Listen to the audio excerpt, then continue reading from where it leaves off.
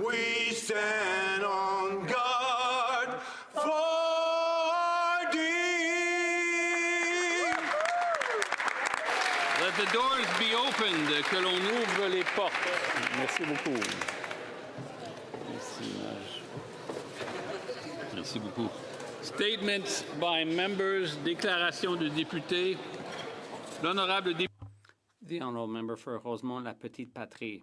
Mr. Speaker, we live in a disturbing world where truth and facts seem to be gradually disappearing under the onslaught of misinformation with the rise of far-right ideas, the men's movement, and fake news. Many experts are sounding the alarm. This has an impact on democracy and public debate. With less space for reliable news, many people will be much less informed. Bill C-18 was intended to require platforms like Facebook, Instagram, and Google to negotiate agreements with the media for news content. But today, widespread blocking of access to news persists, and it's been going on for 2 years. This summer, in an attempt to appease President Trump, the Prime Minister even backed down on his commitment to tax these digital giants. They're not paying their fair share, and they're flooding us with fake news, and that exacerbates tensions and divisions. Once again, the Liberals are backing down in the face of the web giants, and it's our democracy that's paying the price. Be central. Mr. Speaker, I rise today to acknowledge an important part of Taiwanese culture. This summer, I had the privilege of sharing my heritage with Burnaby Central by welcoming the statue of Mazu from a respected temple in Taiwan. Like the good people of Burnaby Central, those in Taiwan carry the resilient spirit long symbolized by Mazu. Also known as the goddess of the sea, Mazu is honored across Asia for her strength, courage, and hope. For centuries, she has guided travelers through turbulent waters, inspiring generations, and offering protection equally to all. Canada itself has been defined by the sea, through migration, international trade, and the courage of those who journeyed across the seas to call the true North home. Just like Mazu offers safe harbor, we must lead Canada with vision, care, and responsibility in uncertain times. Mazu's legacy reminds us that in our diversity lies our strength to build a Canada that's safe, inclusive, strong, and free. Merci beaucoup. Wow. The Honourable Member for Calgary-Crowfoot. Speaker, Malcolm Torrance unexpectedly passed away peacefully in his sleep at age 20 on April 2nd during the recent election. Malcolm was a loving son and trusted friend, a political science student, president of the University of Calgary Conservatives, a former Conservative intern known to many here on the Hill, director of the Calgary-Crowfoot Conservative Association, and at the time of his death, an active and dedicated volunteer on my election team. During his short life, he had a significant impact on his community and touched the lives of many. While ideologically driven and with strong opinions, he always treated everyone with respect, including those with whom he did not agree. As an ongoing celebration of Malcolm's life, the Malcolm Torrance Award in Canadian politics will be established by his family, his friends, and his University of Calgary colleagues. He leaves a legacy of friendship, memories, public service, and inspiration to others. Rest well, Malcolm.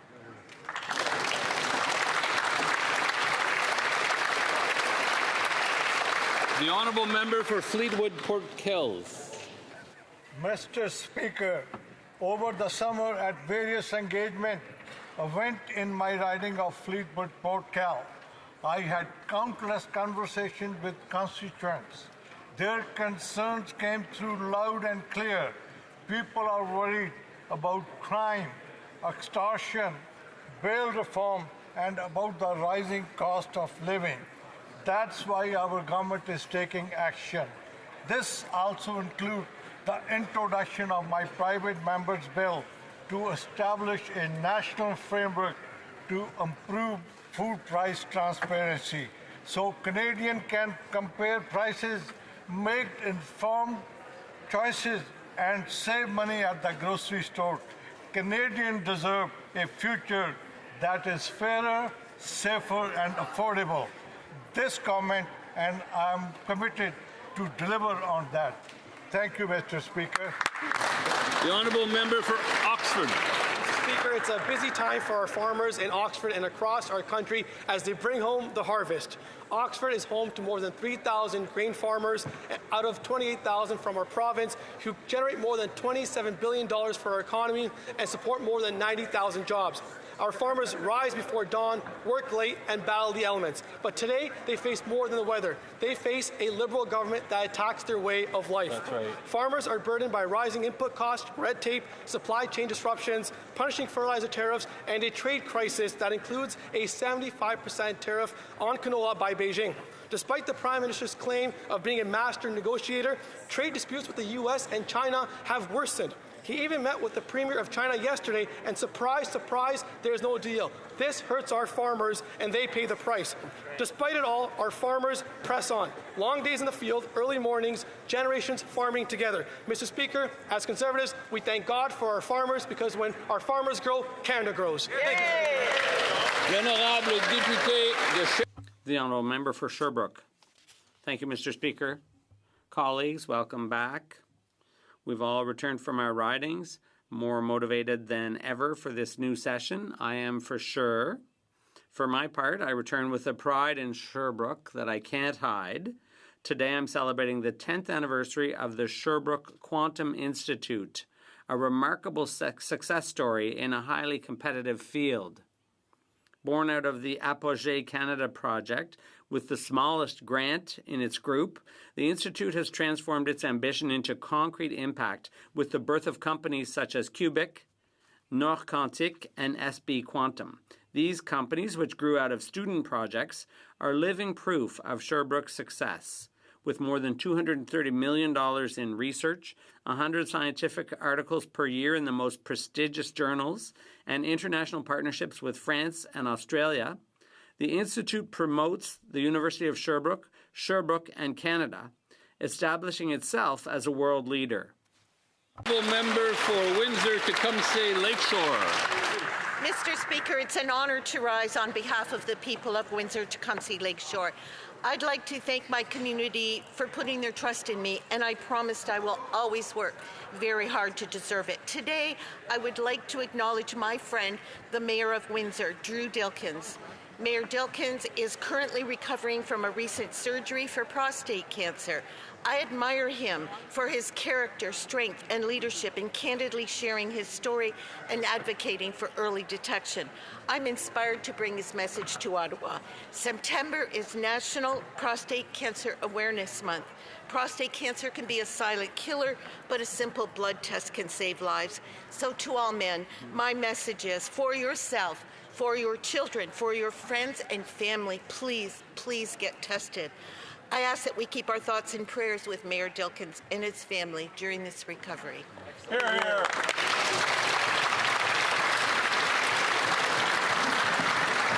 The Honourable Member for Pierrefonds-Dollard. Mr. Speaker, this Sunday was the International Day of Peace.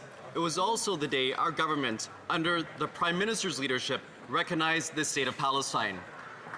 We did this with our allies, the UK, France, and Australia. This was a historic moment. The recognition of Palestine is in full keeping with Canada's long-standing support of the two-state solution. Since 1947, Canadian governments of all stripes have stood by this. Our foreign policy seeks to ensure that all in the region, regardless of ethnicity, faith, or what borders one happened to be born within, can live in peace and security. What is happening in Gaza is gut-wrenching. Children are being killed in the tens of thousands. Families are being repeatedly displaced. Starvation is settling in. The nightmare in Palestine has to stop. We need an end to this war, the release of all the hostages and prisoners. We need peace for Palestinians, Israelis, and all in the region. Thank you, Mr. The Honourable Member for Bow River.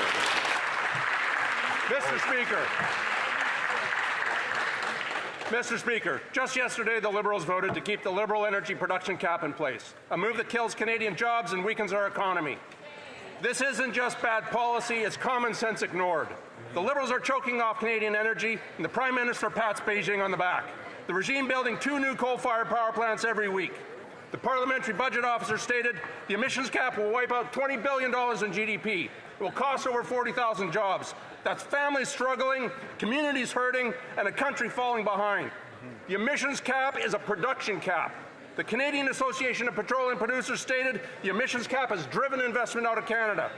The Prime Minister promised a new era that Canada will become an energy superpower, and what did the Canadians get? Bait and switch, a list that doesn't even include a pipeline project on its national interest list. Albertans know the answer isn't to keep strangling jobs with Ottawa's red tape. It's time to scrap this emissions cap. It's a production cap, and stop killing Canadian energy and revive our country. L'honorable député de The Honourable Member for Beauharnois-Salaberry-Soulanges Huntingdon. Mr. Speaker, I'd like to pay tribute to a man who shaped the soul of Saint Polycarpe, a centuries-old municipality in my riding. After more than 30 years of service, including 10 as mayor, Jean-Yves Poirier is ending an exemplary career dedicated to serving his community.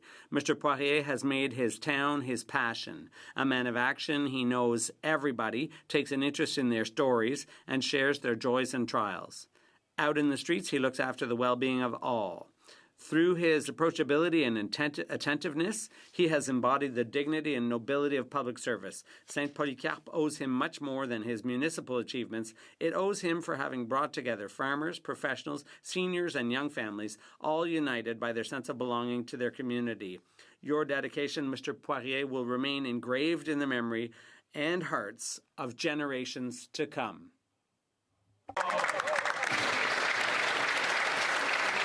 The Honourable Member for Vancouver Quadra. Mr. Speaker, as we continue Gender Equality Week, I want to echo the words of the chair of Women's Caucus that every 48 hours in this country, a woman or a girl is killed, often by an intimate partner. And unfortunately, another stat is that Indigenous women and girls are disproportionately a part of that statistic. 30% of them are Indigenous women or girls, when only 5% of them make up the population of Canada. The crisis of missing and murdered Indigenous women and girls remains a national tragedy, tearing families apart, communities grieving, and families shattered. The tragedy is compounded by systems that have far too often abandoned them. And today, I think back to my own community for thousands of years of Musqueam, where women were the matriarchs, they were the decision makers, they were the ones we looked to in times of need, in times of crisis. And as a father of a young Indigenous girl, I'm so happy to be here in this house. She's here on the Hill with me today, seeing 104 women that she can look up to strengthen her for the future of this country. Thank you so much.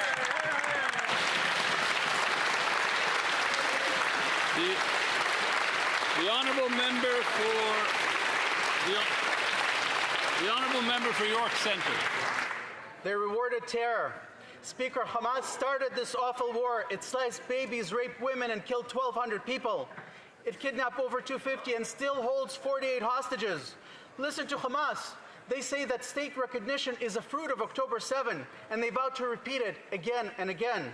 But the Liberals reward this barbarism by recognizing Hamastan without preconditions, not even as a return of the hostages. The Palestinian Authority in the West Bank has been paying terrorists to slaughter Jews for 20 years. That's who this Prime Minister wants in charge? Hamas is responsible for every death in Gaza by setting up military installations in schools, mosques, and hospitals. Everyone knows that. The Islamic Jihad loves to cause civilian deaths because civilian deaths on TV advance its political causes like it does right now. Canada's recognition of this Palestinian state will result in more deaths, 100%. They've recognized the terrorist state on Rosh Hashanah. Shame on you! The Honourable Member for Vancouver Granville.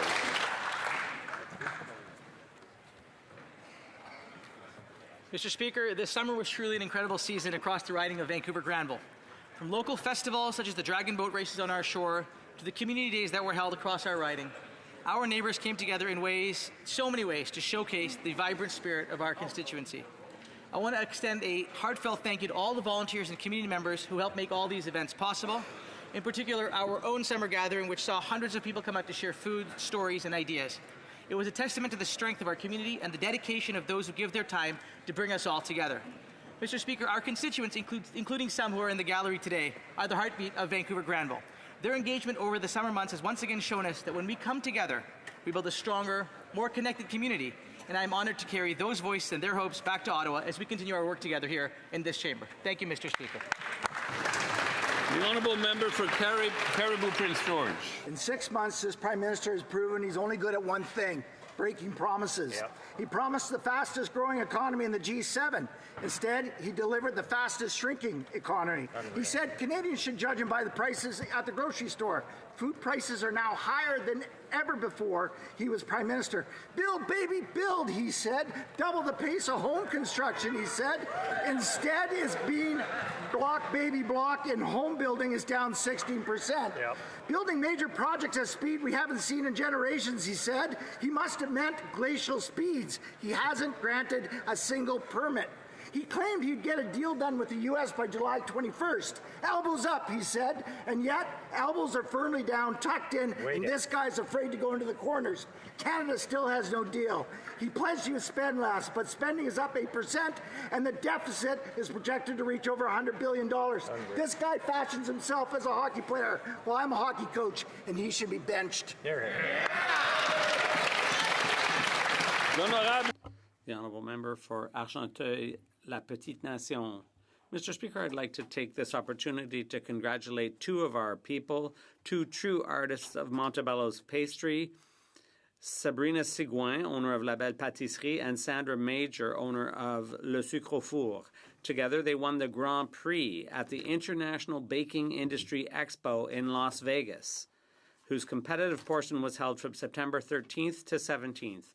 The IBIE is the largest event in the Western Hemisphere in the field of grain-based foods, a trade show that brings together all segments of the baking and pastry industry. In a fiercely competitive international competition, Sabrina and Sandra truly stood out, both for the finesse of their artistry and their technical mastery, their sculpted cakes decorated with buttercream, and their overall creativity. Their victory is not just a local victory, it's a national and even international recognition of the talent we have in our region. In Argenteuil, La Petite Nation. A member for Edmonton Northwest. For Indigenous people, this gun grab program threatens our Aboriginal inherent and treaty rights to live off the land. Our hunting rifles are not the Prime Minister's political props. They are part of our way of life and tradition, passed down through generations rooted in responsibility to feed our families. Confiscating lawful guns while smugglers pour illegal guns across the border shows how badly the Liberals have lost their way. How can judges, police officers, and others involved in law enforcement and justice trust his public safety minister when he says one thing behind closed doors and another thing in this chamber? The $742 million wasted here can fund 5,000 police officers, 37,000 treatment beds, but instead Canadians are feeling less safe and Indigenous peoples have our rights threatened. The public safety minister is failing. The minister and the Prime Minister must be held accountable, and Canadians deserve real safety, not Liberal games. Will the Prime Minister do the right thing and replace the public safety minister? The honourable member for Brossard Saint Laurent. Mr. Speaker, it's with great joy and a touch of personal pride that I rise today to mark the 50th anniversary of the South Shore's Maison Internationale. This organization, where I gained extraordinary professional and social experience, is at the heart of welcoming and integrating refugees and immigrants to the South Shore of Montreal. It started in 1975 to support community members. They began helping resettle refugees and immigrants. They have been an incredible partner in resettlement efforts in our area through efforts to teach French and help people find jobs.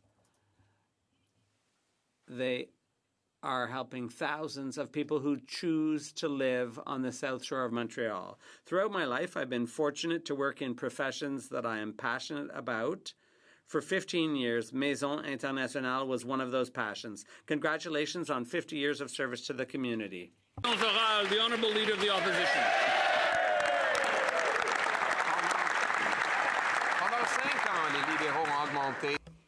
The Liberals have increased crime, firearm crime, by 136%. They waste money. They're going after hunters and farmers. Meanwhile, they're taking money away from border and police services. Through all this, they've caused this crime wave. The public safety minister admitted that it's not working, the program won't work, but it's for electoralist reasons. The minister has admitted that going after farmers and hunters rifles is not going to fight crime. So the only reason to do this is politics. If he was telling the truth, then why not reverse? If not, why isn't he fired? The Right Honourable Prime Minister. Mr. Speaker, the gun registry, what the government is doing with the gun registry is putting in place a much more efficient way, for Canadians to voluntarily return prohibited firearms,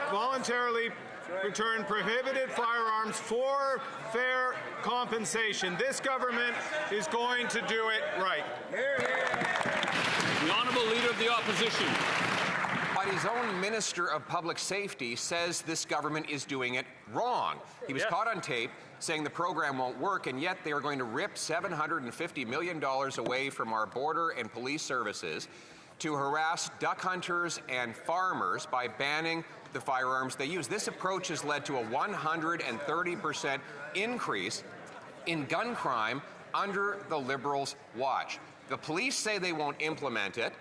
The minister says it's a bad idea, but they're only doing it for political reasons. Why is the Prime Minister putting lives at risk for politics? The Right Honourable Prime Minister. Mr. Speaker, I don't even know where to begin with that. That's right. First off,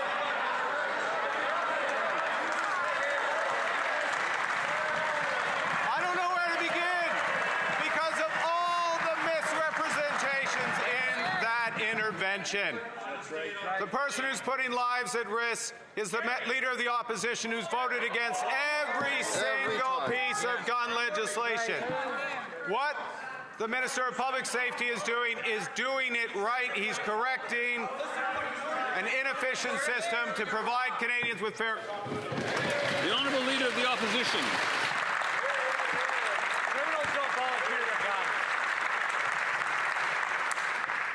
guns. Mr. Speaker, I have voted against the Liberal policy of reducing criminal sentences for those who use guns to commit extortion, to commit robbery, and to commit other serious offenses, while voting in favor of locking up criminals who use guns in the commission of crime. The police say that 90% of crime is done with guns that come illegally over the broken Liberal border. The Liberal Public Safety Minister admits that the Prime Minister is only playing politics. Will the Prime Minister stop the politics, fire the Minister, and leave Grandpa Joe's hunting rifle alone? The Right Honourable Prime Minister. Once again, Mr. Speaker, I will have too little time to address all the issues, but let me go back to something the Leader of the Opposition said, which he described farmers, duck hunters using AR-15s to hunt. I don't see that. I don't see that in my great province of Alberta. I also know that what the Minister of Public Safety and this government are doing is tightening the border. Bill C-2, will the opposition stand up and support the tightening of the border?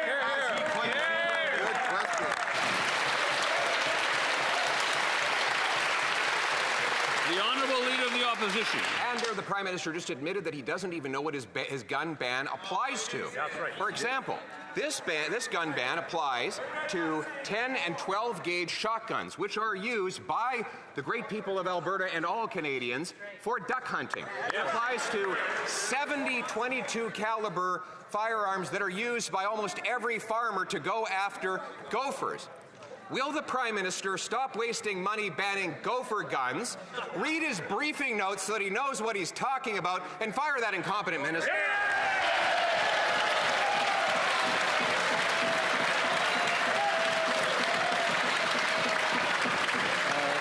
The Right Honourable Prime Minister. Mr. Speaker, what this government is doing is providing fair compensation for Canadians to return illegal firearms, illegal assault rifles, and what this government is doing is proposing the biggest tightening of our border in our nation's history. We want the support of the opposition to make sure that happens. That's a very good point. The Right Honourable Leader of the Opposition. And he has absolutely no idea what guns he's banning, Mr. Speaker. He's banning 22s. These are known as farmers' guns to go after gophers and other pests. One of them is even called the plinkster, because that's the sound it makes when it bounces off a pop can. The Prime Minister is wasting precious border and police resources, harassing farmers, banning duck hunters, when real gun crime rages in our streets. Once again, will he pick up a briefing note so that he knows what he's talking about and go after the real criminals? The Right Honourable Prime Minister.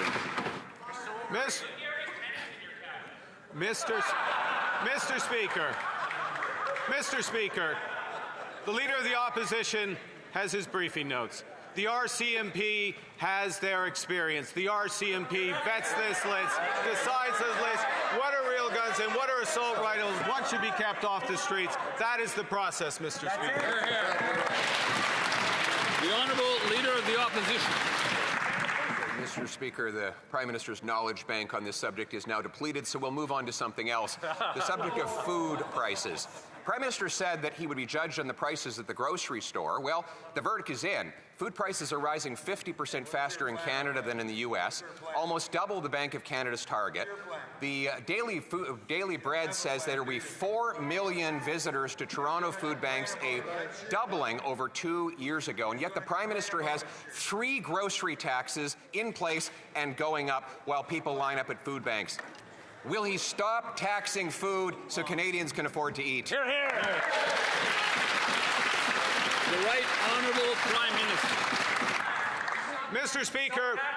Speaker, let me bring the Leader of the Opposition up to speed on taxes. This government cut taxes for 22 million Canadians. This government cut taxes on first-time home buyers. This government cut the carbon tax.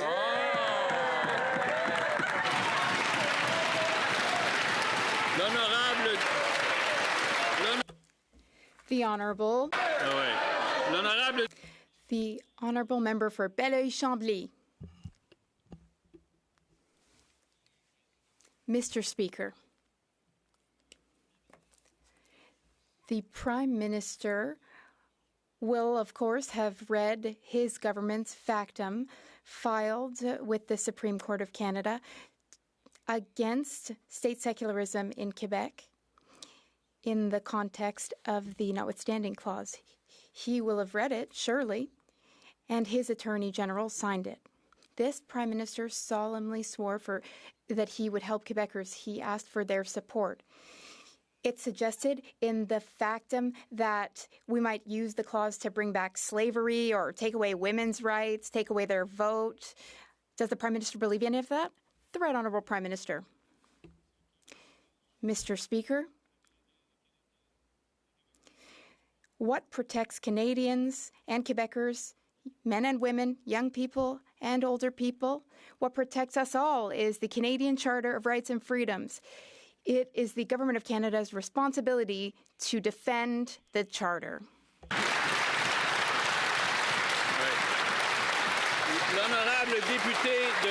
The Honourable Member for Belleuil-Chambly. I want all Quebecers to see all these Liberals rising to collectively insult them. I'd like the Prime Minister to explain to me why, in his factum, he felt it was necessary to mention that Quebec might possibly bring back forced labor, slavery. There's also mention of racism. I'd like the Prime Minister to explain to me why Quebecers who live in the most progressive society in the Americas would bring back summary executions and death sentences. Why would he allow such insults to be written? The Right Honourable Prime Minister. Mr. Speaker, there is a charter. There is a Charter of Rights and Freedoms. These are the rights and freedoms of Quebecers and of Canadians. It is the Government of Canada's job to defend it. The Honourable Member for Belleuil-Chambly. Mr. Speaker, there's also a constitution. It was imposed on us and includes the notwithstanding clause, which we have the right to invoke. The government is opposed to the clause, and they have also leveled incredibly insulting criticisms at Quebec and at other Canadian provinces. Will the Prime Minister do the only decent thing, which would be to withdraw the factum and to apologize to Quebecers? The Right Honourable Prime Minister. Mr. Speaker, the government will not backtrack. We are defending the Canadian Charter of Rights and Freedoms. As for invoking the notwithstanding clause, that decision is up to the Supreme Court of Canada. Member for Dufferin-Caledon. What do you call a person who says one thing in public and then the exact opposite thing in private? Because that's exactly what this public safety minister did. He called the Liberal $750 million gun buyback a politically motivated scam. His number one job is to keep Canadians safe. Violent crime is up, gun crime is up, and 90% of gun crimes, police say, come from illegal guns. His main plan he calls a scam. This is stunning incompetence. Why hasn't he been fired? The Honourable Minister of Public Safety. Mr. Speaker, I was proud to launch the assault-style firearm compensation program in Nova Scotia. We look forward to expanding it across Canada. This is part of a broader plan to ensure that our guns are off our street. It includes changes to the criminal code. It includes resources at the border, $1.3 billion investments at the border. And, Mr. Speaker, Bill C-2 is right in the House today. I invite the party opposite to support us so that we can get that through Parliament. The Honourable Member for Dufferin-Caledon. Except in a private conversation, this minister said the exact opposite thing. He called the Liberal gun buyback a politically motivated scam. Now, imagine what could be done with this $750 million. How many police officers could be hired? How many border officers could be hired? How many scanners could be purchased to find the illegal guns coming in from the United States? And yet, he's doing nothing. He's pushing forward with his politically motivated scam. Canadians deserve better. They deserve to be safe. This is staggering incompetence. Why won't the Prime Minister fire him? The Honourable Minister of Public Safety. Mr. Speaker, staggering incompetence is when you think that AR-15s can be used for hunting and for farming, Mr. Speaker. We have brought forward a very important plan in Nova Scotia. We look forward to expanding it across Canada, Mr. Speaker. We look forward to doing that in the near future. We're going to be investing in 1,000 new RCMP as well as 1,000 new CBSA officers, Mr. Speaker. We will ensure that our borders are safe and guns are off our streets. The Honourable Member for Barrie South Innisfil. 600 foreign nationals with criminal convictions are roaming around Canadian cities. More than half are on the CBSA's wanted list, and their whereabouts are unknown. Over 70% of these non-citizen criminals have been convicted of serious crimes, including sexual assault. The Public Safety Minister has one job, and that's to keep Canadians safe. On this and many other issues, he is failing miserably. And it's really hard to believe that the Prime Minister just yesterday said he has confidence in the minister. Why won't he fire this minister? Because not doing so calls into question the Prime Minister's judgment. The Honourable Minister of Public Safety. Mr. Speaker, this year the Canada Border Service Agency has removed over 20,000 people, Mr. Speaker. This is one of the largest removals in Canadian history. CBSA will continue to do his job, Mr. Speaker. We will ensure that we're hiring another 1,000 new CBSA officers to strengthen the border and to ensure enforcement, and we will continue to make sure that our borders are safe. We will, at the same time, ensure that guns are off our streets, Mr. Speaker. The Honourable Member for Barrie South Innisfil. He can't find them. He can't find the 600 serious criminals who are non-citizens who should be deported but are roaming the streets of Canadian cities. The minister had the entire summer to come up with a plan to find these convicted non-citizen criminals who've been convicted of crimes like sexual assault. He lost them, and he can't find them. My question through you to the Prime Minister, if this level of incompetence happened at Brookfield, would he still have the confidence in that person, or would he fire them?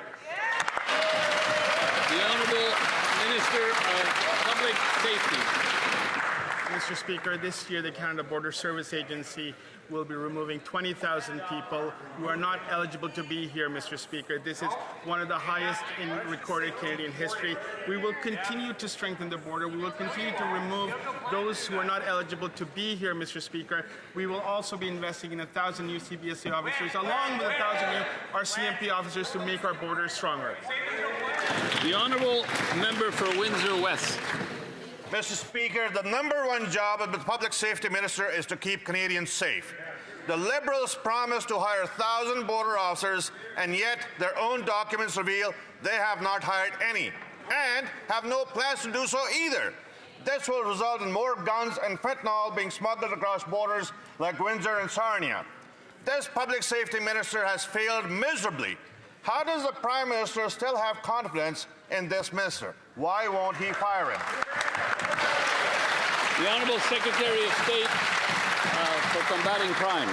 Mr. Speaker, this new government has made historic investments in our border, and that goes for CBSA as well, Mr. Speaker. We are in the process of starting to hire 1,000 new personnel for the CBSA and 1,000 new personnel for the RCMP. We're going to do the work necessary so that guns do not get into Canada.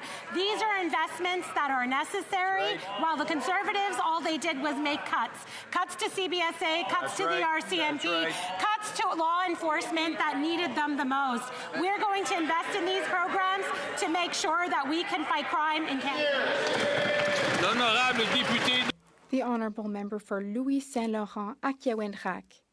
Mr. Speaker, after 10 years of Liberal government, crime is on the rise. Violent crime has increased by 55%.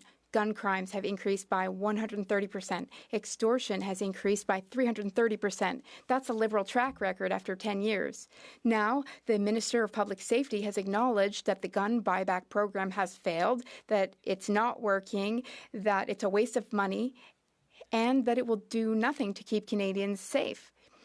He is a minister in charge of the program. Why would the Prime Minister keep such a hypocritical minister? The Honourable Minister of Justice. Mr. Speaker, it's difficult to accept criticism of the Conservative when it comes to issues of crime, given their complete lackadaisical approach when it comes to protecting Canadians against gun violence. When you look at their record when they were last in government, they eroded investments at the border that makes it easier to have guns illegally smuggled into this country. At every opportunity, they have voted against measures that take assault-style weapons off our streets. Mr. Speaker, we have put measures in place that ban the kinds of weapons that have used to kill RCMP officers in Moncton, that have killed people during the École Polytechnique shooting, and that will potentially kill people going forward. We need to take gun crime seriously. I wish that... The Honourable Member for Louis Saint Laurent, Akiawenrak. Mr. Speaker, the Justice Minister should use his words to try to convince the Public Safety Minister, because he doesn't seem to believe that the gun buyback program works at all. That's $750 million, which will not be used for the right things. The minister himself said it.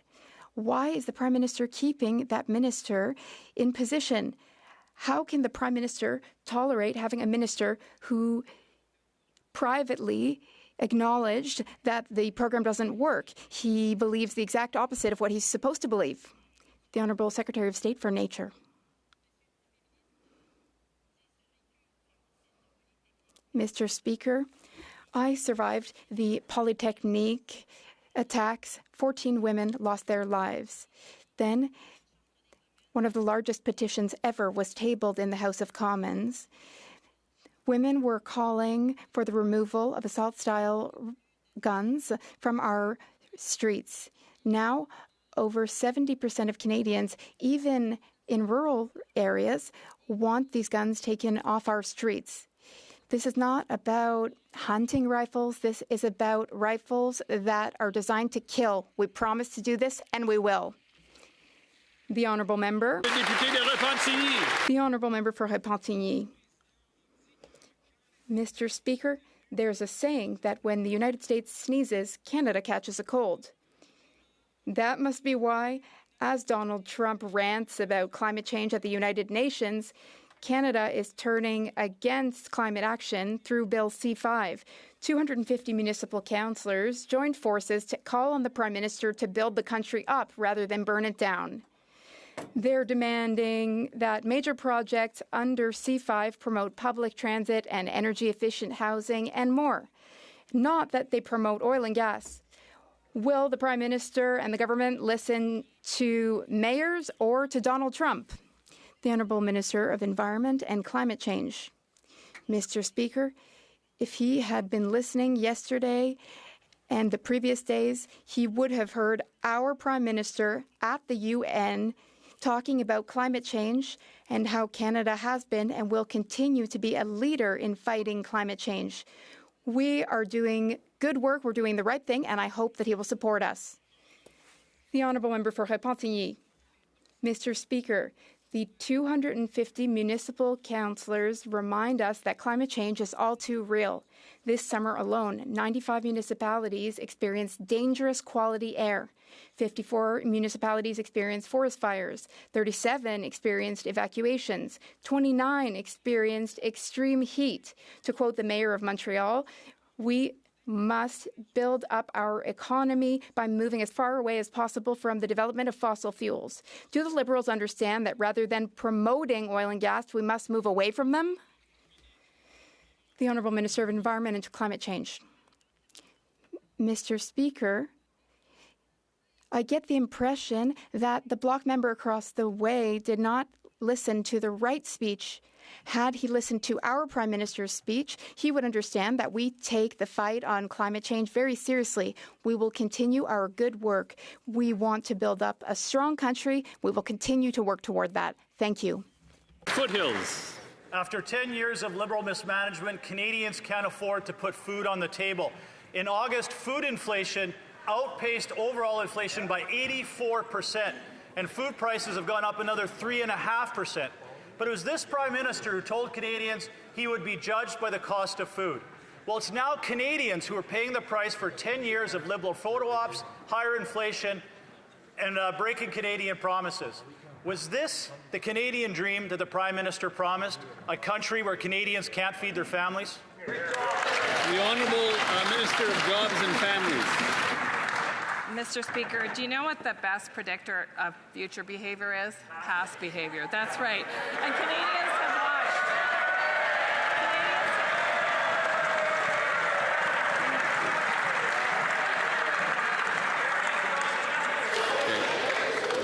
The Minister.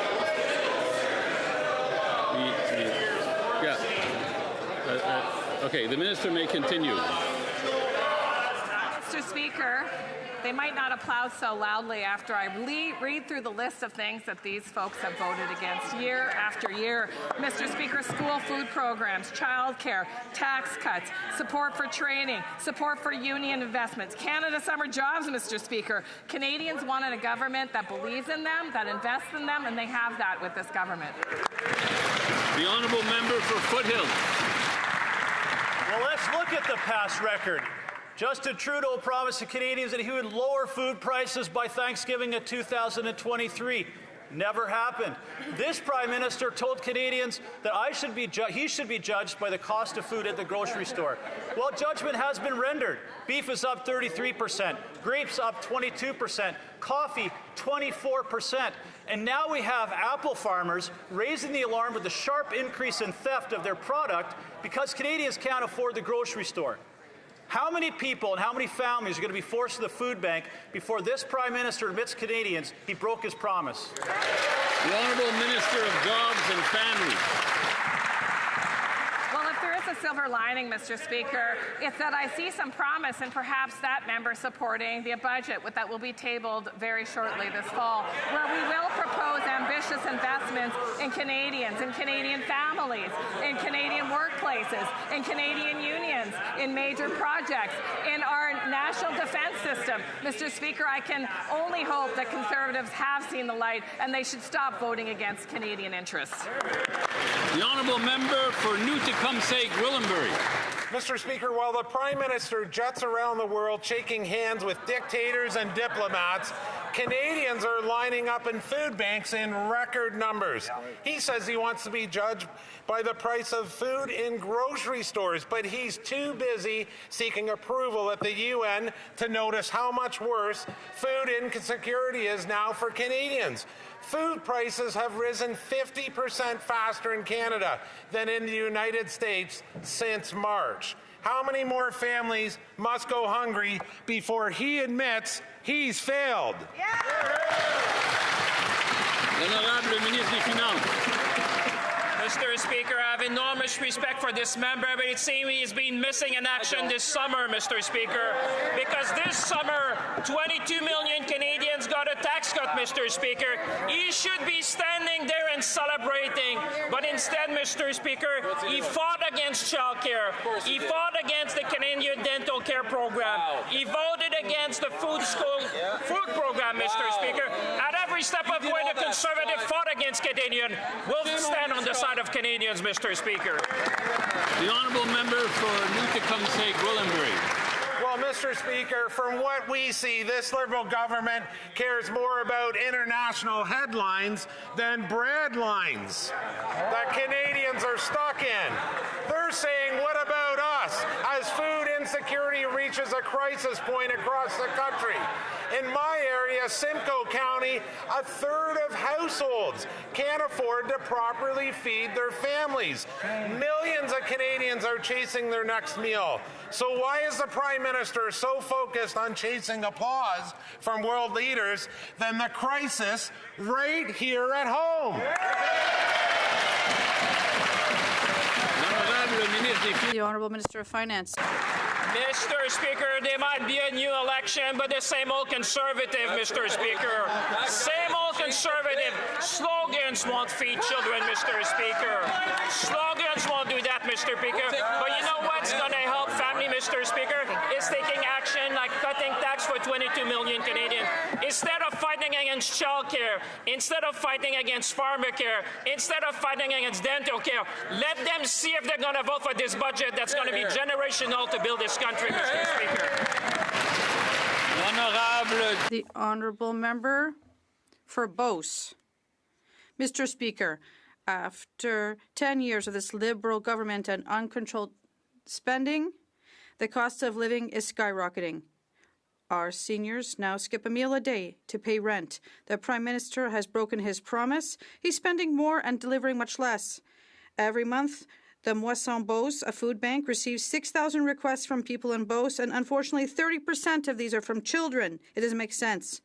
Mr. Speaker, will this Prime Minister stop attacking Canadian families and take care of real problems that he's created himself? The Honourable Minister of Industry. Mr. Speaker, in this chamber, we're all gathered together to improve the cost of living for Canadians. We need to work together to meet their needs. And I'd like to point out to my colleague that last week, the Bank of Canada did reduce its key rate to ensure that many people in Canada, whether it's those who own a home or those who own a company, will finally be able to get a hand to make ends meet at the end of the year. But what I can also say is that we have cut taxes for the middle class and for first-time home buyers. For Richmond East, Steveston. Mr. Speaker, during the parliamentary recess weeks, I, along with my Pacific colleagues, worked actively on the mandate set out by our Right Honourable Prime Minister to engage with industry and all sectors to identify Canadians who want to collaborate, invest, and join us in building Canada. Can the Minister of Energy and Natural Resources please elaborate on how British Columbia is contributing to this nation-building effort and how our economic strategy ensures the needs of everyday citizens, like affordability, job creation, and regional equity? and being met through partnerships and investments. The Honourable Minister of Natural Resources. Mr. Speaker, I thank the member for his question. Canada is undertaking a wartime-like effort to retool our economy and advance projects of national interest, including projects in British Columbia like the LNG Canada Phase 2 and the Red Chris mine, which will generate significant benefits for First Nations communities. I'd also like to let the member know that under the One Project, One Review, we are advancing projects like the new Silissum LNG export facility, led by the Nisga'a Nation, which will also have a pipeline associated with that project. The honourable member for Middlesex London. Speaker, the Prime Minister said that Canadians would judge him by the costs at the grocery store. Well, the Liberal record holds that food bank use is up 142% since 2015, and the Daily Bread Food Bank expects 4 million visits in 2025.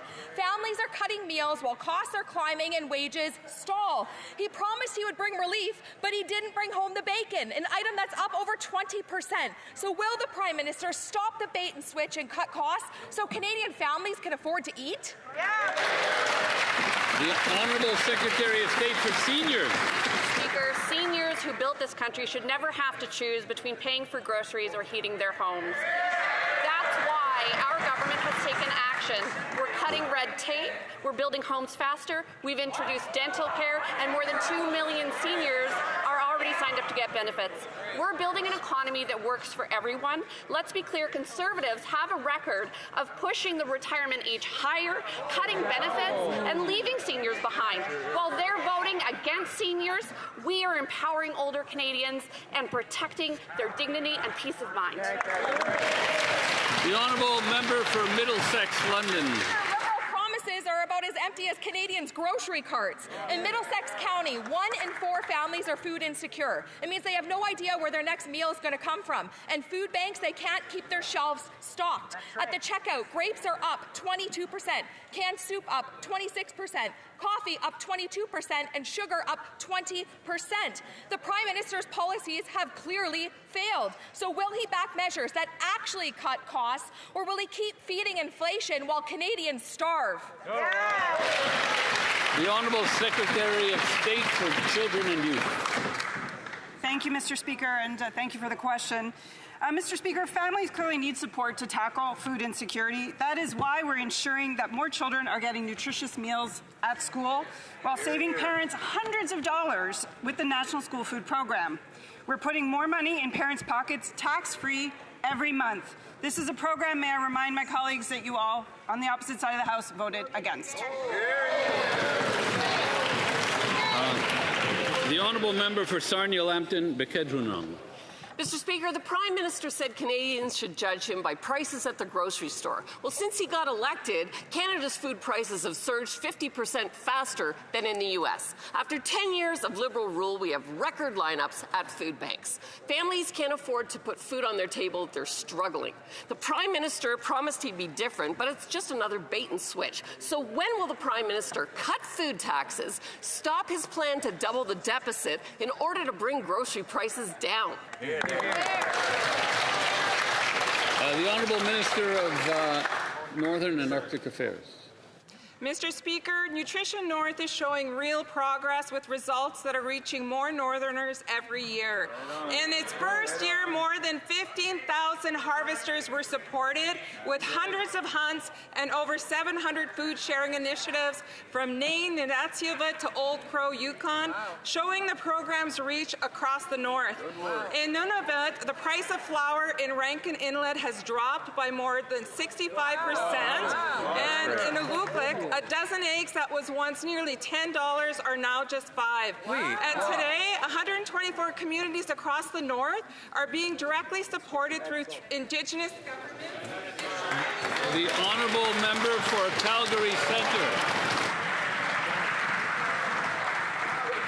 Mr. Speaker, after 10 years of Liberal mismanagement, food bank usage in Canada is up 142%. In Calgary, demand for emergency hampers rose another 17% this past year. The Prime Minister said Canadians would judge him by the cost at the grocery store. Well, they are. They're lining up at food banks. This isn't about inflation. It's about a government that's lost control of affordability, employment, and in the end, human dignity. When will the Prime Minister stop grading himself on promises and start delivering real, tangible results for Canadians? The Honourable Secretary of State for Sport. Thank you very much, Mr. Speaker. You know, Food Banks Canada does essential work on the front lines, but they also make recommendations for politicians like us for better policies to support Canadians. So I'd put it back on that member. When we had a vote in this House of Commons just not that long ago on a national school food program, he voted against it. Every time we have a policy to support Canadians like $10 a day childcare or dental care, they vote against it. When we bring forward measures to ensure that there's more affordable housing for Canadians, they vote against it. So if you're going to quote the Food Banks Canada report, please read the report and consider some of their recommendations. The honourable member for Calgary, Crowfoot. Mr. Speaker, the Calgary Herald reports record demand at the Calgary Food Bank as food prices at the grocery store continue to rise faster than inflation and as unemployment approaches 8% in Calgary. The Prime Minister said he'd be judged by the cost at the grocery store, and the verdict is a scathing indictment of this Prime Minister's performance. When will the Prime Minister stop running out-of-control deficits that are driving inflation, unemployment, and demand at the food bank? The Honourable Secretary of State for Financial Institutions. Mr. Speaker, in the last election, Canadians had a clear choice between a leader with economic and business experience versus a leader opposite that has no economic experience whatsoever. We are laser focused on building a strong economy. We're cutting taxes for 22 million Canadians. We're cutting the GST for first-time homebuyers. Interest rates has just dropped. And we are going to build houses at a scale not seen since the Second World War. Mr. Speaker, it's time for the Conservatives to stop the rhetoric, help us build the strongest economy in the G7. Get on board. The honourable member for Quebec-Mactaquac. Mr. Speaker, after 10 years of this Liberal government, Canadians can't afford groceries. Back home, the River Valley Food Bank in Woodstock reports serving twice as many people this time of year compared to last. These increases span every age group, especially seniors. These are our neighbours. They're not just statistics. They're our family members and they're our friends. Can the Prime Minister tell this House how on one hand he plans on tackling inflation and bringing down grocery costs, while on the other hand he's doubling the nation's deficit? How's that even possible?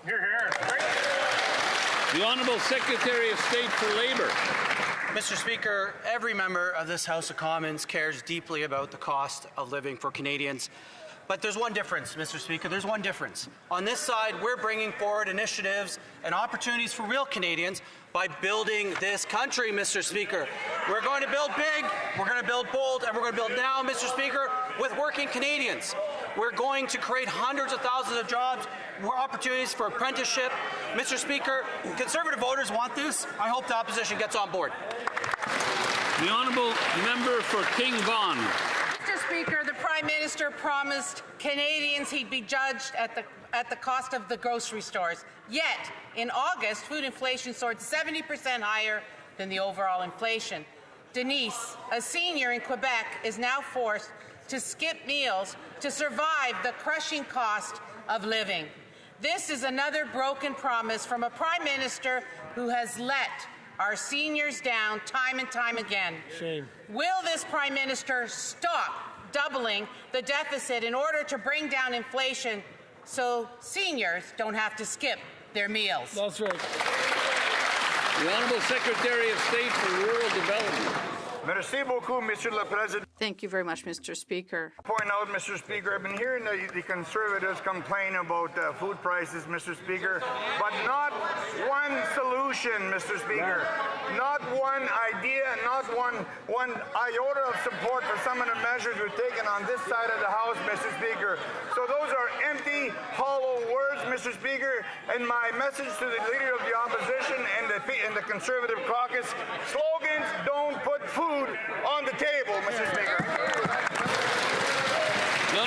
The Honourable Member for Levis-Lotbinière.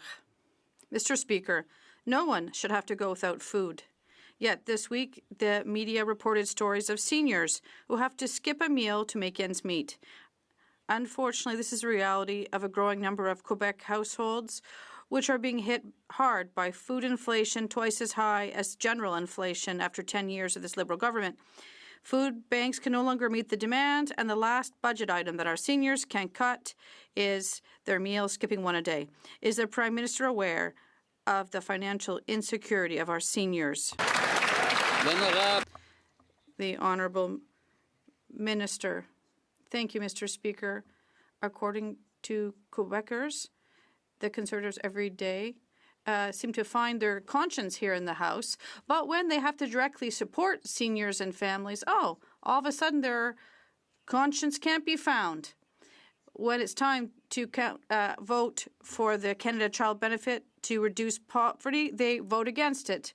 When we have to vote on a GIS increase for the most vulnerable seniors, they vote against it. When it's time to reduce the age for retirement, they vote against it.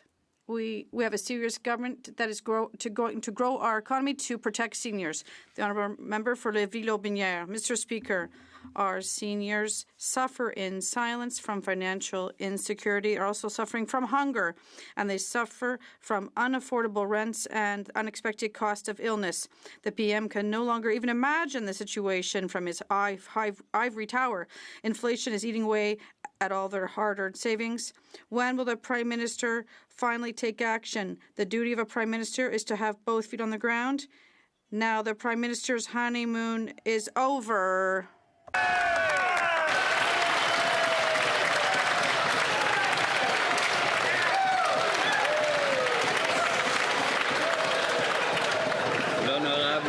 The Honourable Minister.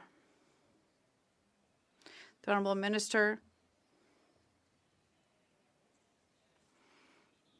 The Honourable Minister of Government Transformation.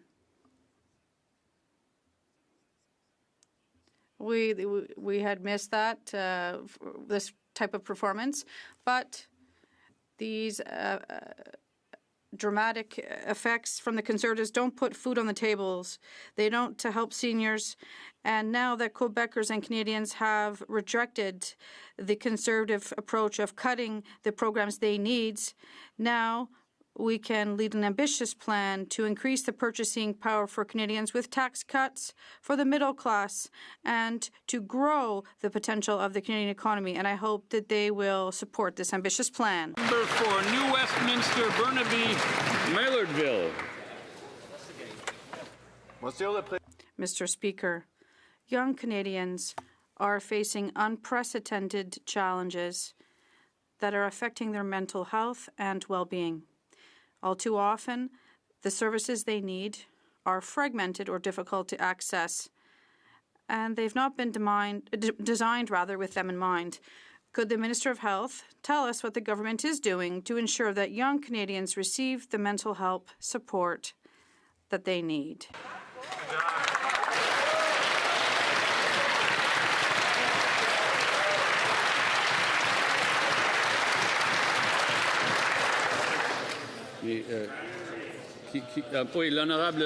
The Honourable Minister of Health. Thank you, Mr. Speaker. I'd like to thank the member for his question. Young people represent the strength to build our strong country, and mental health and addiction issues affect young people and young men, and this is one of my priorities, and that is why I'm pleased to announce that our government is investing in the creation of integrated services for young people across our country and in Quebec as well. We're opening centres, 17 in BC, for example. Thank you. The Honourable Member for Aurora Oak Ridges, Richmond Hill. Mr. Speaker, after 10 years of Liberal chaos, the housing market is a mess. Prices are still too high for buyers, sellers can't sell, and builders can't build. This Prime Minister promised change, but it's just another bait and switch. Housing starts have crashed. Pre-construction sales in the GTA have plunged to levels not seen since the global financial crisis. Young people are still unable to afford a home in which to live. The Prime Minister's answer? More of the same. Another costly housing bureaucracy. When will this Prime Minister stop building bureaucracy and start building homes? The Honourable Minister for Housing and Infrastructure. Thank you, Mr. Speaker. Well, I've got news for the member opposite. He's got to check his facts. Housing starts are up in August of 25. They are up 10% over August 2024. So Canadians are building. Canadians are building, the interest rate is dropping, and this government is committed to the most aggressive affordable housing program in our history. We will see housing built by the tens of thousands that is below market and accessible for all Canadians. The Honourable Member for Elmwood Transcona. Mr. Speaker, after 10 years of this Liberal government, we are in a housing crisis. Builders can't build and young Canadians are priced out of the market. Now, housing starts are down 16%, and a new report shows that Canada is at risk of losing 100,000 housing-related trades jobs. That means construction workers and tradespeople, like me, will all lose their livelihoods while this government refuses to get shovels in the ground. Why is the Prime Minister building another costly housing bureaucracy in Ottawa while workers are out of a job? The Honourable Minister for Housing and Infrastructure. Thank you, Mr. Speaker. Well, again, the facts speak for themselves. We're seeing housing starts surging in Montreal, where there's a 32% increase this past month. We're seeing it in Vancouver as well. We're seeing housing starts increase in many jurisdictions across the country. And we as a new government are doubling down to make sure we're supporting builders. We're working with provinces, territories, and mayors to make sure we're building affordable housing at a scale that was never embraced by the members opposite. The Honourable Member for Windsor-Tecumseh Lakeshore. Mr. Speaker, after 10 years of Liberal housing chaos, buyers can't buy, sellers can't sell, and builders can't build. My community has an unemployment rate of over 11%. It's the highest in Canada. And now we have one of the highest markets in which to buy a home. A new report states that homeownership is only for the very wealthy in Windsor. When will the Prime Minister stop his empty promises? When will he stop building bureaucracy and start building homes? The Honourable Minister for Housing and Infrastructure. Thank you, Mr. Speaker. Well, again, we'll restate the facts that under previous Conservative government, housing was completely ignored for a decade. The reinvestment has been building up, and we're taking it to the next level here with a $13 billion investment in affordable housing for Canada. That includes $1 billion to focus on homelessness and supportive housing in ridings across the country where people cannot access housing. We're going to build like never before. The Honourable Member for Sault Ste. Marie Algoma. Speaker, September 30th is the National Day for Truth and Reconciliation. Can the Minister of Indigenous Services please update this House on what our new government is doing to advance the goals of reconciliation? Chi Miigwech. The Honourable Minister for Indigenous Services. Mr. Speaker, this marks the 10th year of the TRC's calls to action.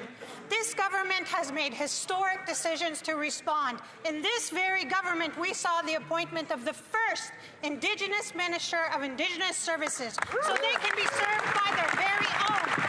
Also seeing Indigenous voices at the cabinet table, creating space for representation and decision-making.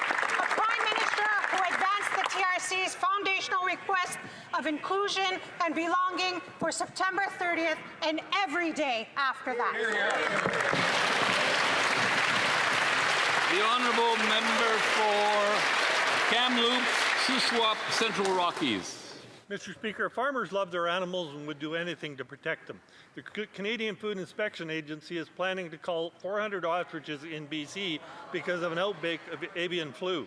When it comes to animal safety, Canadians expect due diligence and transparency. Canadians are looking to this government to explain why the cull is necessary, but the Liberal government has not posted a public update in over a month. Canadians want to know, why did the Liberal ministers not work with the agriculture sector to resolve this issue?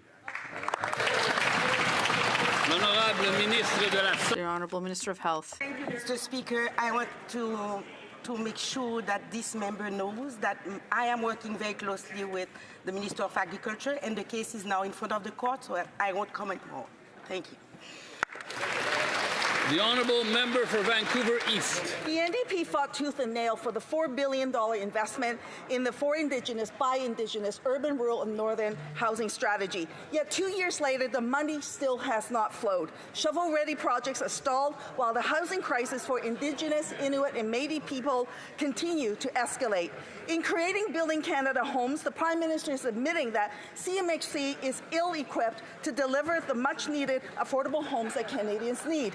Will the Prime Minister let Indigenous services take over so that they can do what is necessary for Indigenous-led housing providers access to funds to build the homes that the community desperately need? Here, here. The Honourable Minister for Housing and Infrastructure. Thank you, Mr. Speaker. Your home is where Go ahead, please. where you should feel the safest. And many Indigenous people live in housing that is overcrowded, contaminated, and affordable. But this new Build Better Homes Canada is going to finance Indigenous housing providers to grow affordable housing in community while catalyzing capital for a revolutionary approach to home building in community at a space that we've never seen in the darkest decade of government, the Conservative era.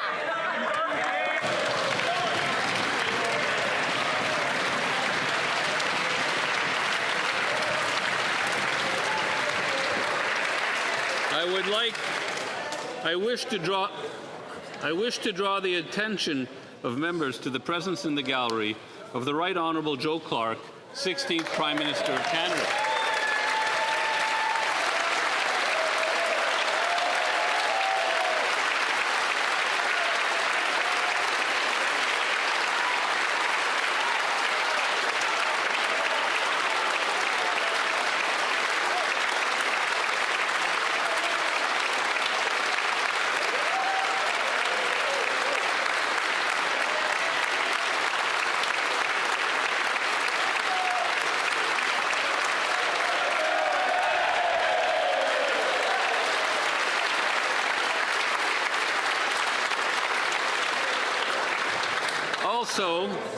Also, the Honourable Siobhan Cody, Deputy Premier, Minister of Finance and President of the Treasury Board for the province of Newfoundland and Labrador.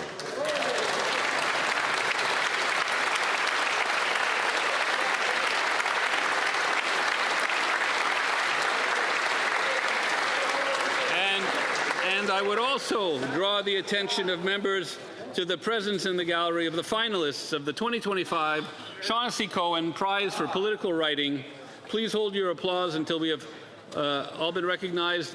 Raymond B. Clark, Stephen Marr, the Honourable Jane Philpott, Alice Dare Roberts, Tanya Talaga.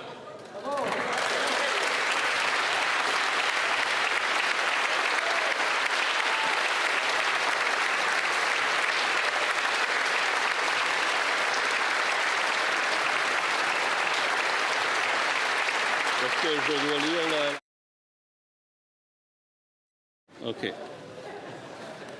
It being 3:14, the House will now proceed to the taking of the deferred recorded division on the motion of Mr. Fortin relating to the business of supply. Convoquez les députés. Call in the members.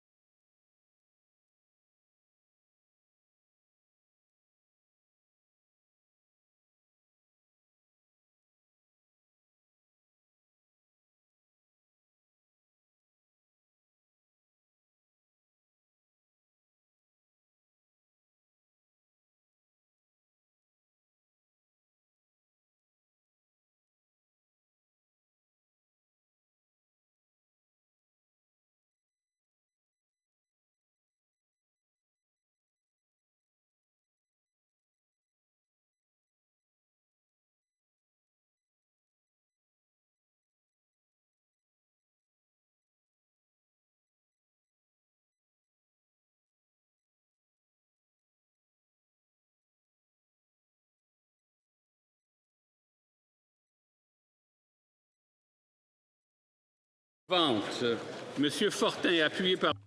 Mr. Fortin, seconded by Ms. Normandin, moved that the House call on the government to fully withdraw from the legal challenge of Quebec's Act respecting the laicity of the state before the Supreme Court. B, call on the government to withdraw its factum filed on September 17, 2025, with the Supreme Court contesting Quebec's right to invoke the notwithstanding clause. And C, denounce the government's willingness to use the Supreme Court to take constitutional powers away from Quebec and the provinces.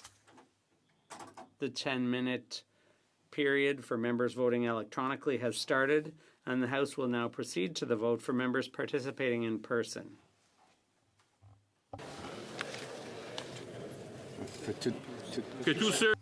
All those in favor of the motion will please rise. Monsieur Blanchet. Monsieur Garon. Monsieur Garon. Madame Normandin. Madame Normandin. Monsieur Brunel-Duceppe. Monsieur Brunel-Duceppe. Monsieur Simard. Monsieur Simard. Monsieur Fortin. Monsieur Fortin. Monsieur Thériault. Monsieur Thériault. Monsieur Champoux. Monsieur Champoux. Monsieur Perron. Monsieur Perron.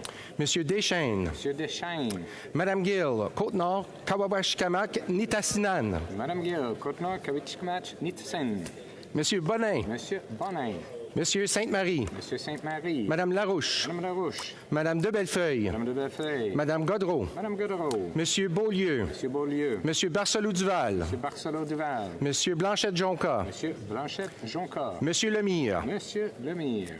Mr. Scheer. Mr. Doherty. Mr. Doherty. Mr. Schmale. Mr. Schmale. Mr. Brock. Mr. Brock. Mrs. Block. Mrs. Block. Monsieur Deltel. Monsieur Deltel. Monsieur Paulus. Monsieur Paulus. Miss Lewis Haldeman Norfolk. Miss Lewis Haldeman Norfolk. Mr. Barlow. Mr. Barlow. Mr. Seaback. Mr. Seaback. Mr. Albus. Mr. Albus. Monsieur d'Entremont. Monsieur d'Entremont. Mr. Major. Mr. Major. Mr. Jennis. Mr. Jennis. Monsieur Brassard. Monsieur Brassard. Mr. Moore. Mr. Moore. Monsieur Berthold. Monsieur Berthold. Mr. Warkington. Mr. Workington. Mrs. Cramp-Nyman. Mrs. Cramp-Nyman. Mr. Morin. Mr. Morin. Mr. Ross. Mr. Ross. Madame Vien. Madame Vien. Monsieur Godin. Monsieur Godin. Monsieur Martel. Monsieur Martel. Mr. Cooper. Mr. Cooper. Mr. Lloyd. Mr. Lloyd. Mr. Van Popta. Mr. Van Popta. Mr. Kelly. Mr. Kelly. Monsieur Généreux. Monsieur Généreux. Monsieur Gould. Monsieur Gould. Mr. Viss. Mr. Viss. Mr. Tucker. Mr. Tucker. Mr. Lobb. Mr. Lobb. Mr. Baldinelli. Mr. Baldinelli. Mr. Davidson. Mr. Davidson. Mr. Malillo. Mr. Malillo. Mr. Calkins. Mr. Calkins. Mr. Lawrence. Mr. Lawrence. Mr. Muse. Mr. Muse. Mr. Waugh. Mr. Waugh. Mrs. Goodridge. Mrs. Goodridge. Mrs. Falk, Battlefords, Lloydminster, Meadow Lake. Mrs. Falk, Battlefords, Lloydminster, Meadow Lake. Miss Gledoux. Gledoux. Mr. Majumdar. Mr. Majumdar. Mr. Ho. Mr. Ho. Mr. Shipley. Mr. Shipley. Mr. Bragdon. Mr. Bragdon. Mr. Redicop. Mr. Redicop. Mr. Tolmie. Mr. Tolmie. Monsieur Mallet, Kapuskasing, Timmins, Mushkegowuk. Monsieur Mallet, Kapuskasing, Timmins, Mushkegowuk. Monsieur Lefebvre. Mr. Arnold. Mr. Hoback. Mr. Hoback. Mr. Viersen. Mr. Viersen. Mr. Epp. Mr. Epp. Mr. Falk Provencher. Mr. Falk Provencher. Mr. Diot. Mr. Diot. Mr. Macaulay. Mr. Macaulay. Mr. Menegakis. Mr. Menegakis. Mrs. Wagenthal. Mrs. Wagenthal. Mrs. Jansen. Mrs. Jansen. Mr. Albutaev. Mr. Albutaev. Mr. Motts. Mr. Motts. Mr. Dalton. Mr. Dalton. Mr. Dowdle. Mr. Dowdle. Mr. Cram. Mr. Cram. Mr. Lewis Essex. Mr. Lewis Essex. Mr. McLean Calgary Centre. Mr. McLean Calgary Centre. Mr. Patzer. Mr. Patzer. Mr. Giovanni. Mr. Giovanni. Mrs. Anstey. Mrs. Anstey. Mr. Owl. Mr. Owl. Mr. Bailey. Mr. Bailey. Mr. Bexty. Mr. Bexty. Mr. Bonk. Mr. Bonk. Mrs. Borelli. Mrs. Borelli. Miss Cobina. Miss Cobina. Mrs. Cody. Mrs. Cody. Mr. Davies, Niagara South. Mr. Davies, Niagara South. Mr. Dawson. Mr. Dawson. Mrs. DeReader. Mrs. DeRitter. Mr. Gill, Calgary Skyview. Mr. Gill, Calgary Skyview. Mr. Gill, Brampton West. Mr. Gill, Brampton West. Mr. Gill, Calgary McKnight. Mr. Gill, Calgary McKnight. Mr. Gill, Windsor West. Mr. Gill, Windsor West. Mr. Kimmich. Mr. Kimmich. Mr. Nader. Mr. Nader. Monsieur Groslo. Mr. Groslo. Mr. Googlemin. Mr. Googleman. Mr. Gunn. Mr. Gunn. Monsieur Hardy. Mr. Hardy. Mr. Holman. Mr. Holman. Mr. Jackson. Mr. Jackson. Miss Kirkland. Miss Kirkland. Mrs. Conant. Mrs. Conant. Mr. Ruff. Mr. Ruff. Miss Cronus. Miss Cronus. Mr. Currick. Mr. Kirk. Mr. Lawton. Mr. Lawton. Mr. Ma. Mr. Ma. Mr. Mahal. Mr. Mahal. Mr. Mantle. Mr. Mantle. Mr. McKenzie. Mr. McKenzie. Mr. Reynolds. Mr. Reynolds. Mr. Rowe. Mr. Rowe. Mr. Stevenson. Mr. Stevenson. Tous ceux qui s'opposent à la motion. All those opposed to the motion will please rise. Yeah. Mr. McGinty. Mr. McGinty. Mr. Lightbound. Mr. Lightbound. Mr. Robertson. Mr. Robertson. Miss Thompson. Miss Thompson. Miss Hodgson. Mr. Hodgson. Mr. Fraser. Mr. Fraser. Miss Oljevsky. Ms. Osewski. Mrs. Valdez. Mrs. Valdez. Monsieur Duclos. Monsieur Duclos. Miss Gould. Ms. Gould. Madame Pittspa-Taylor. Madame Pittspa-Taylor. Mr. Blair. Mr. Blair. Miss Fry. Ms. Fry. Mr. Fragiscatos. Mr. Fragiscato. Mr. Fuhr. Mr. Fuhr. Mr. Vancouverden. Mr. Vancouverden. Madame Provost. Madame Provost. Miss Sahota. Miss Sahota. Mr. Belanger. Destinité Mississippi, Churchill River. Mr. Belanger. Destination Mississippi, Churchill River. Miss McKnight. Miss McKnight. Miss Chartrand. Miss Chartrand. Mr. Gerritsen. Mr. Gerritsen. Miss Alty. Miss Alty. Mrs. Galmasty. Mrs. Galmasty. Miss McLean. Esquimalt Saanich Suk. Miss McLean. Esquimalt Saanich Suk. Mr. Zericelli. Mr. Zericelli. Madame Chanette. Madame Chanette. Madame Minard. Madame Minard. Monsieur Miller. Monsieur Miller. Miss Jazik. Miss Jazik. Miss Scroll. Miss Scroll. Mr. Duguid. Mr. Duguid. Mr. Fisher. Mr. Fisher. Mr. Dollywall. Mr. Dollywall. Madame Chattel. Madame Chattel. Mr. Lewis Kitchener-Conestoga. Mr. Lewis Kitchener-Conestoga. Monsieur Litao. Mr. Leteo. Mr. Bardisi. Mr. Bardisi. Miss Kayabaga. Madame Kayabaga. Mr. Lamoureux. Mr. Lamoureux. Madame Brière. Madame Brière. Mr. Calloway. Mr. Calloway. Monsieur Gay. Mr. Gay. Mr. Hogan. Mr. Hogan. Monsieur Ramsey. Mr. Ramsey. Madame Koutrakis. Madame Koutrakis. Miss Chi. Miss Chi. Mr. Miles. Mr. Miles. Mr. Biddle. Mr. Biddle. Mr. Chen. Mr. Chen. Miss Dillon. Miss Dillon. Miss Zerowitz. Miss Zerowitz. Monsieur Fergus. Monsieur Fergus. Mr. Fonseca. Mr. Fonseca. Monsieur Iacono. Monsieur Iacono. Mr. Maloney. Mr. Maloney. Miss Suds. Miss Suds. Madame Desrochers. Madame Desrochers. Mrs. McKelvey. Miss McKelvey. Mr. Gasparo. Mr. Gasparo. Madame Rochefort. Madame Rochefort. Mr. Casey. Mr. Casey. Madame Bendayan. Madame Bendayan. Madame Fortier. Madame Fortier. Mr. Baptiste. Mr. Baptiste. Mr. Classen. Mr. Classen. Madame Lavac. Madame Lavac. Mr. Turnbull. Mr. Turnbull. Miss Church. Miss Church. Mr. McKinnon, Coquitlam, Port Coquitlam. Mr. McKinnon, Coquitlam, Port Coquitlam. Mr. Morrissey. Mr. Morrissey. Miss Cedar Brampton South. Miss Cedar Brampton South. Miss Vandenbelt. Miss Vandenbelt. Mrs. Zaid. Mrs. Zaid. Miss Yip. Miss Yip. Madame Lalonde. Madame Lalonde. Mr. Pulowski. Mr. Pulowski. Mr. Weiler. Mr. Weiler. Monsieur Zubiri. Monsieur Zuberi. Mr. Elfson. Mr. Elfson. Mr. Baines. Mr. Baines. Mr. Gahir. Mr. Gahir. Miss Hefner. Miss Hefner. Mr. Carr. Mr. Carr. Miss Akan. Miss Akan. Mr. Al-Soud. Mr. Alsou. Madame Auguste. Madame Auguste. Mr. Chan. Mr. Chan. Mr. Clark. Mr. Clark. Mr. Connors. Mr. Connors. Madame Dandurand. Madame Dandurand. Mr. Danko. Mr. Danko. Monsieur Deschaines Thériault. Mr. Deschaines Thériault. Mr. Earl. Mr. Earl. Miss Fancy. Miss Fancy. Mr. Fanjoy. Mr. Fanjoy. Mr. Greaves. Mr. Greaves. Miss Harrison. Miss Harrison. Miss Hurdle. Miss Hurdle. Monsieur Joseph. Monsieur Joseph. Monsieur Lavoie. Monsieur Lavoie. Mr. McDonald Cardigan. Mr. McDonald Cardigan. Miss Miedema. Miss Miedema. Madame Mingarelli. Madame Mingarelli. Miss Naughton. Miss Naughton. Miss Whean. Miss Whean. Monsieur Tumba. Monsieur Tumba. Miss O'Rourke. Miss O'Rourke. Mr. Rana. Mr. Rana. Miss Royer. Miss Royer. Mr. Saini. Mr. Saini. Monsieur Sari. Monsieur Sari. Mr. Sawatsky. Mr. Sawatsky. Miss Sodi. Miss Sodi. Monsieur Saint-Pierre. Mr. Saint-Pierre. Miss Tesser Dirksen. Miss Tesser Dirksen. Monsieur Villeneuve. Monsieur Villeneuve.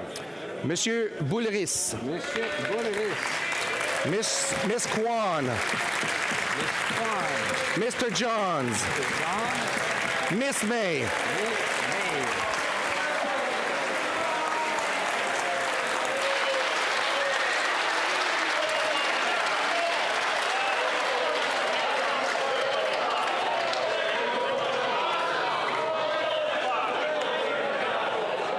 La Chambre attendra maintenant la fin. The House will now wait for the end of the electronic voting period before resuming its proceedings.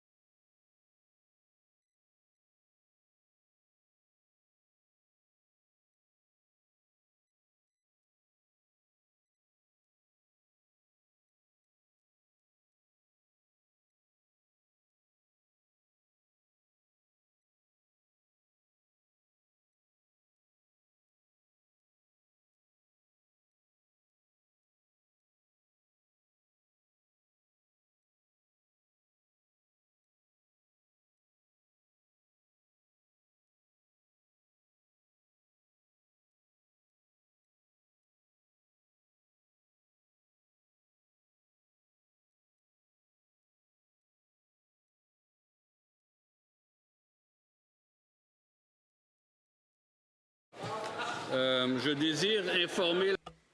I wish to inform the House that the electronic voting period has ended. If members were unable to vote due to technical difficulties, they may now use the raise hand function, and the chair will recognize them. Oui, l'honorable The honourable member for Hull-Elmer. Mr. Speaker, the system said for a short time that I had voted electronically, but I was here in the House. I wish to confirm that my vote was properly counted in person here in the House. Le bureau va maintenant compiler les résultats du vote. The table will now compile the results of the vote. 159. Nays compte 168, 168. Je déclare la motion. I declare the motion defeated. Point of order. Yes.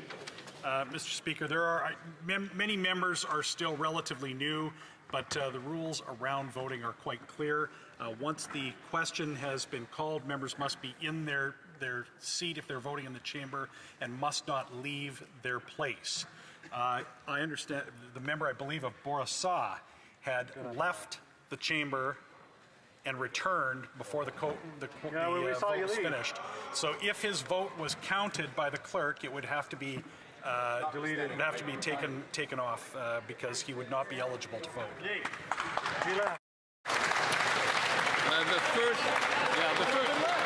The first question is whether the member voted electronically or voted in person. Voted in person, and one cannot leave the chair, his seat, unfortunately. Yes, the honourable member, l'honorable député de Bourassa. The honourable member for Bourassa.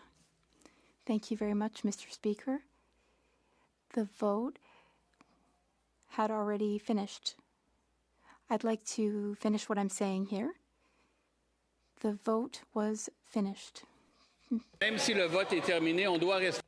Even if the voting is done, one must remain until the result of the vote is announced. Will we have to withdraw the member's vote? I'd like to point out it doesn't change the result of the vote. It's the first time in my experience in the chamber, which has been a long one, that I've seen props during votes. So I just want to make sure that everyone's aware that that's not permitted.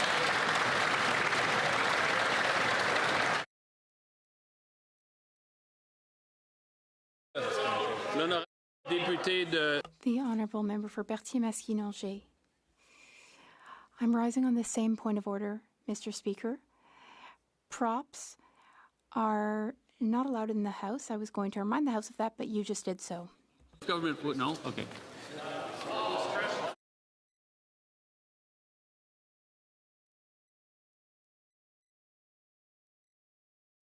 Inform the House that because of the deferred recorded division, the time provided for government orders will be extended by 13 minutes. Je désire informer la Chambre que le volume. I wish to inform the House that the volume of earpieces will now be reset.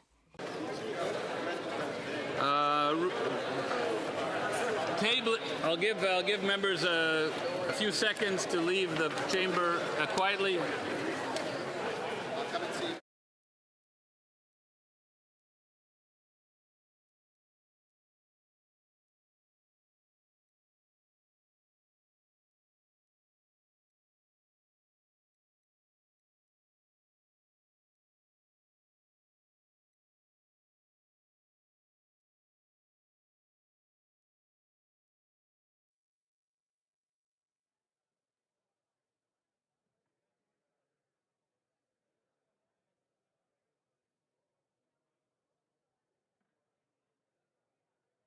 To start up again,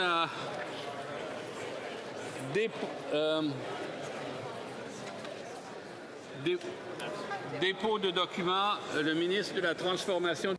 Tabling of documents, the Minister of Government Transformation, Public Works and Procurement. Monsieur le Président, Mr. Speaker, under Standing Order 32-2 and under the policy on tabling treaties in the House, I have the honor of tabling in the House in both official languages the agreement between Canada and Ukraine on the mutual protection of classified information concluded in Brussels on December 3rd, 2024. Émanant du gouvernement. Thank you. Introduction of government bills. Statements by ministers. Interparliamentary delegations.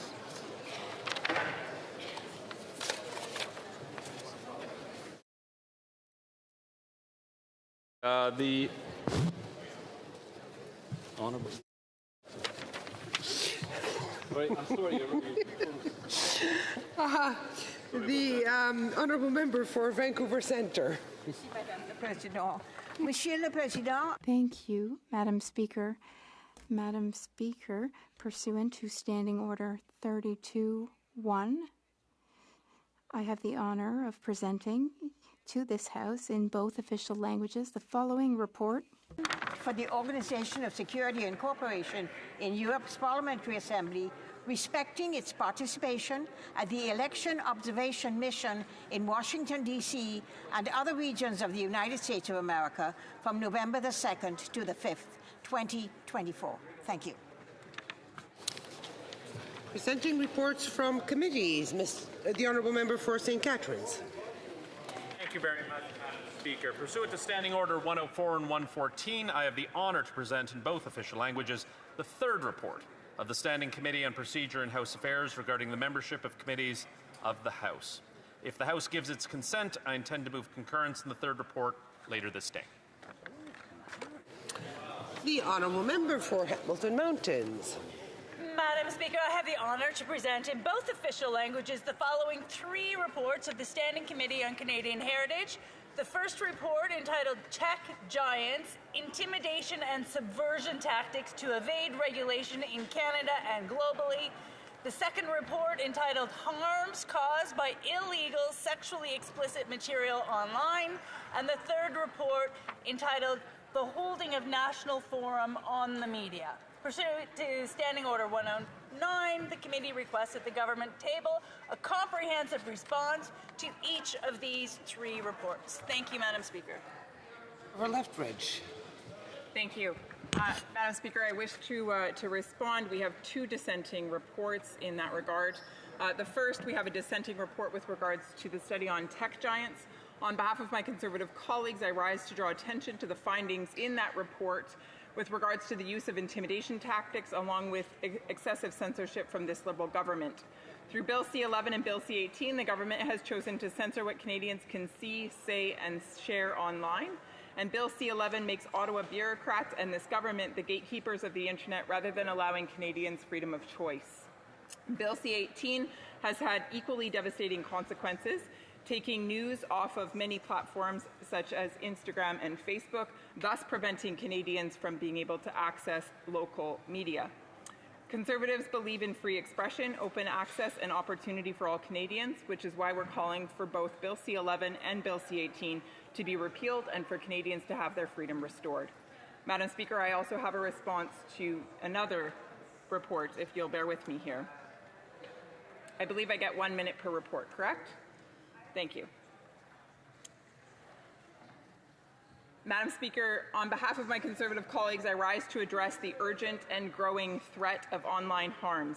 Canadians, especially women and girls, are increasingly targeted by non-consensual intimate images and deep fake technology. These are not abstract issues, but rather they are forms of violence that cause real and lasting harm. The evidence is clear. 92% of adult cases of non-consensual image distribution involve women, and nearly all deepfake pornography targets women. Female journalists, politicians, and public voices are being harassed and silenced through this type of abuse. Yet the government's so-called online harms legislation that they introduced in the last Parliament failed to address these dangers and instead imposed censorship on Canadians. We hope for better in this Parliament. Conservatives believe in real solutions. We are calling for legislation that criminalizes these acts, modernizes the criminal code, and puts victims at the very center. Survivors need protection, support, and justice, not empty promises or flawed laws. To that end, my colleague from Calgary Nose Hill has put forward a fantastic private members bill, and I hope that we can count on the members of this place to support her.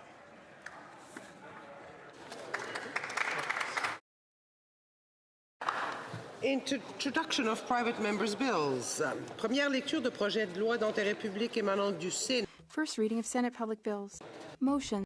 L'honorable député de St. Catharines. The honourable member for St. Catharines. Speaker, if the House gives its consent, I move that the third report of the Standing Committee on Procedure and House Affairs presented to the House earlier this day be concurred in. Que tous ceux qui s'opposent à ce que l'honorable... Will all those opposed to what the honourable member is moving please say nay? D'accord. Terms of the motion. All those opposed to the motion will please say nay. Carried. Presenting petitions. Présentation de pétition, the honourable member for Courtney Alberni. Speaker, it's an honour and privilege to rise today to table a petition on behalf of Canadians that are deeply concerned about the worsening mental health and substance use crisis across our country, a crisis that has been exacerbated by the COVID-19 pandemic. Petitioners note that too many Canadians are unable to access timely mental health or substance use supports. They point out that when care is not available in the community, people are left to rely on overcrowded hospitals and emergency rooms or primary care providers, while untreated or inadequately treated mental illness carries enormous social and economic costs. The petitioners therefore call on the Government of Canada to take urgent action by legislating parity between physical and mental health in Canada's universal public healthcare system, ensuring timely access to evidence-based, culturally appropriate, publicly funded mental health and substance use services beyond hospital and physician settings, and establishing the Canada Mental Health Transfer to sustainably fund these services, including an initial investment of $4.5 billion to the provinces and territories. And lastly, Madam Speaker, petitioners are clear. Canadians deserve a healthcare system where mental health is treated with the same urgency, priority, and respect as physical health. Thank you. Member for Riding Mountain. Madam Speaker, it's a privilege to present a petition and to voice the concerns of the constituents of Riding Mountain. Madam Speaker, the people of Swan River are experiencing an alarming increase in violent crime that has threatened the safety and well-being of families across our region. A recent report by the Manitoba West District RCMP found that in an 18-month period, just 4 offenders in Swan River were responsible for 239 offences. Petitioners continue to suffer the consequences of the soft on crime Liberal policies like Bill C-5 that repealed the mandatory jail time for serious crimes, and Bill C-75 which forces judges to release repeat violent offenders right back onto the streets. Petitioners in the Swan Valley want to see the end of the Liberals' reckless catch and release policies that put criminals behind bars. This is why the people of Swan River are demanding jail, not bail, for violent repeat offenders. And I support the good people of Swan River. The member for Vaughan Woodbridge. Thank you, Madam Speaker. It's an honour to rise today on behalf of my constituents in Vaughan Woodbridge to present a petition brought forward by Not on Joe's Watch and other members of our community with regards to crime. Like many places in this country, Vaughan has experienced heightened levels of crime. In the York Region area, violent crime is up 58%, home invasions are up 82%, and carjackings are up 300%. The petitioners are calling for the Liberal government to immediately repeal Laws C-5, which revoked mandatory minimums for some serious offences, as well as Bill C-75, which forces judges to apply the principle of restraint for early release on serious offences. Petitioners also call for the introduction of mandatory minimums and a serious offence category. I support the petitioners. It's time that we get serious on crime. We must do something about the chaos in our streets. Thank you. Honourable Member for Vancouver East. Thank you very much, Madam Speaker. I rise to table a petition with over 7,500 signatures from people across the country. And at the time of the petition signing, the petitioners note that the Israeli government's blockade of food and medicines to Gaza had continued for more than 90 days since its commencement on March 2nd, 2025, and that according to the food security analysis released on May 12, 2025 by the Integrated Food Security Phase Classification Rehabilitation Partnership, 3/4 of Gaza's population are currently at emergency or catastrophic food deprivation. And Canada has ratified the 4 Geneva Conventions of 1949, which prohibits the use of starvation of civilians as a method of warfare. And the starvation of civilians and other forms of collective punishment are also criminalized by the Rome Statute of International Criminal Court, which Canada ratified on July 7, 2000. The petitioners are noting that Canada's reputation as a country to uphold international human rights laws need to be upheld to ensure our reputation is not diminished by Canada's inaction in the face of grave breaches of the Geneva Convention and the Rome Statutes by other nations. So the petitioners are calling on the Government of Canada to suspend the Canada-Israel Free Trade Agreement until the Government of Canada is certain that the Israeli government is no longer acting in violation of international laws with its deliberate blockade, and to impose sanctions on all members of the present Israeli government who have publicly expressed their support for the continued blockade.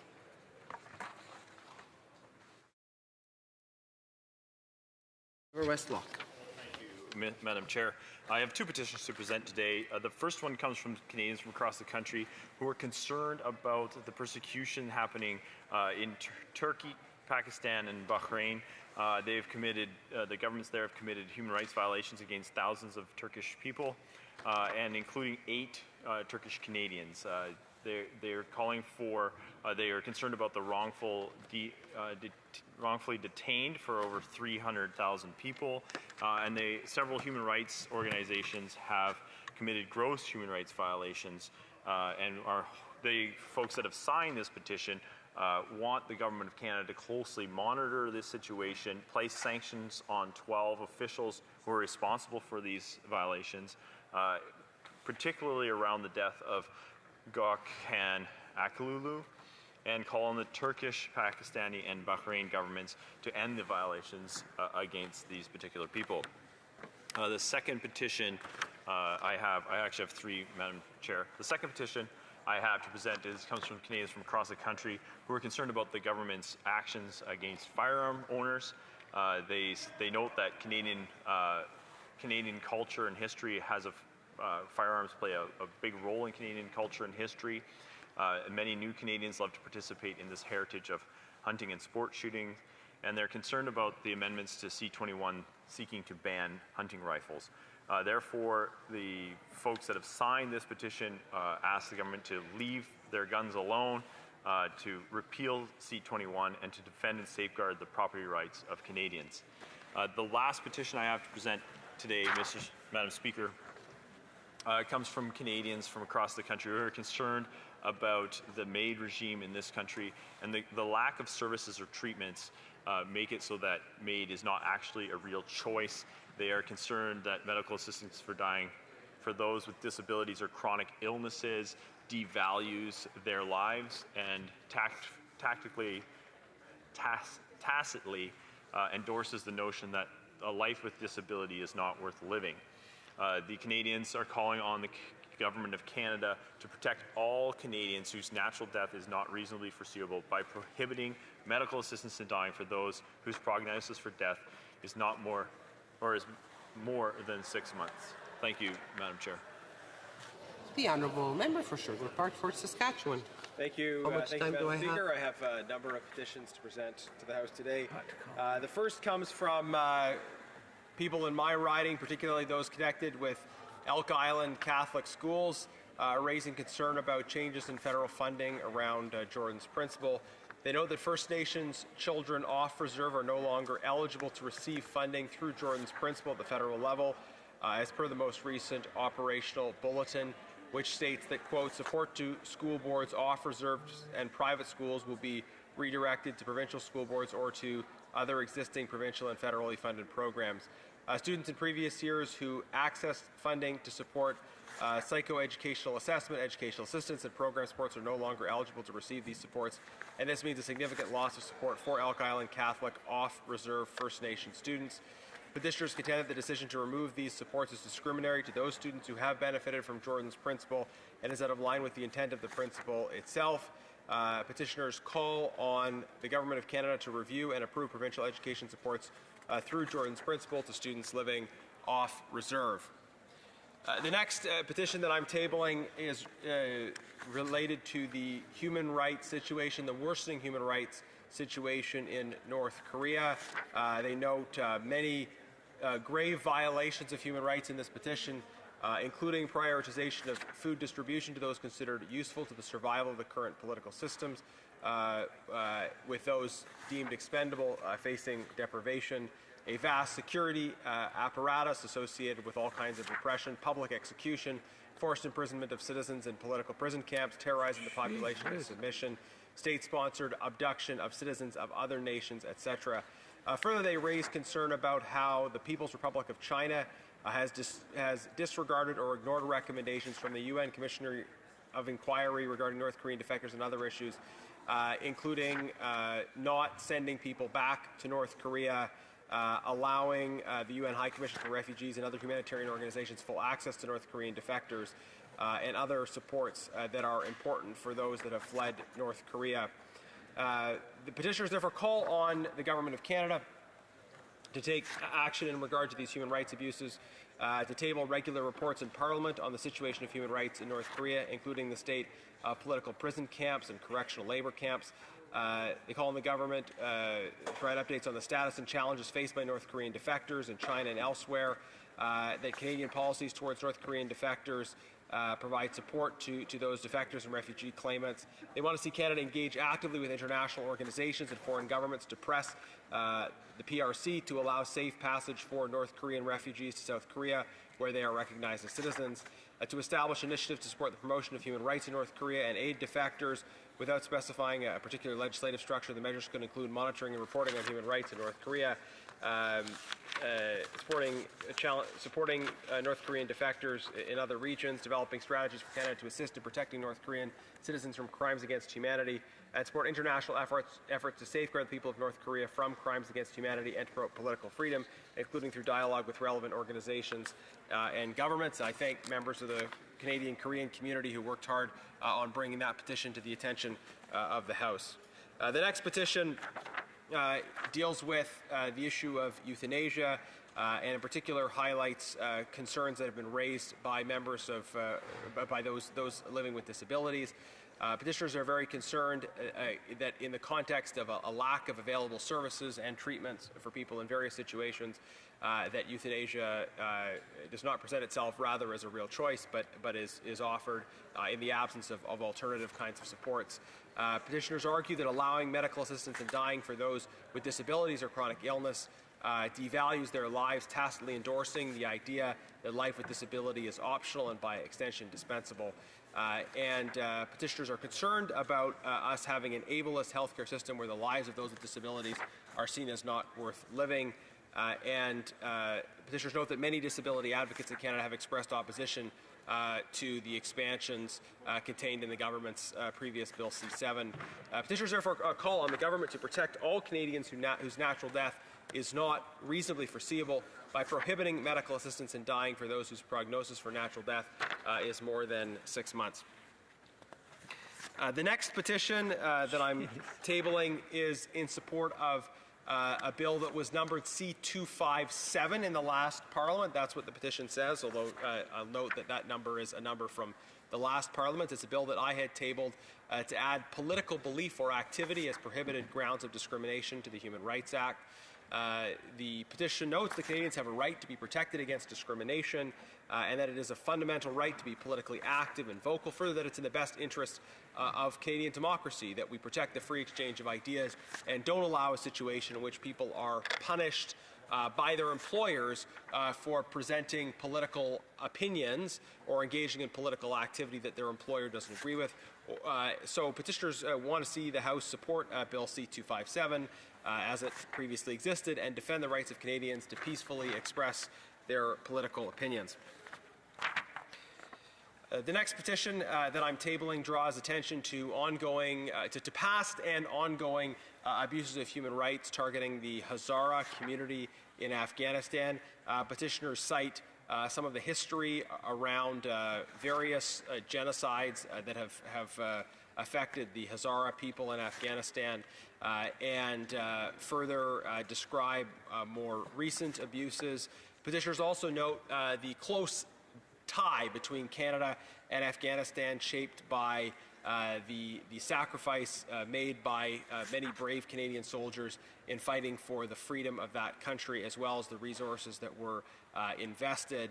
And petitioners are deeply concerned about the present situation facing the Hazara people under the Taliban occupation of that country.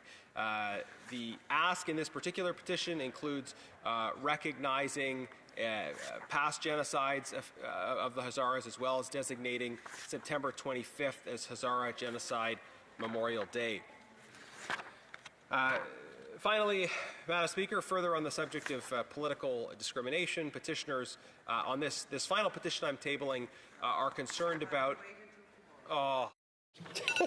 Yes. I am sorry. Questions on the order. Oh, I'm sorry. Questions on the order paper. The Honourable Parliamentary Secretary to the Government House Leader. Speaker, I would ask that all questions be allowed to stand at this time, please. Agreed. Notice of motions for the production of papers. The Honourable Parliamentary Secretary to the Government House Leader. Madam Speaker, I would ask that all notices of motions for the production of papers also be allowed to stand at this time, please. Agreed.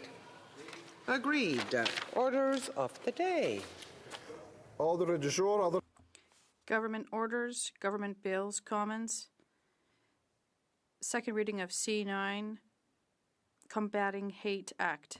Monsieur Fraser, appuyé par Madame Sal. Mr. Fraser, seconded by Ms. Salk, moves that Bill C9, Act to amend the Criminal Code, Combating Hate Act, be now read a second time and sent to the Standing Committee of Justice and Human Rights. Minister of Justice and Attorney General of Canada. Thank you kindly, Madam Speaker.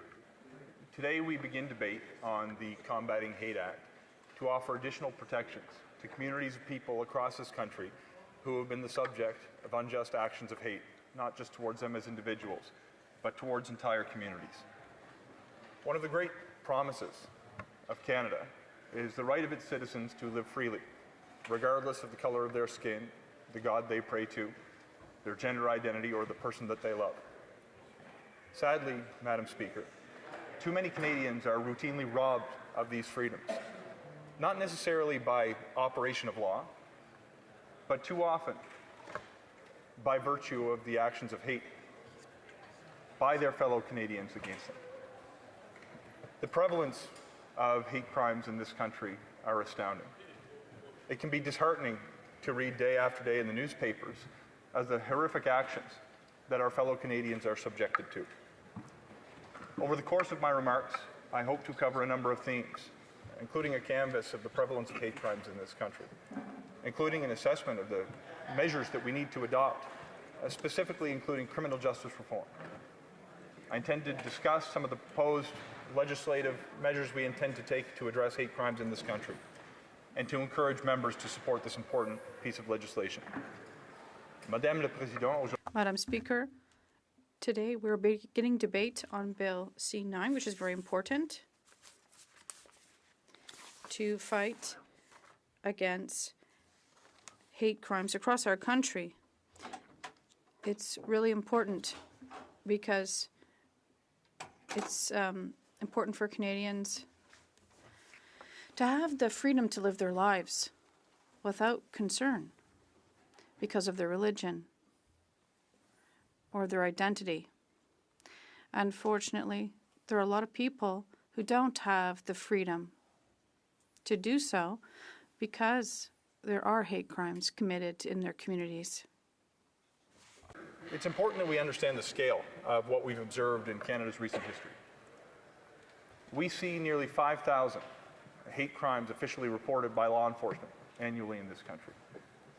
We know through conversations with affected communities that the true number is much, much higher. The underreporting of these hate crimes is in and of itself a symptom of a societal problem that people may not have faith that the criminal law is actually equipped to deal with the circumstances that they face so routinely in their communities. It troubles me greatly when I open the newspapers and see these stories. I can tell you, Madam Speaker, when I meet with Jewish Canadians, they are telling me that they are beginning to question whether they have a place in this country as a result of the hate that they have been subjected to. I think about what I've witnessed in my own community, seeing local police laying charges for the advocacy of genocide towards Jewish Canadians. Recently in my home province of Nova Scotia, we have seen synagogues desecrated with hate symbols, seeking to intimidate those of the Jewish faith from practicing their religion. We have seen the National Holocaust Monument desecrated. Is there no limit to indecency, Madam Speaker? There are many communities who are impacted. I think about Muslim Canadians who are suffering from a wave of Islamophobia that we must address. I've met with people, I've visited their mosques who've told me what it is like to be harassed in their communities, the fear that they have when they seek to gather and pray. Sadly, the instances of hate are not limited to simple harassment, behavior that may inspire fear. It can become deadly.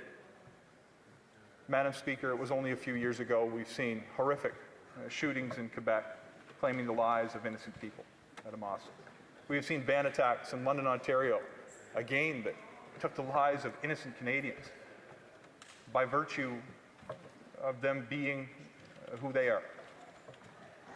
Madam Speaker, I think about the horrific anti-black racism that takes place too often in this country. In my own community, it is a point of pride that we have shifted our conversation from the days of Viola Desmond taking a stand at the Roseland Theatre, courageously to protect the rights of black Canadians to be treated equally before the law. We gathered with pride to commemorate her induction as a person of national historic significance to this country. But the honors that we bestow upon her, the commitment to take action in the face of such courage, has to be worth more than the $10 bill on which her face appears. There is a cognitive dissonance that takes place when we celebrate the victories over racism of the past, but in the same town see instances of hate, including a young black man being shot with a nail gun by a co-worker on a job site. Madam Speaker, I have sat with the mother of a young man who suffered such fate. I understand the impact that it has on their entire family, questioning whether their move from another part of the world was a good decision. Madam Speaker, look at the instances of hate that we have seen in Vancouver during the pandemic against Asian Canadians. A 300% increase in vandalism and graffiti, violent hate crimes taking place. We need to take action. We see so routinely vandalism of our gurdwaras, our temples. Madam Speaker, this is completely unacceptable. And the impact is so human. It's one thing to see in the news a violent crime committed against the queer community on campus at Waterloo, stabbings taking place in a gender studies class. But the real impact when you actually talk to people has them concerned about whether they have the ability to walk freely through the streets, holding the hands of their loved ones. We have a decision to take. Are we going to witness hate, offer our thoughts and prayers, and move on with our day?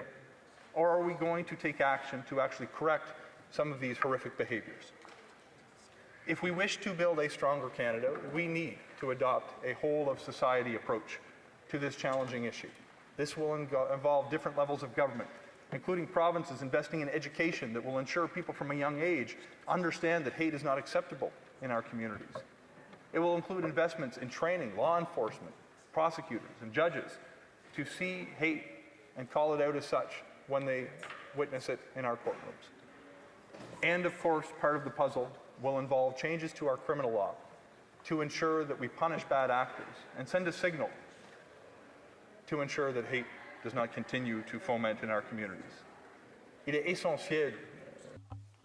essential to advance reforms, including investments in the education system and training for the legal system, and in addition, reforms to the criminal justice system. On criminal justice reform, that I wish to discuss certain specific measures that are included in the Combating Hate Act. This conversation follows upon the recent federal election campaign, where we made a commitment to do more to protect the ability of communities of faith to practice their religion day to day in our country. In particular, we campaigned on commitments to advance new criminal offenses when it comes to the obstruction and intimidation of people who seek to access their religious institutions. Too often we see people do not feel safe to practice their religion, to visit their churches, their synagogues, their mosques, their temples. Too often we see community centers and schools that have been built for specific communities of interest in this country being targeted by those who wish harm upon the people who use them. These new criminal offenses will create the conditions for a safer experience for Canadians from different communities of faith. By ensuring we protect against the obstruction of those who wish to gather with their community in prayer, we have the ability to allow them to live more freely as Canadians in this country. By criminalizing the deliberate intimidation of those who seek to practice their religion, we have the ability to create a culture of safety and acceptance and inclusion, which I know most Canadians support. When I've been talking to people through the course of the development of this legislation, one thing was made eminently clear to me. Instances of hate are not limited to the doorsteps of our religious institutions. It can be observed in our streets, in our parks, on our campuses. It can be found in almost every facet of our community. We have decided to move forward with an additional offense, the crime of hate. We intend to have this new offense operate by attaching itself to any criminal activity that takes place in this country where the motivation of that crime was hatred towards an identifiable group of people. You can imagine, Madam Speaker, that assault under any circumstances should be condemned not only by the government but by Canadians writ large. But you can imagine as well, I'm sure, that the degree of moral culpability is much higher when the target of a particular assault has been targeted because of the color of their skin, their particular community of faith, or their sexual orientation. Madam Speaker, we intend to move forward this offense to offer protections to people who are being harassed by virtue of the community to which they belong when they seek to study in our universities.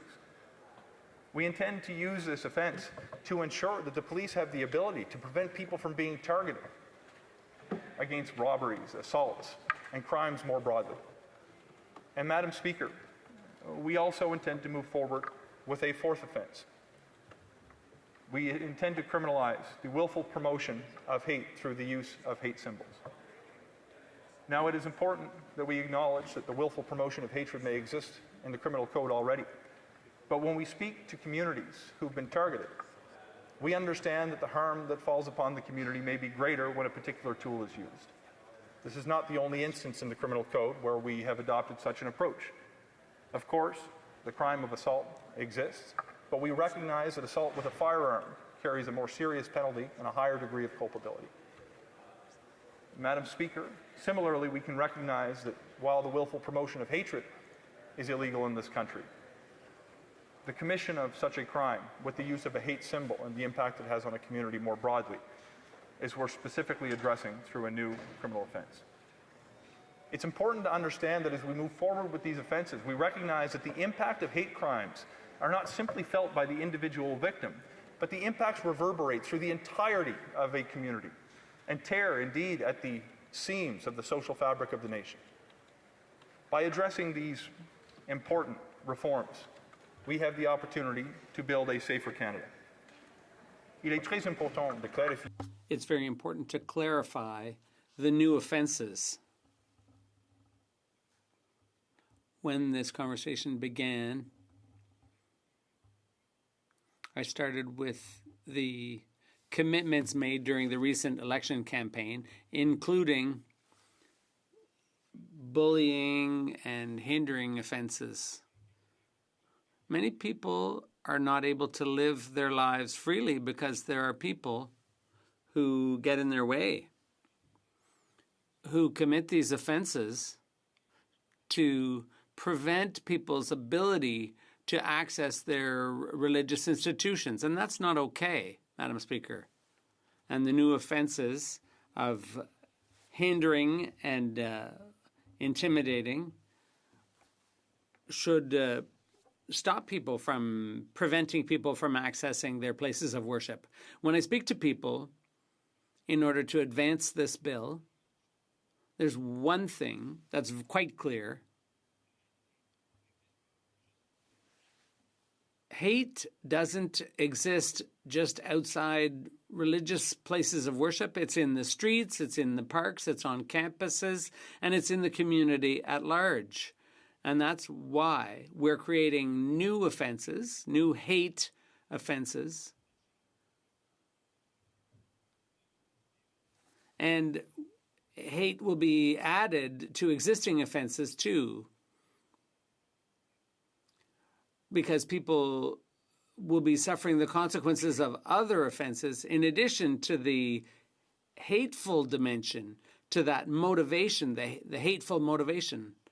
The impact is not just on the individual when this happens, it's felt by the broader community. And so there's a fourth offense in the bill,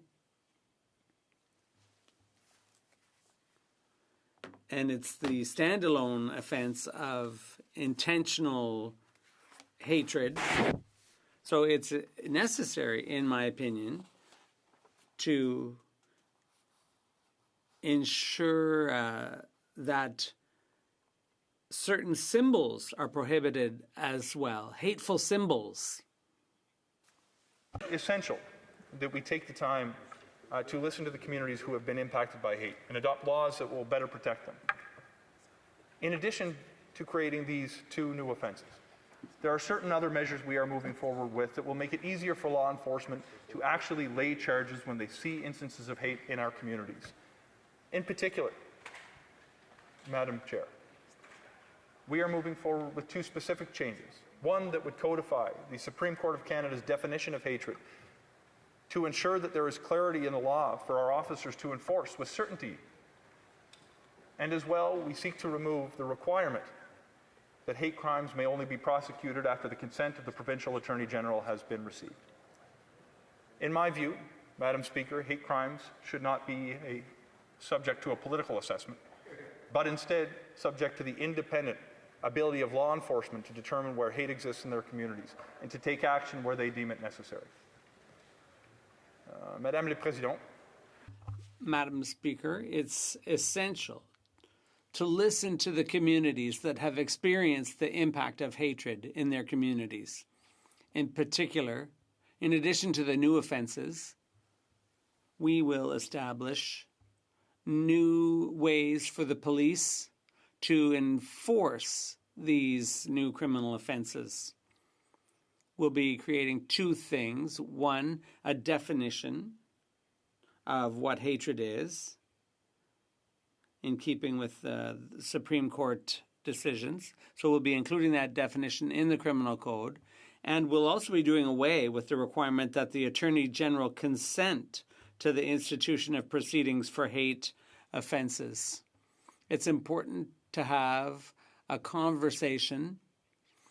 If we have the opportunity to create safe conditions and acceptance and inclusiveness, I think we have a duty to move forward with new rules. Also to realize that there will continue to be acts of hate that take place in this country that may not reach a criminal threshold. I fear that too often we as Canadians are failing our neighbours. We should seek to be better neighbours. We are responsible, in my view, not only for the acts that we ourselves commit, but for the injustices that we see and accept through our acquiescence and through our inaction. Madam Speaker, when we see instances of hate in our community, we have a duty to condemn it, to speak up, to show support for our fellow Canadians. Madam Speaker, it should not be too much to ask that our neighbours take care of one another, and I think should we adopt that approach, we will collectively be better off. I believe so sincerely, Madam Speaker, in a Canada where people are free to live their lives, free of considerations for the consequences of hate that may befall them and their communities. I believe in a Canada where Canadians should be free to celebrate their culture, to practice their faith, to be who they are, to celebrate their very identity. Madam Speaker, j'espère nous avons des We have an opportunity to build an inclusive and accepting country, a diverse country, a country that celebrates people who come from different communities. Diversity enriches our country. Madam Speaker, it's not enough just to express our thoughts after there is an instance of hatred in our communities. When we see instances of hate time and time again, to offer our thoughts and prayers and to move on with our lives, knowing that our decision not to take action will foment hate and allow it to continue in our communities. Madam Speaker, I believe in a Canada where we have equality, where we have justice, where we celebrate our diversity. I believe this legislation will bring us a little closer to that version of Canada. But we cannot simply offer those thoughts and prayers. We must take action. Those of us who have been invested with the extraordinary ability to bring our community's voice to Ottawa have an obligation to act. We have been empowered through the ability to cast a vote in support of legislation in this House of Commons to stand up for our communities and take a stand against hate. I ask that every member of this House, I implore every member of this House to vote in favor of the legislation so we may take action to protect Canadians and our communities. Madam Speaker, I believe in a Canada where we will read about hate crimes not in our newspapers, but in our history books. It is only when people have the ability to live freely, to practice their faith, to be with the person who they love, to be included regardless of the immutable characteristics with which we are born, that we will have achieved freedom for all. That is the great promise of this country, and I urge every member of the House to support this legislation to make it a reality. Merci. Questions and comments. The Honourable Member for Brantford Brant, Six Nations. Thank you, Madam Speaker, and I thank the Minister for his intervention today. I do have one question for the Minister. The Minister talked about the codification of the term hatred, and I believe his explanation was it was a codification from the Supreme Court of Canada. I'm sure the Minister recognizes that the decision that we're both talking about is a decision known as Keegstra. And in the Keegstra decision from the Supreme Court of Canada, a leading decision on the definition of hatred, hatred in that decision is defined as extreme detestation and extreme vilification, which is not the language that is used in Bill C-9. So the question to the Minister is, why did he see fit and his department see fit to lower the legal threshold? The Honourable Minister. Thank the Honourable Member not only for his question, but for the conversations that we have shared, not only on this matter, but on a series of different areas of criminal justice reform in recent days. Madam Speaker, I think it's important to understand what we're seeking to achieve. We are not seeking to criminalize people who may dislike one another. We are not seeking to protect people from being offended or hearing something that they do not like. We are seeking to protect Canadians against criminal activity that would advance the detestation or vilification of an entire class of Canadians based on characteristics that define who they are. To the extent members have questions about the very specific definitions that they wish to debate further in this House, I invite them to place their concerns on the floor, and I invite them to adopt the legislation so we may actually discuss with the benefit of expert testimony at committee what potential amendments may improve this bill to offer protections to communities. I will take suggestions in good faith. I do not seek to dig in with a version of the bill that cannot be amended. I want to work with members of the House to ensure we prevent this vilification of people on the basis of who they are. Le député de Lac-Saint-Jean. The Honourable Member for Lac-Saint-Jean. Thank you, Madam Speaker. Speaking of good faith utterances, I'm not sure if it was on purpose or by accident, but unfortunately in this bill, the religious exemption for hate speech was not withdrawn or repealed. So a person, to our view, it's completely absurd that you can say hateful things under the cover of religious belief Is the minister listening? Is he open to adding that to this bill if it were to be amended in that way? Thank you. The Honourable Minister. Before I begin, I'd like to thank my colleague for the question, but at the same time, it gives me a chance to practice my French. Madam Speaker, when I talk with identifiable communities, there's a lot of people who say that it's necessary to proceed with the reforms found in this bill. But some people have made the same suggestion that the member just made. In my opinion, when I was listening to the stories that religious leaders and communities were telling me, that's not what they were concerned about. But if the Bloc or other members want to have that conversation with the benefit of expert testimony, expert witnesses from the communities, if the majority of committee members want to include such provisions, I will not stand in the way of that. I think we want to enact legislation that protects our communities, and I think a lot of members from various parties will support it, and if they do, that'll be the best thing for me. Senator Gulf Islands. Thank you, Madam Speaker, and to my honourable colleague and the Honourable Minister of Justice, I know his intentions are good, but I'm with the Honourable Member for Brantford-Brant. I don't think they've lowered in this bill the definition of hatred. They've just made it impenetrable. And I don't understand why, when we already have so many strong pieces of legislation within the criminal code and against hate crimes elsewhere, they've decided to change the definition to hatred means an emotion that involves detestation or vilification and that is stronger than dislike or disdain or dislike. It doesn't make sense to add new legislation where it's not needed and make it more confusing.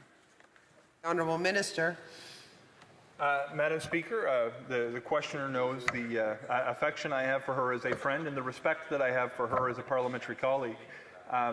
With enormous respect, my goal here is to offer protections to Canadians who do not see themselves reflected in the hate crimes that are included in Canada's criminal code today.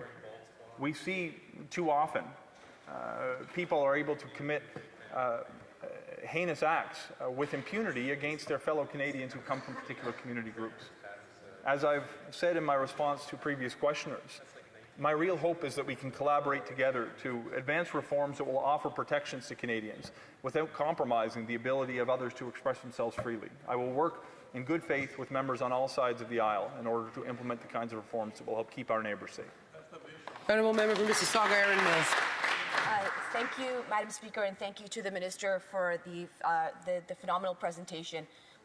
Madam Speaker, I'm a young brown Muslim woman who represents my constituents in my riding of Mississauga, Erin Mills.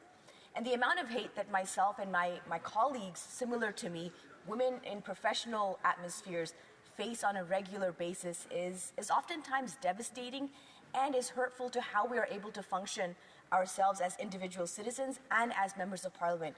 Maybe the Minister can help us in clarifying how Bill C9 will help support women, especially those of colour, to continue to give back to Canada and build our community stronger. Well, Minister. Thank you. And Madam Speaker, I want to just share a reflection about the parliamentary work of my colleague. She has been an inspiration to me for many years. I remember what she was subjected to when she had the courage to move forward with what was then Motion 103 to deal with Islamophobia in this country. Though I was proud to support it, I was so disappointed with the reaction from some corners of society towards someone who was seeking to make Canada a safer place for all.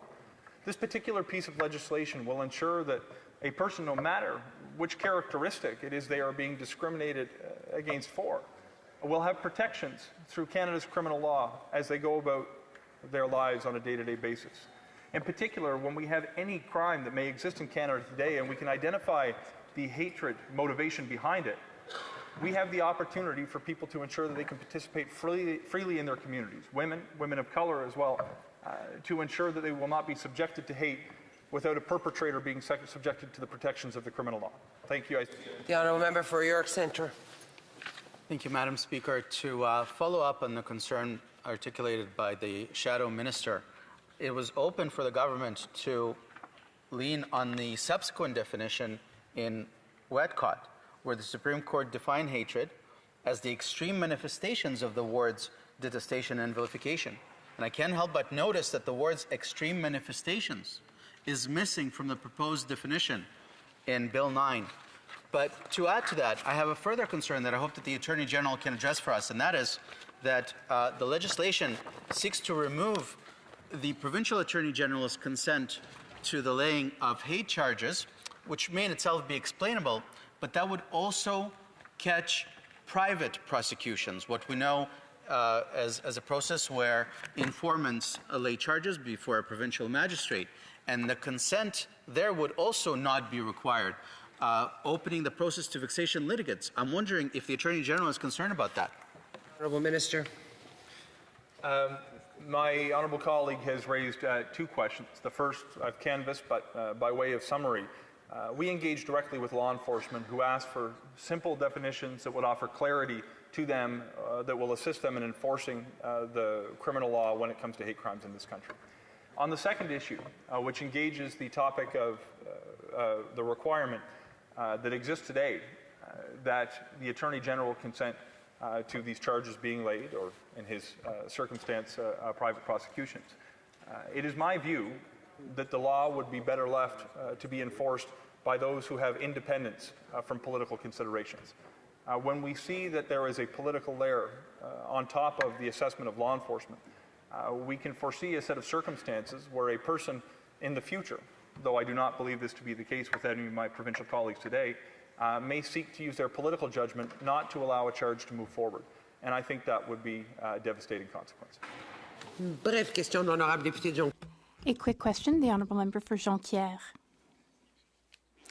Thank you, Madam Speaker. I welcome the Minister's openness. Rather than answering the question, he said that he would be open to assessing the religious exemption in committee. I'd like him to repeat his stance, just so it's clear.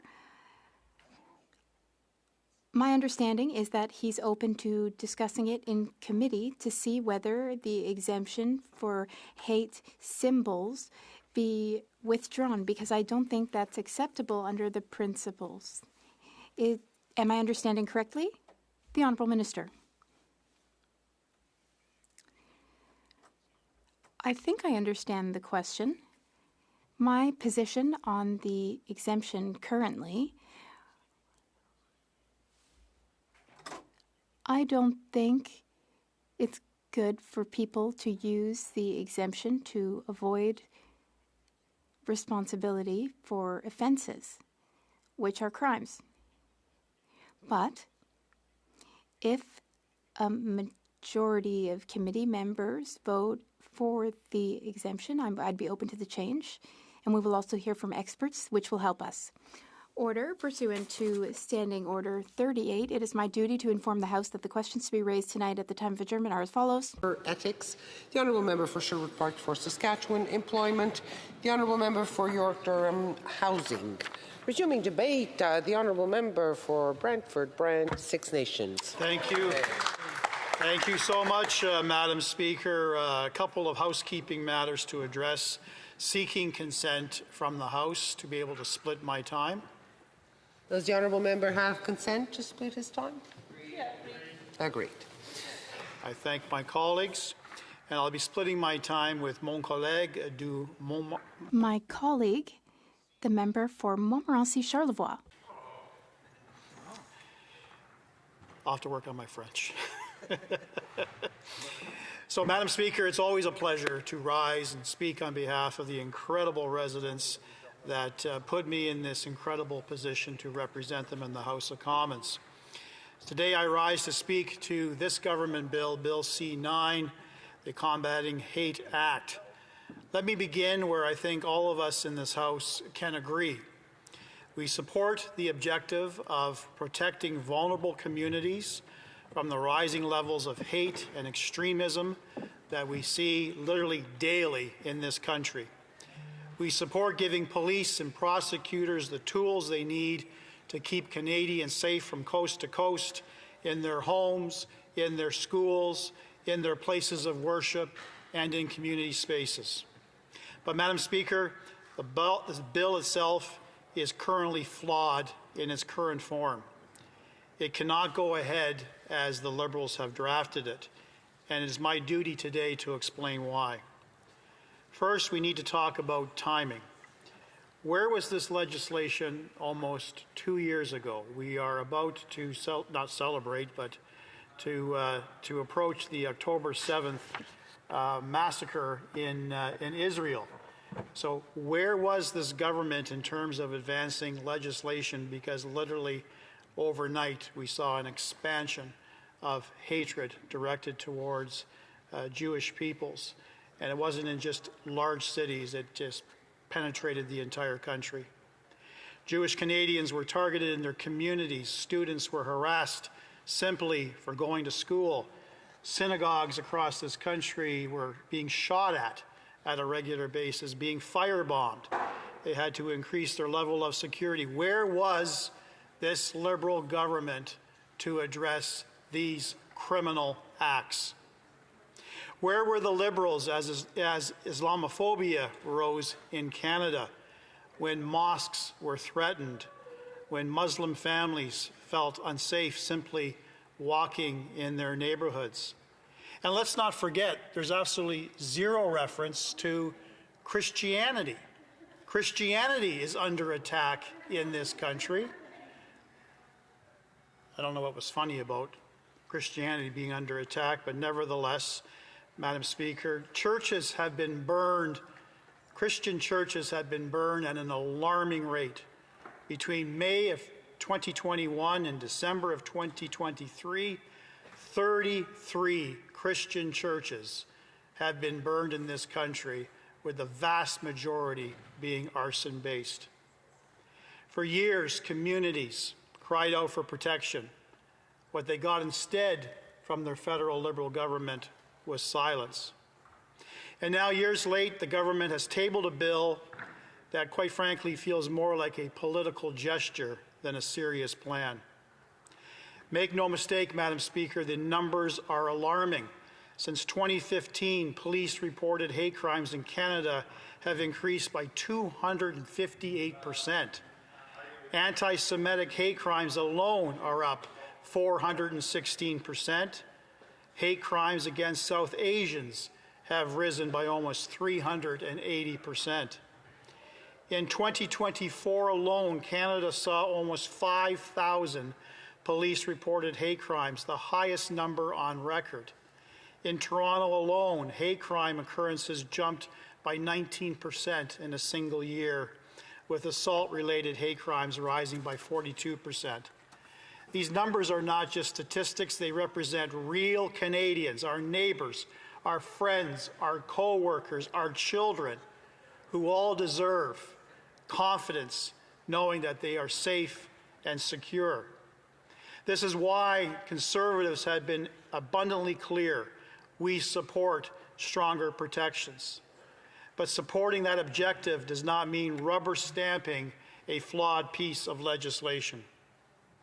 What are the problems with Bill C-9? The bill as drafted is vague and broad. Civil liberty organizations across Canada have already raised the alarm. The Canadian Civil Liberties Association has warned that the intimidation and obstruction provisions risk capturing peaceful protest and legitimate dissent. The BC Civil Liberties Association said the same. The poorly drafted language could criminalize demonstrations, even when they are peaceful and lawful. These are independent organizations dedicated to protecting charter rights, and they are telling us loudly that Bill C-9 risks going too far. As you've heard by way of questioning to the minister, the removal of Attorney General consent for hate propaganda charges. Police officers and prosecutors I have spoken with see that consent as an important safeguard, a so-called safety valve that ensures these powerful tools are not misused. Now, the minister, in response to a question from my colleague, from York Centre, in my view, minimize the potential consequential impact of removing Attorney General consent from private prosecutions. His response was, we want to remove the political influence. As a former member of the Attorney General's office in the province of Ontario, I'm rather offended by that, because he is indicating that my boss at that time, the provincial Attorney General, was highly political, and his consent or her consent to continuing a prosecution was made depending on what political affiliation he or she belonged to. That is nonsense.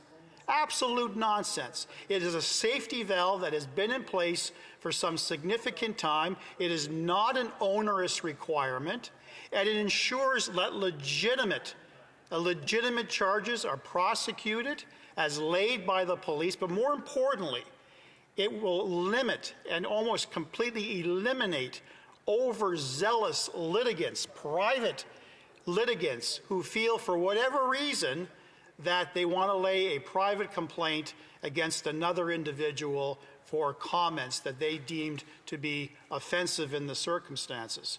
So it provides a very important safeguard, Madam Speaker. The third problem I identify is the definition of hatred, and I kind of raised this issue already with the minister. C9 is drafted. The government indicates, the minister just indicated, that it codified the definition of hatred as found in the Supreme Court of Canada as being defined as detestation or vilification.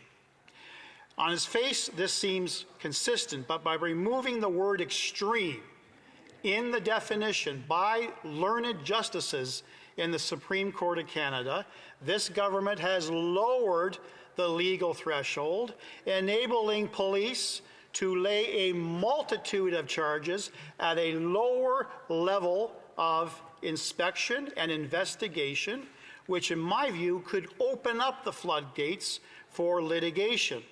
That is a concern. When they say they codify, they should be using the exact words in the Supreme Court of Canada. The risk is that speech that is protected in a free democracy could be swept into a different category as true hate. This is not what Canadians want. It is not what our charter says. Let me be clear. Conservatives support the goal of keeping Canadians safe from hate-motivated crime. We support police and prosecutors having the tools they need to act.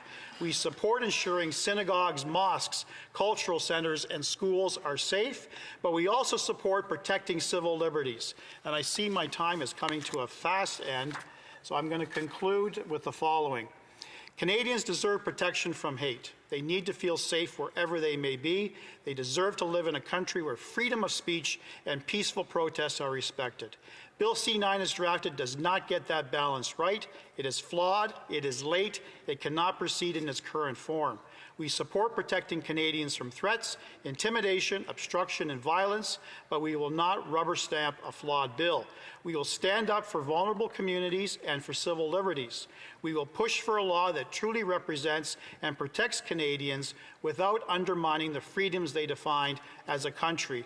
That is our commitment, that is our responsibility, and that is the balance Canadians expect us to strike. Thank you, Madam Speaker. The Honourable Secretary of State. Madam Speaker, in consultations for this piece of legislation, we heard from many Jewish organizations, and one issue that they brought up was that having to have the charge cleared through the Attorney General had made it so cumbersome that no charges were ever laid. So although there are provisions even currently for hate crimes, not a standalone one like this bill creates, it was very rarely enforced, and the community felt oftentimes threatened, intimidated, and the victims of hate crimes that were never prosecuted in court. I want to know what my colleague feels about those comments that came from Jewish organizations. Member for Brantford, Brent South, Six Nations. I've got several responses, Madam. Firstly, I thank my friend for asking that particular question. So I want to highlight again, obtaining attorney general consent is not a cumbersome process. There are a number of potential prosecutions and offenses currently in the criminal code that already require attorney general consent. So the issue that is too timely, it will delay a potential prosecution, I can lay to rest because that is not reality. The other issue that she raises is whether or not the issue of private prosecutions can be overcome by the Attorney General consent. And as I indicated in my speech, Madam Speaker, that raises the specter of overzealous litigants simply abusing the process. The Act is currently stated that this particular form of hatred needs to be attached to another offense of any other act of Parliament. So that could include our political opponents under the Elections Act. There could be numerous examples where things that are said under the guise of freedom of expression can be determined by a political opponent to be vilified or somehow a detestation element, and therefore they want to proceed with the prosecution. That is why you need Attorney General consent. Member for Jonquière. Thank you very much, Madam Speaker. As we said, this bill does have some merit. It needs to be studied at committee. Earlier, the minister, in responding to response to 2 questions, said he was ready to look at the religious exemption with respect to studies at committee. I'm wondering, is the Conservative Party also open to this and ready to review the religious exemption that is given when hateful symbols are shown? Brantford South, Six Nations. Nothing is off the table. Questions and comments? The Honourable Member for Edmonton Centre. Edmonton West, I'm sorry. But not to worry, Edmonton Centre will be Conservative again, I'm sure, next election. I want to thank my colleague for his speech, and he brought up the issue of churches being burnt down. Now, we've seen a massive increase in hate attacks across the country since this government took power 10 long years ago. I wonder if my colleague could comment on what has taken the government, or why it's taken them so long to act, and also the previous Prime Minister's comment about burning churches down was, quote, fully understandable. Member for Brantford, Brent South, Six Nations. I find Justin Trudeau's comments in this House and outside this House with respect to the burning down of Christian churches to be absolutely repulsive. It was a disgusting, disgusting statement by the head of a G7 country. And in my view, it's emblematic of how this particular government has vilified Christianity in the House of Commons. Every time a church was burned, we would be bringing it up in the House of Commons, trying to elicit response from this government, and nothing but crickets. Nothing but crickets on that side, which is disgusting, Madam Speaker. Resuming debate, reprise du débat. The Honourable Member for Montmorency, Charlevoix. Thank you, Madam Speaker. It is with great honour that I represent the people from my riding. And all summer, I went around my riding, and I... Yes, I will shush you.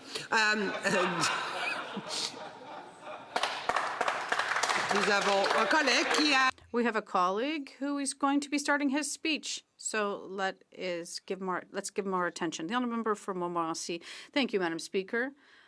I hope I won't be shushed by you next. So I'll start again by saying that I'm always proud to represent the people of Montmorency, Charlevoix, and I went around my riding all summer, meeting people. I went to every city, and people talked about the issues that people have in mind, whether it's access to housing, cost of groceries, inflation, also the safety we have in our riding and across Canada. We do live in a safe country, but slowly people are getting the impression that things are slipping. But so C9 is aiming to act the criminal code with respect to hate. I think this act has good intentions, but we need to look at it closer. And I'd like to take the time to explain how we got here today. I think we live in a society that it goes very fast. Access to information or disinformation is very quick.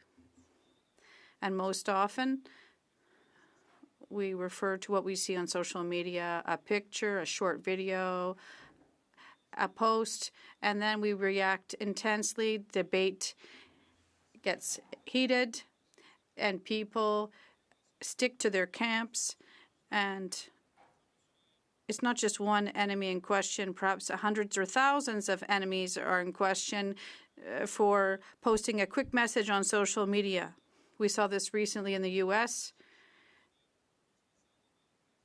Someone went to get a baseball from a young kid, and we saw it. This person was harassed. So a small action on social media can seriously change things. And there are also people who act anonymously online with justice issues. They often give themselves the right to create chaos online. They like to attract attention with their opinions, but they have very little knowledge. They just have a really strong and aggressive opinion to share online, and people like that. Social media is designed, as they often, for extremist groups, and social media is done to activate ties, to push people further, so the society thinks everyone is really left or right-wing, and algorithms are adjusted to show you only what you like, and it affects what you watch and see. Our telephones can even analyze the speed at which we scroll and how we seek information. It only gives you what you like the most, and your phone starts us to know us better than we do ourselves. And we also think everyone thinks like us, even though most people are more in the center of the spectrum if we take time to talk to each other. Also, we don't have a lot of people. We have thousands of friends, but young people often just have online friends, and it's a serious problem. We live in a society that is very stressed out, and the factors are known: lack of control, predictability, lack of self-esteem, and this creates stress, and we live in a world that is very stressed out. There's a lot of unpredictability. We have a lack of control with everything that's happening in terms of the cost of living, inflation, housing, etc. So we really live in a world where everything happens at home and outside in terms of foreign policy. Everything is shaking up, and it creates a lot of stress in our society. And I think it creates increasingly extreme positions. The solution is never to take an extreme position, but social media, to date, what we've seen, between 30 and 40% of what you read online is not produced by a human, but by AI that seeks to stimulate reactions. So people often think that they're reacting and they're just talking, they're getting their information from a robot that's just trying to get them to react, and it creates extreme reaction and polarizes people.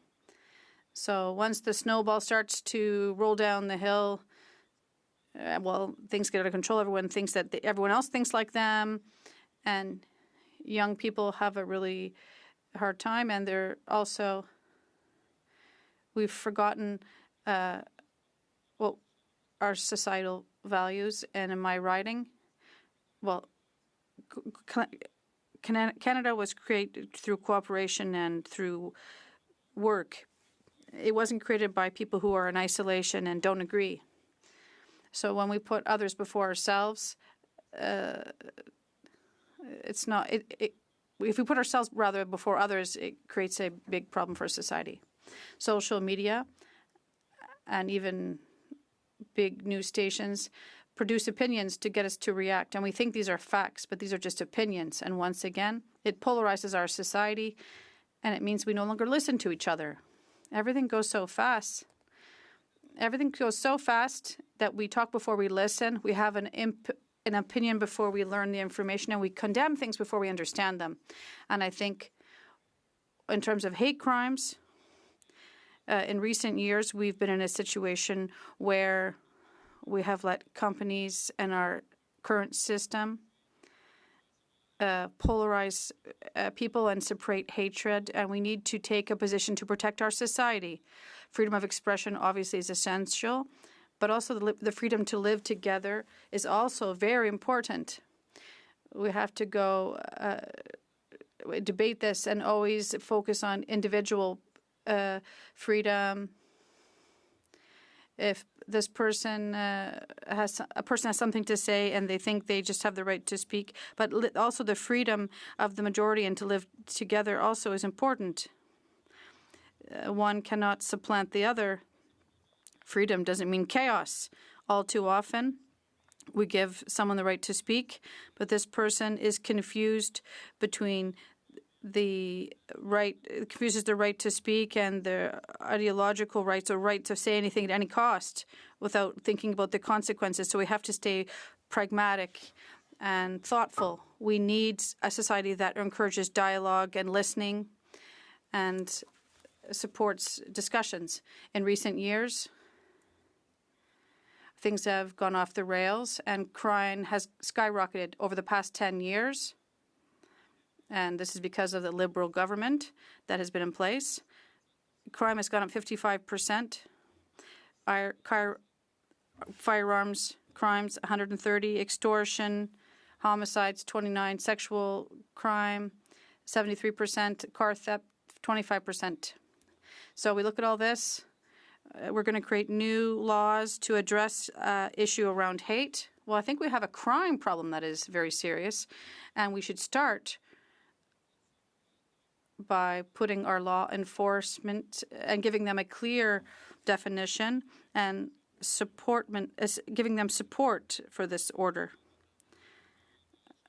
For example, with the gun buyback program, they're missing the target because we're starting to create legislation and some smoke and mirrors, even though we need police officers who not just support peace, but protect public order.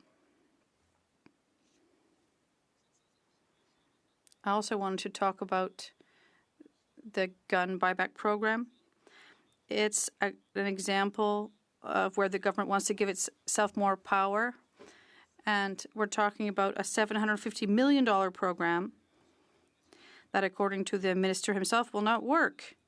And people have said that it will be voluntary, even though it won't really be. In my opinion, they'll be attacking sports shooters who have legal permits and also targeting hunters. It doesn't seem to make sense. So $750 million, what could we do with that? We could support our police officers to get the right border officers as well, and the necessary resources and technology. In my writing, I have companies that could do a better job of surveilling our borders and preventing guns from hitting our streets. So the fight against hate is important, but also adding complexities to laws is a bad Liberal trend. We need to clarify what is public order, help our police officers so that people feel safe in Canada and supported. Thank you. Questions and comments? The Honourable Member for Madawaska-Restigouche. Thank you, Madam Speaker. I'd like to thank my colleague for his speech. It's very interesting. He talked about living together, but earlier we talked about smoke and mirrors, but the bill we have for us to fight hate crimes for people who live in fear. They're intimidated when they go to their places of worship. This is not just smoke and mirrors. These are essential measures so we can make sure people can live together and allow these people to feel safe in these places. I'd like to know, does my colleague plan to vote in favor of this bill? And does he want to work in good faith with us to ensure that it is adopted? Thank you, Madam Speaker. The honourable member for Montmorency Charlevoix. Thank you, Madam Speaker. It's a very good point. My point was not to minimize the victims of hate crimes, but just to underscore the fact that we need to live in a society where our police officers do have strength, that we know what public order is, where the society in general doesn't interpret their personal opinion as a societal fact, that they need to know there'll be consequences if they do commit such acts. They should know where the line is. Laws are already in place. I don't mind analyzing how we can improve such laws, but the base would be to give police officers and our border officers the power to understand the difference and to clarify this in Quebec and Canada and across the country.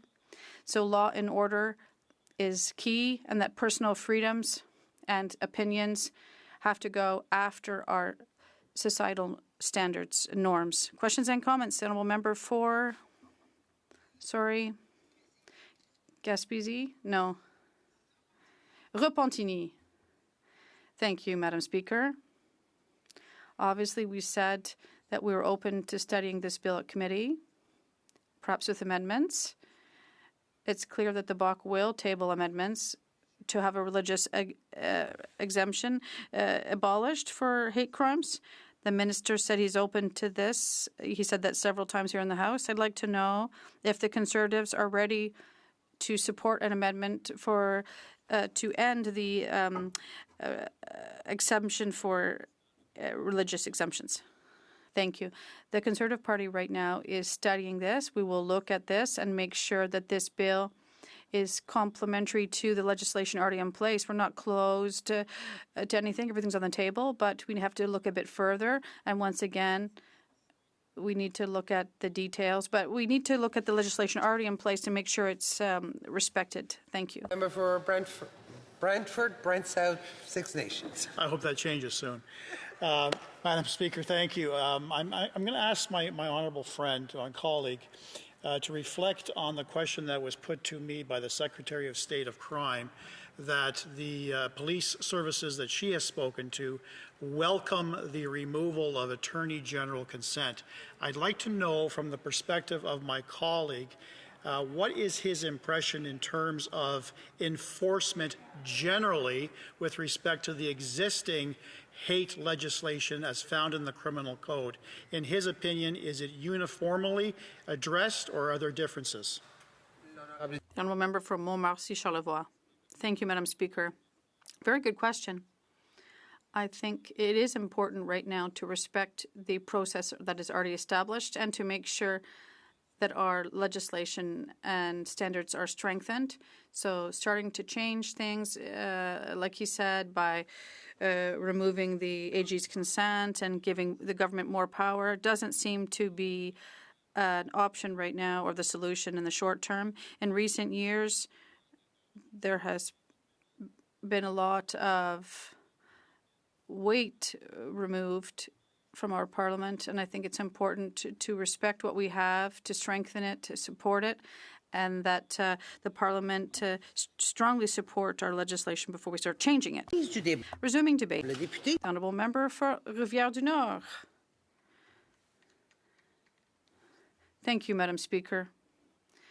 Madam Speaker, C9 is a bill, like that others, offers us some good things and less good things. Obviously, at the Bloc, we are sensitive and concerned with the rise in hate crimes. The Quebec society and Canadian society has been transformed in recent years, and multiculturalism imposed by the Liberal government has brought forth issues that are much more concerning than they were decades ago. Society overall, across the planet, seems to be facing a shock of cultures and traditions and religious beliefs that has affected us as well. Against this backdrop, a clear and consensual definition of our values is essential if we want to have a model that is coherent and effective for living together.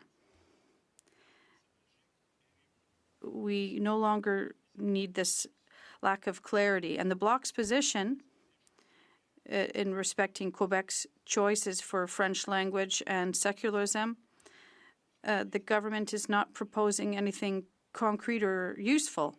CNIS is trying to create legislation around what is proposed in the Charter under the freedom of expression. Yet, freedom of expression is very broad in the criminal code, and despite the Bloc's repeated plans, our bill 373 that was put forth in 2024 and the very strong popularity of our electors, well, the government doesn't seem to want to listen to this. It is still possible in Quebec and in Canada to spread hate and anti-Semitism if you do so using religious texts. In our opinion, this is a bit abhorrent. The government is proposing to create legislation to stop hate crime and such actions. Obviously, we agree, but what about the provisions under the criminal code that exist? Paragraph 2 says, anyone through communication or statements, unless they're in a private conversation, who voluntarily spreads hate for an identifiable group is guilty of either a criminal act with a maximum prison sentence of 2 years, or B, a summary conviction. Well, that's all nice. But a little further, there is paragraph 3 of the same article that says no one can be declared guilty of an infraction in the following cases. A, if he establishes that the statements communicated were true, and B, this is what's interesting or worrisome, B, if in good faith the person expressed or attempted to establish by an argument or an opinion on a religious subject or an opinion based on a belief in a religious text.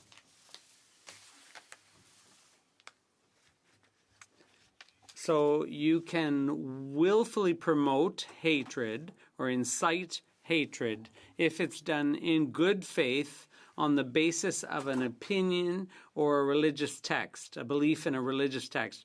Madam Speaker, in my view and in the view of my colleagues in the Bloc Québécois, in the vast majority, and in the opinion of the vast majority of Quebecers, this simply does not make any sense.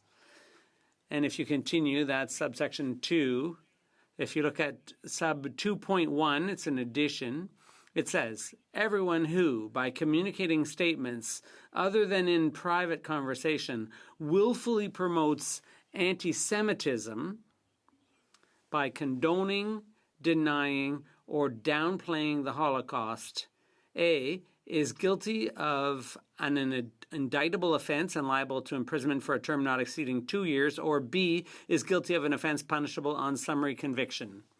So the same provisions, the same sentence for a hate crime or for anti-Semitism.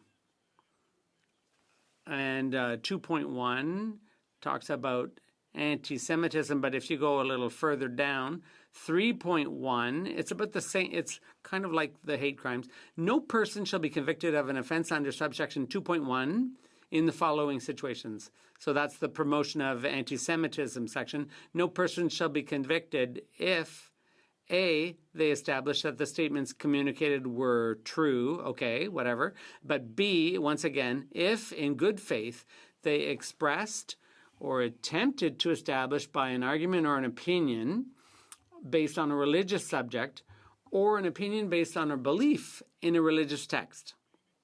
Same exception. So it's word for word the same.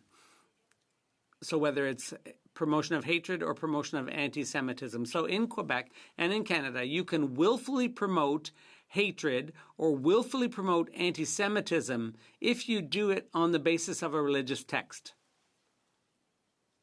I don't know who here thinks that makes any sense. We think it makes no sense whatsoever. So I understand that we have to act positively here. So what we're proposing is that this be dealt with in the current bill. So when the minister says that if those who want to legislate in this area, well, we do want to legislate in this area, but I don't understand why it doesn't go any further. I don't know why those two exceptions that make no sense whatsoever, why were those not repealed? And when I talk to people here, almost everyone agrees that it makes no sense, but when it comes time to vote, nobody's willing to walk the talk. So it's a bit surprising. And apart from that, there's the issue of the definition of hatred. That's a concept which is not, well, there's a lot of writings on this topic. It's not exactly simple for the courts, but in the criminal code, it currently says disdain, aversion, detesting, or denigrating. So that's a definition that stems from a number of court decisions. But I will admit that I wouldn't want to be on the judge's bench trying to decide whether a person acted based on hatred. I wouldn't want to have to be the one deciding whether did this go further than disdain or I think this is going to wind up in the Supreme Court eventually because it's pretty hard to make a finding of fact in the courts on this, but we have a definition which is what it is, and that's what the courts have to deal with.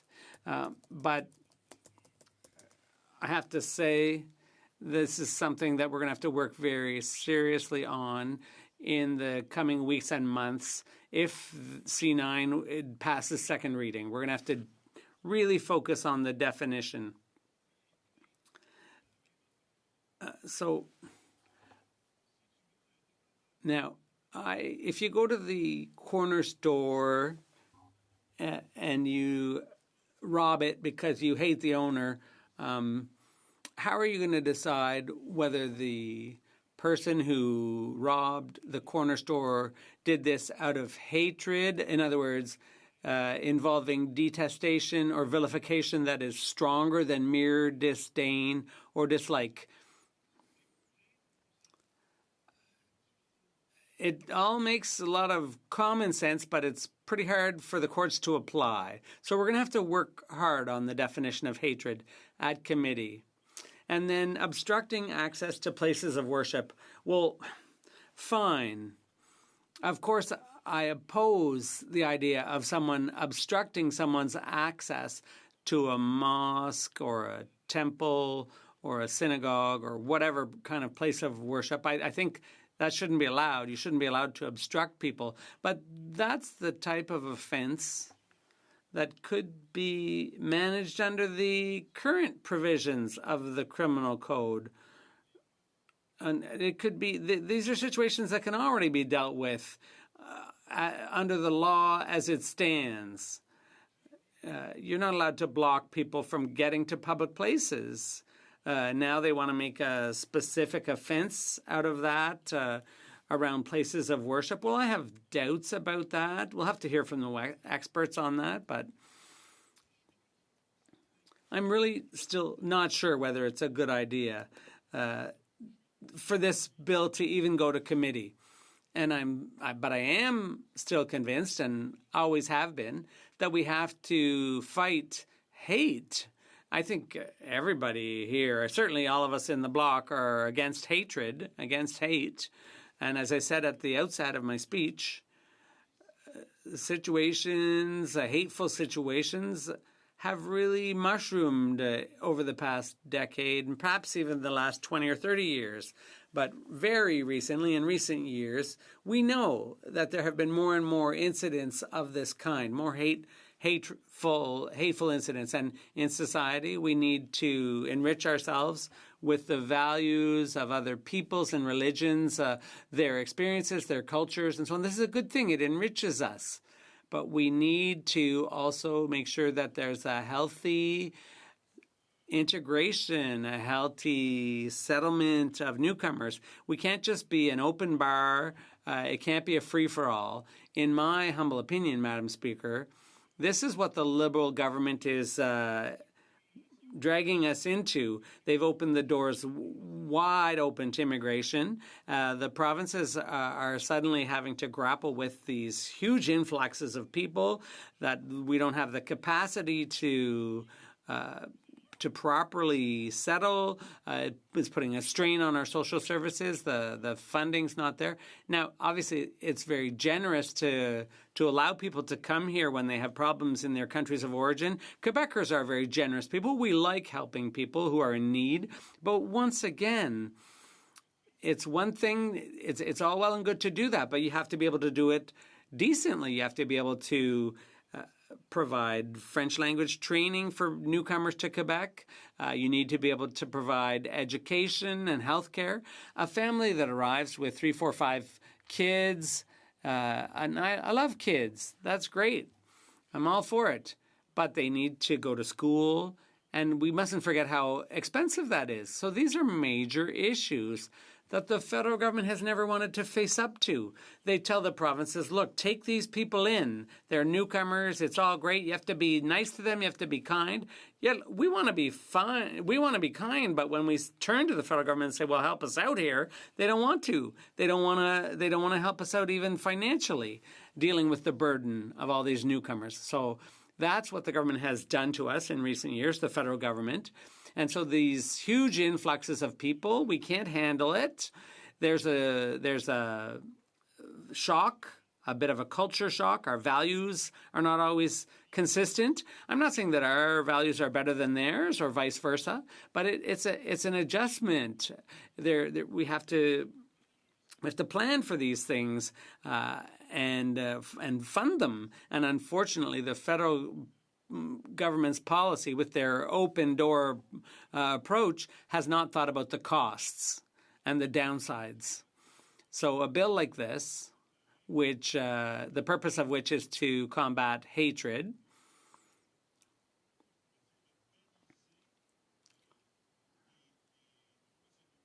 it attempts to set out what are the rights and freedoms that people should enjoy.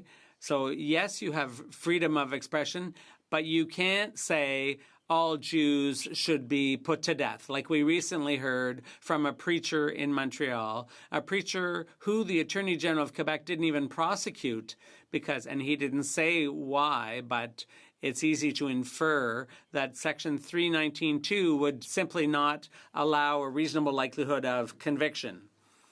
He would have said, I invoke my right to express a belief based on a religious text, and he would have got off scot-free. So it doesn't make sense, but obviously that's why no prosecution was undertaken in that case. So this is what we're seeing, and this is what we saw yesterday and today with the Block's bill that said, look out, government, with your federal government factum, fighting Quebec's attempt to protect its Secularism Act by using the notwithstanding clause. So this is basically forcing us to defend our values, defend who we are. We talked about secularism. We're also talking about the importance of the French language. And then there was a question that was asked of the minister yesterday. We talked about in small claims court where lawyers were not allowed. And why is that? I've got nothing against lawyers, but it's expensive to hire a lawyer, so people can't even afford lawyers for those small claims cases. And so if we can't use the notwithstanding clause for situations like that, then lawyers are going to be allowed to participate in small claims cases and cause huge bills for their clients. Nobody will be able to access small claims court if that's the case. So we're happy to have newcomers, but we want to establish who we are. We want to put limits. We want to control the process. We're not doormats. We're going to stand up. We're going to welcome people. We're going to help them settle in Quebec. We're going to say, welcome to Quebec. We're happy to have you. We're going to help you. but there's financial cost and there's political will to allow for structures that will control the process. We talked about the importance of French language training for newcomers. We want to bolster Bill 101. We want people coming to Quebec to know that this is not a no man's land. This is an existing society that's been around for a long time, that has its ways, it has its own values, it has its own foundations as a society, so that the common language in Quebec is French. Yes, there are many Quebecers who speak English, who learn English, and if you speak English, of course, you're not going to die of hunger. We'll still look after you. But when you communicate with the authorities, with Quebec officials, that's going to have to happen in French. We want that to be upfront. We want people coming to Quebec to know that that's the way things are going to work. But same thing with secularism. We respect all religions. You can practice, you have a right to practice whatever religion you want at home. And that's the beauty of the Secularism Act. It says all citizens, everyone in Quebec, can practice whatever religion they choose. And you can believe whatever your faith system is, but in Quebec, freedom of religion is so sacred, perhaps more than anywhere else in Canada. It's so sacred, it's sacrosanct, so much so that government will hold no religion. We are not going to try to convince you that there's a state religion that's better than all the others. But the government has to be secular, and any government official has to be secular. Government officials, authorities, cannot wear any religious symbols. They can have their personal values, and we respect those, but as representatives of government, they cannot wear religious symbols. Now, this may run up against the Canadian Charter of Rights and Freedoms, and that's why the government of Quebec said, okay, we're going to do it using the notwithstanding clause. Know that these are our values, and they're so important to us that even if it's a departure from the principles set out in the Charter, there are values and they should be respected. Now, the current federal government is challenging that legislation. They want us to be generous with people from all around the world, and your values, they don't count. Well, Madam Speaker, it won't work. And we saw that here in this House, and thanks to our Conservative colleagues who supported our motion to call on the government, the federal government, to withdraw its factum at the Supreme Court. But I am highly critical of the fact that our Liberal and NDP colleagues rejected that motion. And as a result, the Supreme Court, the judges who are appointed by the federal government, non-elected obviously, are in a few weeks or months going to rule on whether Quebec and the provinces are entitled to use the notwithstanding clause, Section 33 of the Canadian Charter of Rights and Freedoms. But I could say more about that, but maybe this isn't the right time. But as you know full well, that provision was drafted by the former Prime Minister Pierre Elliott Trudeau, and that was the compromise that paved the way to the adoption of the Charter. So it wasn't an independent or sovereign or separatist person who drafted that provision. It was Pierre Elliott Trudeau. And if you don't like it, well, that's who you should blame. Now, I'd like to thank you, Madam Speaker, and my colleagues for listening to my speech, and I'm looking forward to seeing what the committee might do with this bill. Thank you, Madam Speaker. Questions and comments? The Honourable Parliamentary Secretary. Madam Speaker, I'm happy to hear my colleague from Rivière-du-Nord speak in such a nuanced way. And in my riding, in terms of values in Blainville, there's a lot of diversity of opinion and a lot of harmony as well in that riding. So we need to be careful not to paint a picture that all immigrants are problems. And when you're talking about something as important as hate speech, can we count on you and the Bloc to have a constructive dialogue? The minister opened the doors and said we'd be willing to discuss this at committee, but can we remain focused on the topic and not mix up various pieces of legislation because it causes confusion? The honourable member for... I'd like to remind the member that I am not a party to the debate, and I will turn it over now to the member for Rivière-du-Nord. Thank you, Madam Speaker, and I'd like to thank my colleague for her question. And I would say that her riding of Thérèse de Blainville is right next door to mine. And I know the people pretty well who live there. And like my riding, there are many newcomers, and there are a lot of organizations in my riding, in Saint-Jérôme and other places, that deal with helping newcomers settle. And they do an outstanding work, and I'd like to give them a shout out while I'm at it. I don't want to give the wrong impression here. Immigration is not a problem. It's a challenge.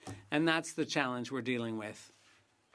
And in dealing with this challenge, we need to work together, we need to have appropriate funding, and we need to have a clear conversation. We need to, and I think the newcomers will appreciate that as much as those who are tasked with resettling them. Thank you, Madam Speaker. I thank my friend for his speech. It was excellent. The question I put to him, the symbolism section in Bill C-9 specifically prohibits the public display, the willful public display of the Nazi swastika. There are over 1 million Hindu Canadians in this country, and part of the symbolism associated with that culture and faith is a symbol that closely resembles the swastika. Sorry? It is the swastika. Does my friend feel that that is a glaring error on behalf of the drafters, which could lead to unintended consequences, which ultimately could lead to criminal charges? I'd like to hear his thoughts on that. Honorable député de Rivière-du-Nord. The Honourable Member for Rivière-du-Nord. Thank you, Madam Speaker, and I thank my colleague for the good question. That's quite the challenge. That's why we need to be as clear as possible. In my speech, I said that people can wear their religious symbols. They can display their own symbols. If I see someone in the street who's wearing something, I'm fine with that, and they can explain their beliefs to me. What we want to be the case is for the state to have no preference. There are Jews, Christians, Buddhists, Catholics, Muslims, many different groups. We want everyone to feel free to express their religious beliefs, but we don't want people like police officers and judges to evaluate people's values. Now, I understand some people say, I have to wear my religious symbol even when I'm working. Well, then that's unfortunate. Maybe they have to find another job, another type of work. A secular state is incredibly important because these days we are welcoming newcomers from every corner of the world of all religions. Questions and comments? The member for Jonquière. Thank you, Madam Speaker. I thank my colleague for a great summary of the main ideas. When it comes to immigration, we don't feel that ethnocultural minorities will commit hate crimes, but there are issues ongoing which create tensions, and there can be tensions between religious groups. My colleague said that we need to give ourselves legislative tools to deal with those tensions between groups. Can my colleague speak to the exemption we are suggesting for hate speech? The minister seems open to amending his bill in committee. Thank you. The Honourable Member for Rivière-du-Nord. What a great question, Madam Speaker. I once again thank the member for Jonquière. This afternoon, the Minister of Justice said that he would be seriously open to discussing the religious exemption. I'm very happy about that, but I wonder why he didn't include that from the get-go, because there are all kinds of exemptions which are covered, but the religious exemption is not covered. I struggle to see the logic behind that.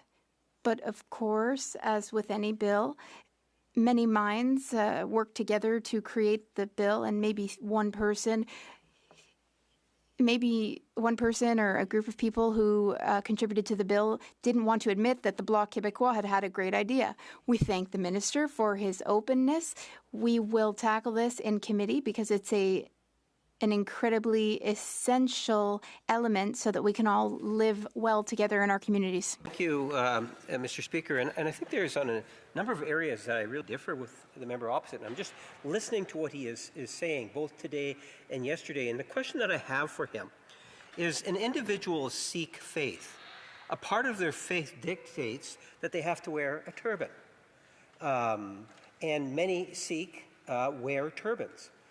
In particular, let's say, for example, the RCMP. Does the Bloc feel that an RCMP officer that is of Sikh faith should be allowed to wear a turban? The Honourable Member for Rivière-du-Nord. Thank you, Mr. Speaker. I thank my colleague for his question. Mr. Speaker, the question is a good one, but I'm not the one today who's going to rule on specific cases of Jewish police officers, Muslim judges, Sikh police officers. There's a lot of work to do. But the challenge is huge, but that means we shouldn't be afraid to face it, to take it on. If someone wears Muslim religious signs and is arrested by a Jewish police officer, he might feel uncomfortable. Or if one is of a certain religion and is then in court before a judge of a different religion with whom there might be tensions. So the state should be secular. Now, at home or on the weekend with our friends, we can display and boast any religious preferences or allegiances. But when it comes to matters of the state, Mr. Speaker, in my view, we must be secular. Questions and comments? The Honourable Member for Temiskaming, Kapuskasing, Mushkegowik. Thank you, Mr. Speaker. I commend the Honourable Member for Rivière-du-Nord on his speech. I really appreciated your speech.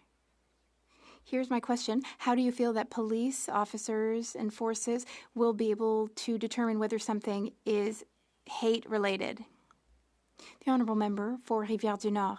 I thank my colleague for the question, which is an excellent one. As I said earlier in my speech, the definition of hatred itself, well, it's not that it's vague, because I don't want to call it vague because I don't know how I would have defined it, but the definition is emotion that involves detestation or vilification and that is stronger than disdain or dislike. Now, it is a bit vague, but when we have to apply this definition, it means that we're going to have to determine whether an individual had hateful intentions behind their actions using this definition. So good luck to any judge trying to figure that out. North, about 30 seconds. I'm a bit reluctant. I want to be respectful. I really do. But my question specifically is that if you take a look at the turban, it is a part of the identity of an individual. Is the member trying to say that, for example, a member of the RCMP should not be allowed to wear a turban? And I'm very much interested in the Bloc's position on that in Canada. L'honorable député, 30 secondes. Monsieur le Président. The Honourable Member in 30 seconds. Mr. Speaker, it's the same as with any lawyer who appears in court. They have to wear a toga. There are dress codes, uniforms for various professions. Nurses wear a uniform too. In the case of police officers, in my humble opinion, there should be secularism in our dress codes. Resuming debate. And crime. Thank you, Mr. Speaker. I'll be sharing my time with the member from Surrey Newton. Mr. Speaker, I rise in firm support of Bill C-9, the Combating Hate Act, not just as legislation, but as a promise this new Liberal government is delivering for Canadians. This is about more than law. It's about dignity, safety, and belonging. We campaigned on protecting vulnerable communities and confronting hate in all its forms. And that commitment demands action. Bill C-9 is our response to the urgent realities many Canadians face each day. Recent data from Statistics Canada paints a stark picture. Police-reported hate crimes have more than doubled in the last 6 years.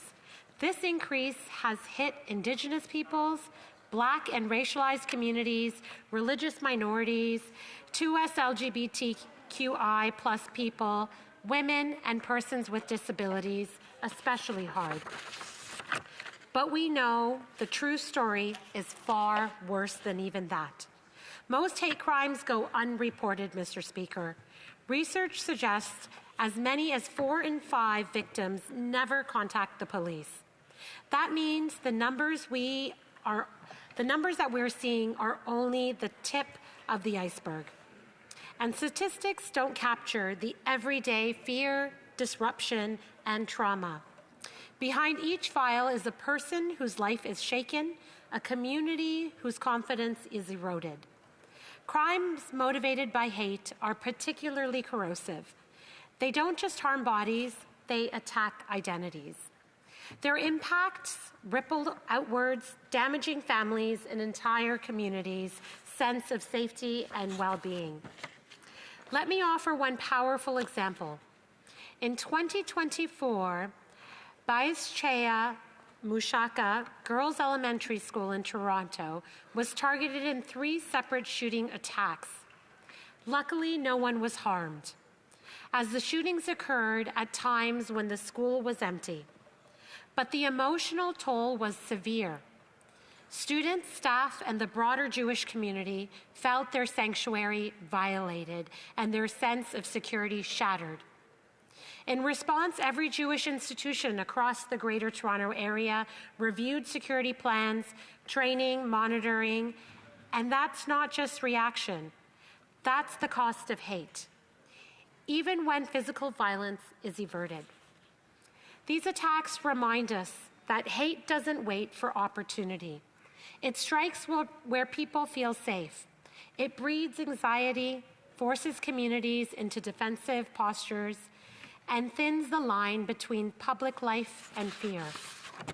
When hate is expressed as intimidation, threats, harassment, targetings of places of worship, the damage is intense. When access to cultural or faith-based spaces is blocked or obstructed, the harm is both symbolic and real. Victims describe depression, post-traumatic stress, withdrawal from community life. Their routines collapse under the weight of fear. Communities, too, pay a heavy price. Divisions deepen, trust frays, participation wanes. Over time, community bonds weaken, social cohesion unravels, and fragmentation spreads. That's why Bill C-9 matters. Because in Canada, everyone, no matter who they are or where they come from, should be able to live without fear. This bill answers the calls across the country for stronger protections for religious and cultural spaces and for communities under threat. It proposes 4 new criminal offenses, each targeted at a distinct danger. Number 1, intimidation or obstruction offenses, prohibiting those who intimidate or block access to places of worship, schools, and community centers. These must be sanctuaries, not targets. The maximum sentence, up to 10 years imprisonment, underscores how serious we take this issue. A hate-motivated offense, this is number 2, a hate-motivated offense allowing any federal offense to carry an enhanced charge when motivated by hatred, grounded in race, religion, sex, or other things, is this clearly condemns hate as more than a supplement. It is a central aggravating factor. Number 3, an offense for publicly displaying certain hate or terrorist symbols deliberately with intent to promote hate. This includes symbols associated with listed terrorist groups, the Nazi, and I may not be pronouncing this correctly, the Nazi HoC. And why this is so important as well is because we're not using that word regularly anymore. The more popular, commonly used word has become the Nazi swastika. And that is therein why we need a religious exemption, because just as mentioned in this House previously, a lot of these symbols are linked to other religions and have a long historic past. And so it's really important to communities to reclaim their words as well. So the Nazi HoC crews and the SS bolts will specifically be symbols that are listed, are symbols that are listed in this piece of legislation. But we are explicitly, like mentioned, protecting legitimate uses of these symbols for educational purposes, religious, artistic, journalistic, from being caught up in this law. This bill also clarifies the definition of hatred using Supreme Court jurisprudence, so police, prosecutors, and the public have clear guidance about where lawful expression ends and criminal hate begins. Moreover, Bill C-9 removes the requirement that the Attorney General must personally consent for hate speech propaganda charges, a charge that gives law enforcement consistency, speed, and certainty while retaining prosecutorial oversight. In closing, Mr. Speaker, this bill is about protecting communities, affirming dignity, and sustaining the democratic values we promised to defend. It sends a potent message. Canada will not tolerate hatred, in word or in symbol, in our streets, our schools, or our sacred places. This Liberal government campaigned on a promise to confront hate. With Bill C-9, we are acting on that promise. I urge all members to support it swiftly so its protections may begin without delay. Thank you, Mr. Speaker. Questions and comments. Question and commentary. The honourable member for York Centre. Thank you, Speaker. I'd like to pose two questions to my friend. First of all, why does the government appear to be diluting the definition of hatred in that the language that the Supreme Court articulated, language that we've been relying on for 35 years, which includes the words extreme manifestations before the words detestation and vilification, why have these been dropped from the definition of hatred, thereby diluting the definition, thereby lowering the threshold? And my second question, is my friend not concerned that while removing the requirement for consent of the Attorney General, that informants that lay charges by way of private prosecutions will be able to do so without any checks or balances, potentially politicizing the issue and targeting their political opponents? Thank you. The Honourable Secretary of State. Mr. Speaker, my answer to both of those questions is that the definition of hatred was not in the criminal code.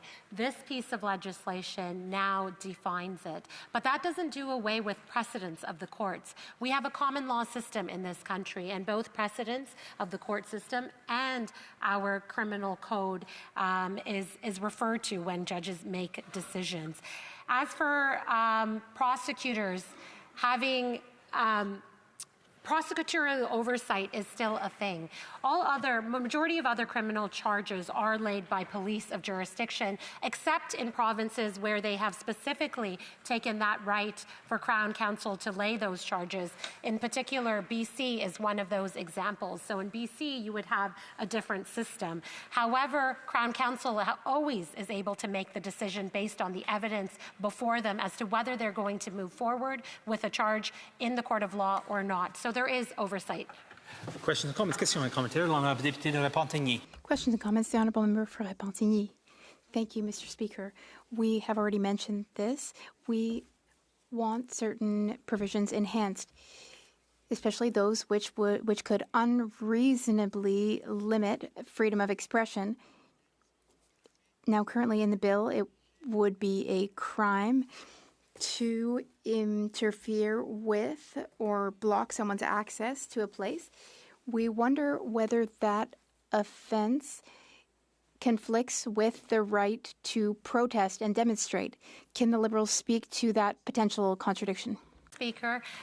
In this country, we have many designated places to protest, and I think when you approach a cultural institution, a religious place of worship, and choose that to be the place of protest, it not only hurts the sentiments of worshipers in that place, but it creates conflict, and we've seen that. I've seen that in my own community.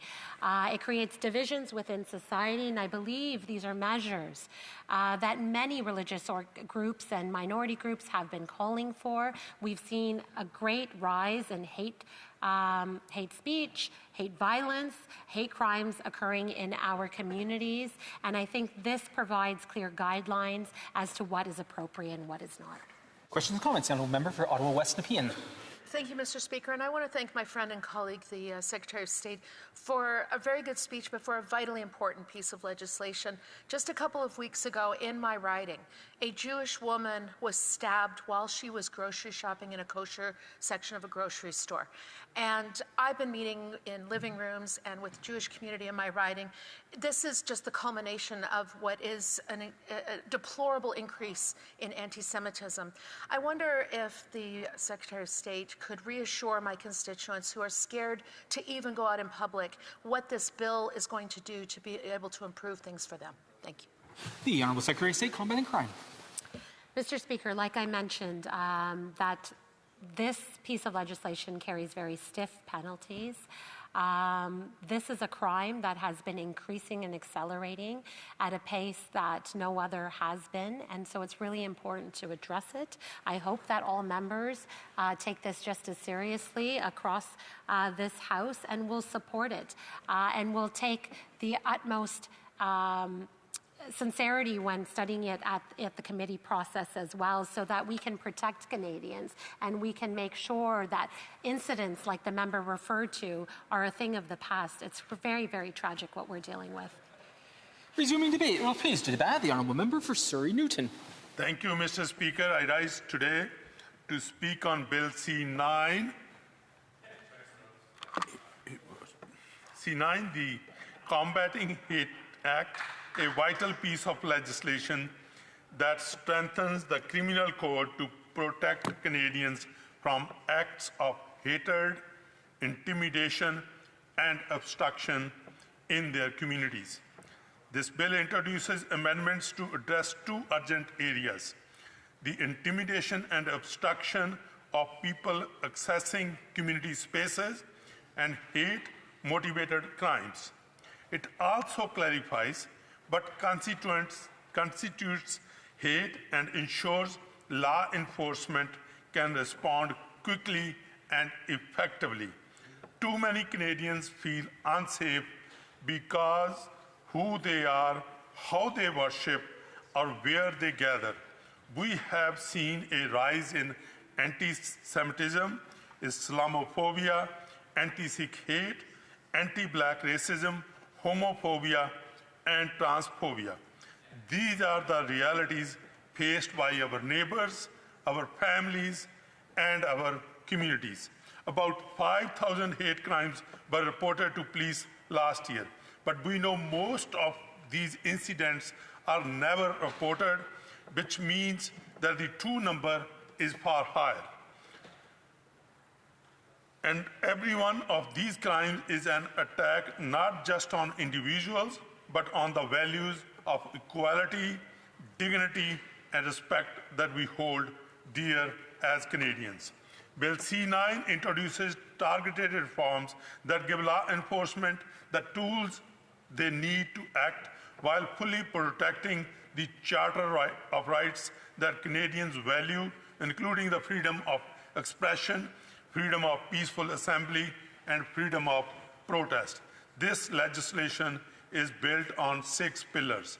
First, a new obstruction offense. It will be illegal to block or interfere with lawful access to spaces such as religious institutions, cultural centers, schools, seniors' residence, or cemeteries. No Canadian should face barriers when they are going to pray, taking their child to school, or attending a cultural celebration. For example, it would be a crime to block the front of a synagogue, to restrict access for worshippers, or to set a fire at the entrance of a school. At the same time, peaceful protest remains fully protected. This is not about creating so-called bubble zones. Peaceful protests, chanting, or holding signs are allowed. Only intentional obstruction or intimidation will be considered illegal. Second, new intimidation offense. This targets behavior designed to instill fear in people accessing those same spaces.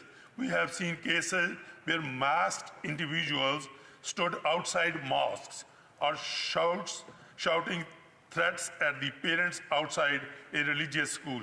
These acts are intimidation, not protest, and they have no place in Canada. Third, a new hate crime offense. If someone commits any federal offense, whether under criminal code or another law, they do it out of hatred for a particular group, it will now be treated as a hate crime. This is about making sure hate-motivated actions are met with seriousness that it deserves. Bill also makes it an offense to publicly display hate or terrorist symbols to promote hatred and removes the Attorney General consent required for hate propaganda charges so police can move more quickly.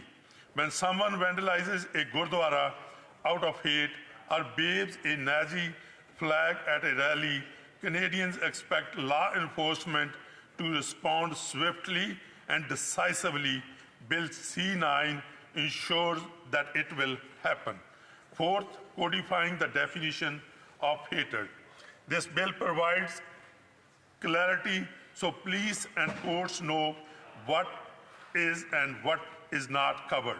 Hatred means strong dislike or hostility towards a group, going beyond just being rude, offensive, or hurtful. This clear definition will help make the law fair and consistent across Canada. Fifth, streamlining hate propaganda charges. Right now, police need the Attorney General's consent before laying such charges. This step often delays justice. With Bill C-9, that barrier is removed so law enforcement can act faster and communities are better protected.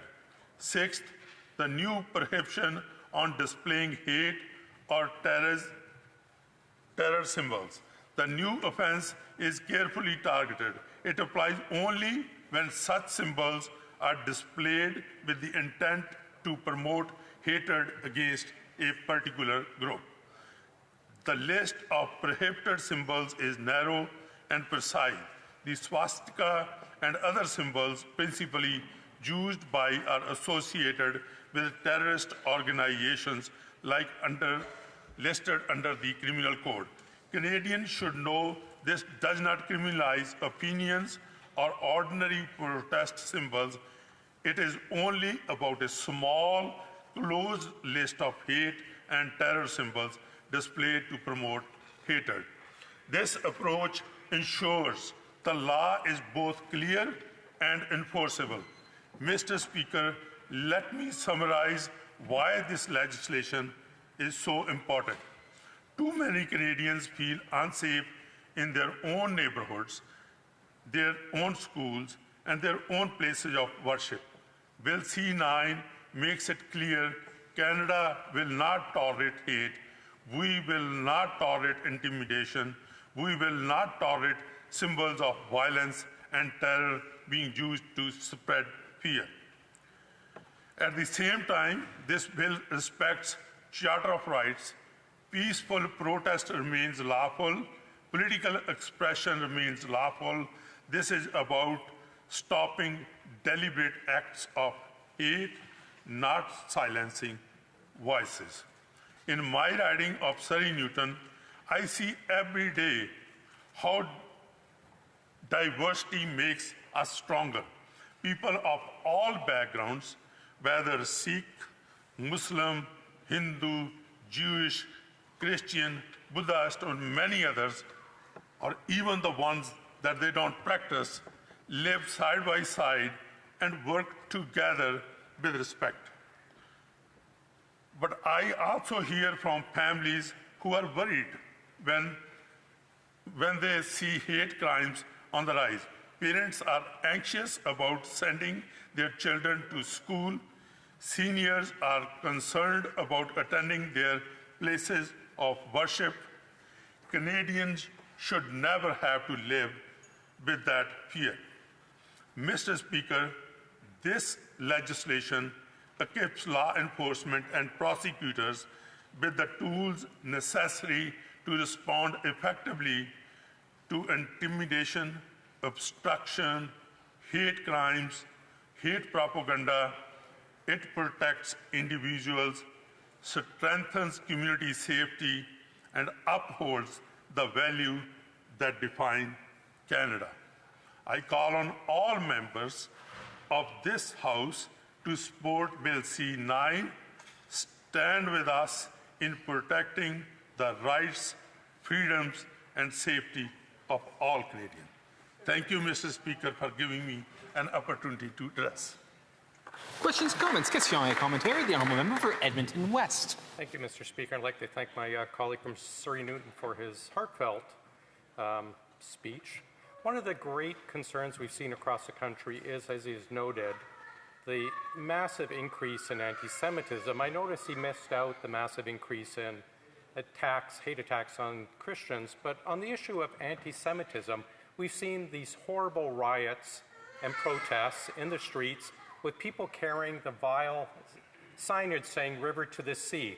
We know "River to the Sea" means the extermination of the Jewish people between the Jordan River and the Mediterranean Sea. Does the member opposite believe that the rivers to the sea would be an issue of hate, and would C9 ban people from actually carrying signs promoting the river to the sea, extermination of the Jewish people in Canada? The Honourable Member for Surrey Newton. Thank you, Mr. Speaker. I want to thank the Honourable Member from Edmonton West. In fact, when it comes to Christians, I did mention, Mr. Speaker, the places of worship, including the churches. And I will always keep on making sure that the Christians are equally protected under Canadian law. And when it comes to displaying any symbols of hate that is attacking any of those communities that I mentioned, whether it's a Jewish community, Christians, Sikhs, Muslims, or any other Hindus, this will not be tolerated, and this is the bill that will make sure that those symbols of hate are banned, are act of a hatred, and are offensive under this law. Questions et commentaires. Questions and comments. The Honourable Member for Repentigny. Mr. Speaker, when we look at the bill in terms of the infraction of intimidation, it kind of reflects a very important need.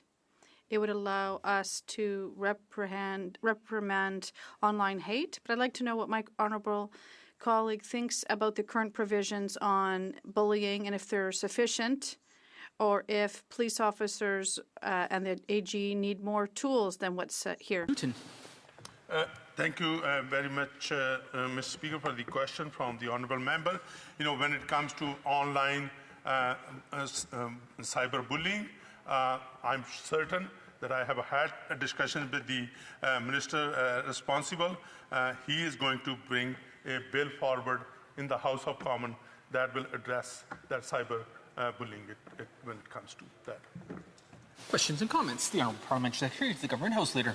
Yes, thank you, Mr. Speaker. And I really appreciate the comments that the member has put on the record. And I reflect back to the last federal election, where we have a newly elected Prime Minister and a government with a full agenda. And it's really quite encouraging to see not only that the Prime Minister, but the Liberal caucus has put the whole idea of combating hate on the agenda by bringing legislation virtually within 6 months of being in government. And I see that as a positive, especially when you start looking at the stats of increasing of the type of hatred that's out there, specifically that's race and ethnicity based. We should all be concerned about that. And my question to the member is, would he not agree that one of the nice things to see is eventually this hopefully will get to committee and we will be able to get feedback from experts across the country? The honourable member for Surrey Newton. I want to thank the honourable member from Winnipeg North, who's always a great, does great interventions. I want, through you, Mr. Speaker, I want to assure the honourable member that the minister has clearly said that he is open to those changes, and when it comes to committee carries its own agenda, and if it gets to be changed, something there, or modified, our minister is willing to, and I will love to see that happen as a constructive step moving forward.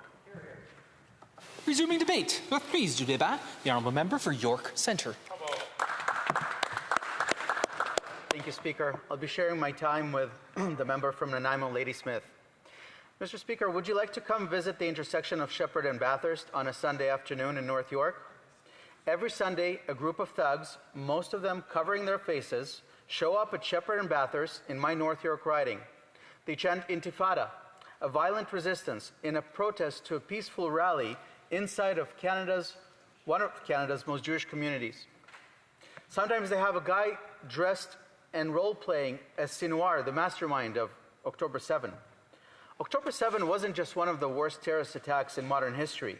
It sparked global jihad, including here in Canada. For Canada's Jews, this is a sobering moment. My friends, my neighbors, members of my synagogue, fellow Canadians are scared. Hate crimes against Jewish Canadians have more than quadrupled since the Liberals took office. But never mind the statistics. 2 weeks ago, a woman was stabbed for shopping in a kosher section of an Ottawa grocery store. A father wearing kippah was beat up in front of his children in a Montreal park. The Hayamushka School for Girls, a kilometer away from where I live, was shot at 3 times. And you know what Bill C-9 does to address that? Nothing. Worse than nothing. If passed in its current form, this Liberal hate bill may be weaponized against every Canadian. I don't want to hear any lectures from these Liberals about anti-Semitism. I dealt with Soviet anti-Semitism, and I lived in Israel during the first Intifada. I remember the suicide bombings of restaurants, hotels, markets, and buses. Deadly mayhem everywhere perpetuated by the Islamic Jihad. And now, what do Canada's Jews get from this Liberal government? Canada's recognition of a terrorist state on the eve of Rosh Hashanah, on the Jewish New Year, without preconditions. Don't they dare lecture me about anti-Jew hate. They got thanked by Hamas, not once, not twice, but 3 times. There are enough laws on the books to stop this mayhem. It's already illegal to intimidate someone while physically blocking them from entering a facility. Hatred has been defined by the Supreme Court for 35 years. We've settled on it. But as we'll see in a moment, this legislation will water down that definition. To willfully promote terror is to willfully promote hate.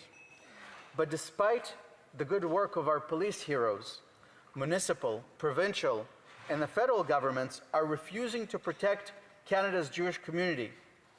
So what do the Liberals propose instead? They come up with Bill C-9 that should concern every member of the Jewish community and every Canadian.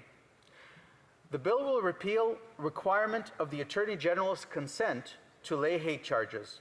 Now that may indeed simplify the process and reduce fingerprinting, such as we have now in Ontario, between the Attorney General's office and police. But the proposed repeal would also apply to private prosecutions. So vexatious informants will try to lay hate charges against political opponents every day, including against some members of this House, conceivably. It will create a chill on free speech. Now, the Crown may intervene to stay or withdraw such charges, but the Crown may also not take a position. And even if the Crown withdraws or stays the charges, the informant might be able to appeal that by taking it to judicial review. Such persecutions will cause distress to the alleged accused. They will result in legal fees, reputational risks, and travel restrictions. The bill must be amended so that the Attorney General's consent is required for hate crime prosecutions started by private information. What the Liberals propose is very dangerous, and I'm rightfully scared that politicians and ideological opponents will try to silence each other using criminal proceedings. Another major concern is that the new standalone hate offense applies to any offense under any act of Parliament. So an offense under the Elections Act or under the Canada Labour Code may attract criminal prosecution. There's significant risk of overreach, particularly in view of previous concerns regarding private prosecutions. I got into politics by counting votes and studying elections law. What if someday someone accuses a scrutineer of suppressing votes because hate? Then, could they be subjected to a criminal prosecution, including a private prosecution? Or someone withheld wages contrary to the Canada Labour Code? Should that give rise to a criminal prosecution if hate is alleged? We're talking about tacking on a criminal offense onto non-criminal conduct. It's scary, and it's not necessary. And finally, the government is seeking to dilute the definition of hatred as articulated by the Supreme Court of Canada. I don't understand why they're looking to lower the threshold for hate speech after 35 years of good common law.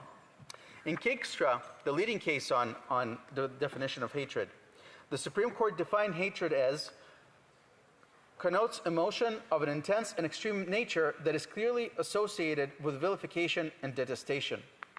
In the subsequent case in Whatcott, the Supreme Court said that hatred is limited to the extreme manifestations of the words detestation and vilification. But Bill C-9 defines hatred as, quote, the emotion that involves detestation or vilification and that is stronger than disdain or dislike, close quote. The codification of hatred in Bill C-9 omits the words connotes emotion of intense and extreme nature. It also omits the other alternative, the Whatcott alternative, extreme manifestations. Why? The effect is to lower the threshold for the definition of hatred, making it easier to convict of hate speech. This is another attack on free speech by the Liberals. It will not protect Jews or anyone, but it will place every Canadian at a greater risk of criminal prosecution. This bill lowers the threshold for hate speech. It couples criminal prosecutions with non-criminal proceedings, and it allows private citizens to swear private hate informations and lay hate charges without consent of the Attorney General. In its present form, Speaker, this bill is an assault on free speech. And like I said, I'm a Canadian Jew. I would like the Liberals to insist on enforcement of existing laws and not be thanked by Hamas every other month. But they should go back and rethink this bill. Don't make innocent Canadians fear of being in legal jeopardy. Thank you very much, Mr. Speaker. Questions and comments? Question et commentaire. The honourable member for Hamilton West, Ancaster, Dundas. Thank you, Mr. Speaker. On the issue of overzealous litigants, that's something I personally identify with as a former municipal councillor, being the subject to several what I consider to be frivolous and vexatious complaints, using the process as a political tool. But the Act is very clear that the Crown still has oversight of charges that would move forward. So through you, my question to the member is, why doesn't he have confidence in the professionalism of the courts and the Crowns to move forward appropriately when there are serious allegations of hate? The honourable member for York Centre. I thank the member for that question, and I'm very happy to clarify. There is no question that our capable and professional crowns are able to intervene in private prosecutions and stay or withdraw the charges. The problem is that at times a crown may take a non-position, but even if it would be appropriate to stay or withdraw, and the crown did take the position and charges were stayed or were withdrawn, an informant would be able to appeal to a judicial review. And what that means is that the subject, the alleged accused, would be subjected to legal fees, to reputational risks, to travel restrictions. One of the common questions when you travel is, have you ever been subject to criminal proceedings or ever arrested? And so, regretfully, even if the Crown exercises its due diligence, there's still prospect of continuous prosecution, putting Canadians' well-being at risk. Questions and comments. Question et commentaire. The honourable member for Brantford, Brant South, Six Nations. Thank you, Mr. Speaker. I'd like to ask my friend, firstly, thank you for that excellent speech. To my colleague, I want to ask him, we've heard from the government, from several speakers from the government, that Jewish groups are absolutely supportive and in favor with the full content of Bill C-9. I would imagine, as a proud Jewish resident in your community, I'd like to find out from my colleague whether or not he has heard from any other Jewish groups that offer a different view. Yeah, I'm a member for York Centre. Thank you, Shadow Minister. Thank you, Shadow Minister, for that question. Since Friday, I have been in regular communications with various Jewish community groups, and essentially all of them have expressed one reservation or another about some of the contents of this bill that I have articulated earlier. The private prosecution concern is on top of mind. One of the leading organizations, in fact, is generally concerned with respect to the removal of the AG's consent. But I think at the end of the day, we would all agree that it is important that we stick to the letter of the law when it comes to the codification of the word hatred. And I don't understand, Speaker, why is it that this government is intent on diluting 35 years of good Supreme Court common law and urge them to go back and redraft that section? Questions, comments. Question et commentaire. The member for Winnipeg North. Yes, thank you, Mr. Speaker. Whether it is the shadow minister or the Conservative critic or the member that has just spoken, the concern that I have is in listening to what they have to say, I'm believing that they oppose the legislation, and I hope that doesn't mean that they're going to prevent it from ultimately going to committee. Does the member believe there's an opportunity that would see the Conservatives supporting the legislation, at least to go to committee, where the minister himself has indicated he's very much open to working with members to tune the legislation? Member for York Centre, about 45 seconds. Speaker, I have very serious concerns about the legislation in its current forms. We see a serious assault on free speech by virtue of dilution of the definition of hatred, by allowing private prosecutions for hate charges to proceed without Attorney General consent. And I'm very concerned about the coupling of essentially criminal statutes that do prescribed offenses that, if coupled with the allegation of hate, could result in criminal proceedings. This is a very problematic bill that the Liberals are bringing. Resuming debate. Reprise de débat. Member for Nanaimo, Ladysmith. Thank you, Mr. Speaker. Canadians believe in a country where everyone can speak freely, worship freely, and live without fear. I believe that all of the honourable members of this House agree that no one should face threats because of their race, their faith, or who they love. Yet today, Canadians are confronting an alarming reality. The police tell us that hate crimes have risen sharply since the Liberals came to power, up 258% nationwide since 2015. Within that increase, anti-Semitic hate crimes have jumped 416%, and hate crimes against South Asians are up 377%. Last year alone, police reported a staggering 4,882 hate crimes across Canada, and the number of police-reported hate crimes have increased for 6 years in a row. These numbers are real, and they're deeply troubling. And I agree with the minister that this government must act. But we must separate the goal from the method. Legislating against hate is welcome if it minimally impairs free speech and actually makes our communities safer. But legislation without enforcement is like a lock without a key. It has potential to be useful, but it's far from effective. Now, I share the minister's concern for both the deterioration of civil discourse in our society and for the victims of hate-motivated crime. The criminal code already makes it illegal to utter threats, to incite violence, or to harass someone because of who they are.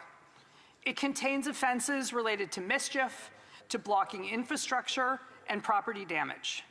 These provisions are clear, court-tested, and strong.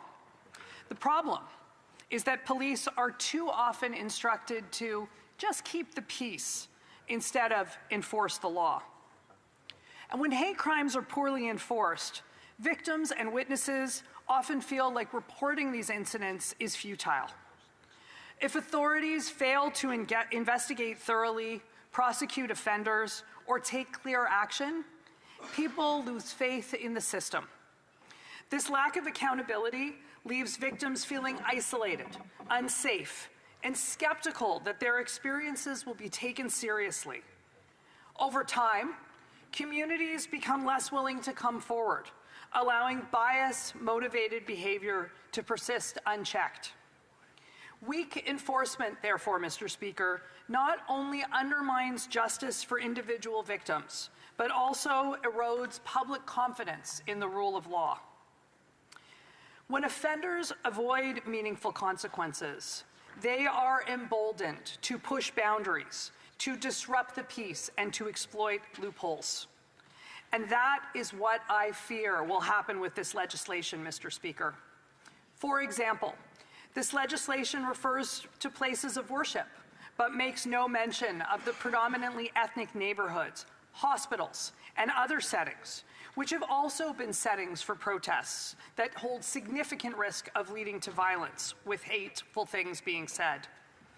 There is significant risk under this bill that protesting mobs will simply move back into those residential neighborhoods, where they invite escalation and confrontation and instill real fear in families, seniors, and children.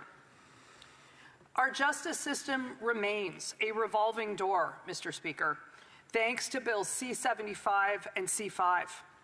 Charges are dropped, pled down, trials are delayed, and sentences are inconsistent. This bill does nothing to change that.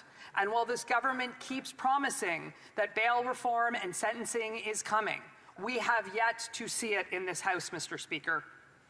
People deserve to feel safe in their homes, and they will not without enforcement of the laws currently on the books. New offenses are only meaningful if they are clear, enforceable, and consistently applied. This bill needs work to pass that test, Mr. Speaker. While the government claims that the definition of hatred in this legislation simply codifies the language from case law, in fact, the definition as articulated sets a materially lower standard. Hatred is defined in this bill as, quote, the emotion that involves detestation or vilification and that is stronger than disdain or dislike. Wow, that is a confusing mouthful. The minister himself has admitted that the application of this law will be fact-dependent. That means that both law enforcement and ordinary Canadians will have to do some guessing in the moment as to what might be interpreted as a crime. Detestation and vilification is a crime, but disdain and dislike, well, that's free speech.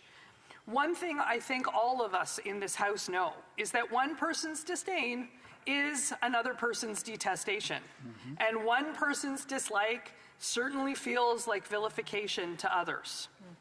In the case law, the standard was higher, requiring the emotion of hatred to be intense and extreme in nature, the extreme manifestation of the sentiment of hate, and be far beyond dislike, disdain, and simple offensiveness. I fear that this bill, as drafted, will become more fodder for accusations on social media, vexatious complaints to police, and aggression between groups. History warns us that where lowering the standard for hate speech can lead. Laws meant to stop hatred have been turned against political dissenters and minority voices. We should not give the state broader powers to police thought or symbolism without first trying to make our existing tools against hatred more effective. Like all honorable members of this House, I reject hate in all of its forms. Every Canadian deserves to feel safe at home, in their place of worship, and on the street. But safety will not come solely from criminalizing symbols or speech. Safety comes from making sure that when someone assaults another person, threatens a synagogue, or vandalizes a mosque, that the police investigate, make arrests, and that the court holds a fair trial and enforces the sentence. This bill removes the Attorney General's oversight before a hate propaganda charge proceeds. That step has proven an important safeguard against politicization and misuse, especially in the case of private prosecutions. Eliminating it without another way to prevent vexatious prosecutions leaves the door wide open to the weaponization of this bill. Right now, Mr. Speaker, our biggest problem, is that enforcement is not consistent. Bail is virtually automatic, and charges are often dropped. Serious charges are pled down. That is where Parliament's attention should be, on stronger enforcement, on swifter prosecutions, and on support for victims. Unamended, this bill risks punishing the unpopular, while the truly dangerous slip through. And so, while I agree wholeheartedly that rising hate crimes demands action, this bill feels more like a Liberal press release than it does like real protection. Mr. Speaker, Conservatives believe in limited government, in the rule of law, and in freedom of expression, even for speech we find offensive. We believe that what is illegal must be clear and tied to real harm, not to subjective feelings of detestation or vilification, however painful they may be to hear. The right response to hateful ideas is not more censorship. It is more debate, more truth, and more courage from citizens willing to challenge hate in the open. So I say to this government, if you want to protect Canadians, start by enforcing the strong laws we already have. Make sure threats, assault, and property crime motivated by hate are investigated and prosecuted to the full extent of the criminal code. Give police the resources they need. Support victims, but do not lightly hand the state new powers to decide which ideas may be expressed. Thank you, Mr. Speaker. Questions and comments. Questions et commentaires. Honourable Parliamentary Secretary to the Secretary of State Combating Crime. Thank you. The honourable member knows, as well as the honourable member from York Centre, that I have a great deal of respect for both of them. I have been to Bathurst and Shepherd, as you well know, and I've seen those individuals waving the Hezbollah flags. intentionally to intimidate the members of your Jewish community and my Jewish community who happen to go to those rallies as well. I know for a fact, Mr. Speaker, the Canadian Women Against Anti-Semitism support some of the measures in this bill. The Toronto Police Service have told me they support some of the measures in this bill. The honourable member talks about enforcement. Enforcement's a provincial issue, not a federal issue. So does the honourable member agree that for the federal government to combat hate, that this legislation actually does go a long way with a lot of these stakeholder groups? The member for Nanaimo, Ladysmith. Thank you, Mr. Speaker. And I really want to thank the honourable member for everything that he has done to support his community and to support our communities. He has really shown care, and I am personally grateful for that. When it comes down to whether or not we need new laws, we are only going to find that out when we make a sincere effort to enforce the ones we already have. And yes, that will involve working with our provincial counterparts. And I think that there is a lot of work to do in terms of tone and signal and tone from this federal government in that. But if this government truly wants to protect Canadians, it's going to need to focus on resources for police, on support for victims, and on consistent application of the criminal code. And there is a lot that the federal government can do to be able to support our law enforcement. We need to make sure that when someone assaults another person, threatens a synagogue, or vandalizes a mosque. Questions et commentaires. L'honorable député. Questions and comments, the Honourable Member for Repentigny.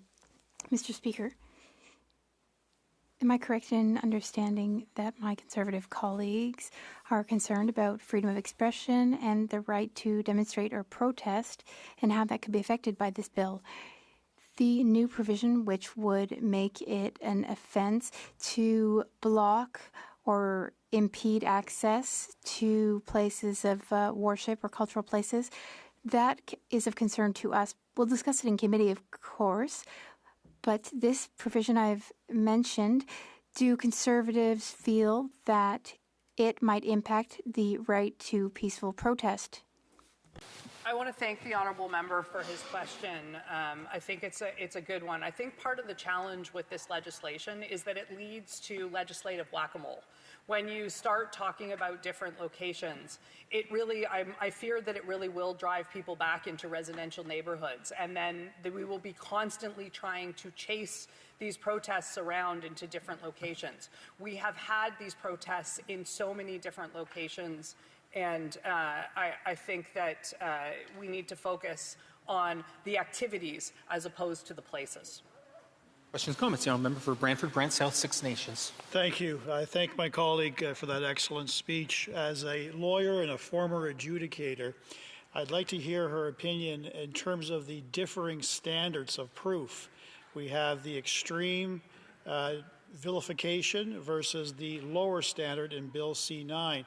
Knowing that our courts are overburdened with cases right now, with Jordan delays being commonplace across Canada, how do you feel this confusing threshold, will that increase the amount of litigation in our criminal courts? The honourable member for Nanaimo, Ladysmith. I want to thank the honourable member for his question because I think it's a really important point. One of the real struggles particularly in the last couple of years, has been that people who are experiencing extreme examples of hatred and violence in their communities on the streets. We've had a lot of instances where people stand on one side of the street and yell at people on the other side of the street with law enforcement in between. One of the real challenges in all of this is that public prosecutions are very hard to lay, and it's very difficult in the moment to find witnesses and to be able to ascertain what actually happened, especially with people shrieking. And there's often allegations on both sides, lots of cell phone tape, and I think it's going to be chaos. Resuming debate. Reprise du débat. The honourable member for Hamilton West, Ancaster Dundas.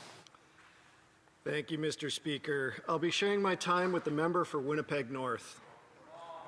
It's an honor to rise today to speak on Bill C-9, the Combating Hate Act, a bill that represents more than just legislative reform.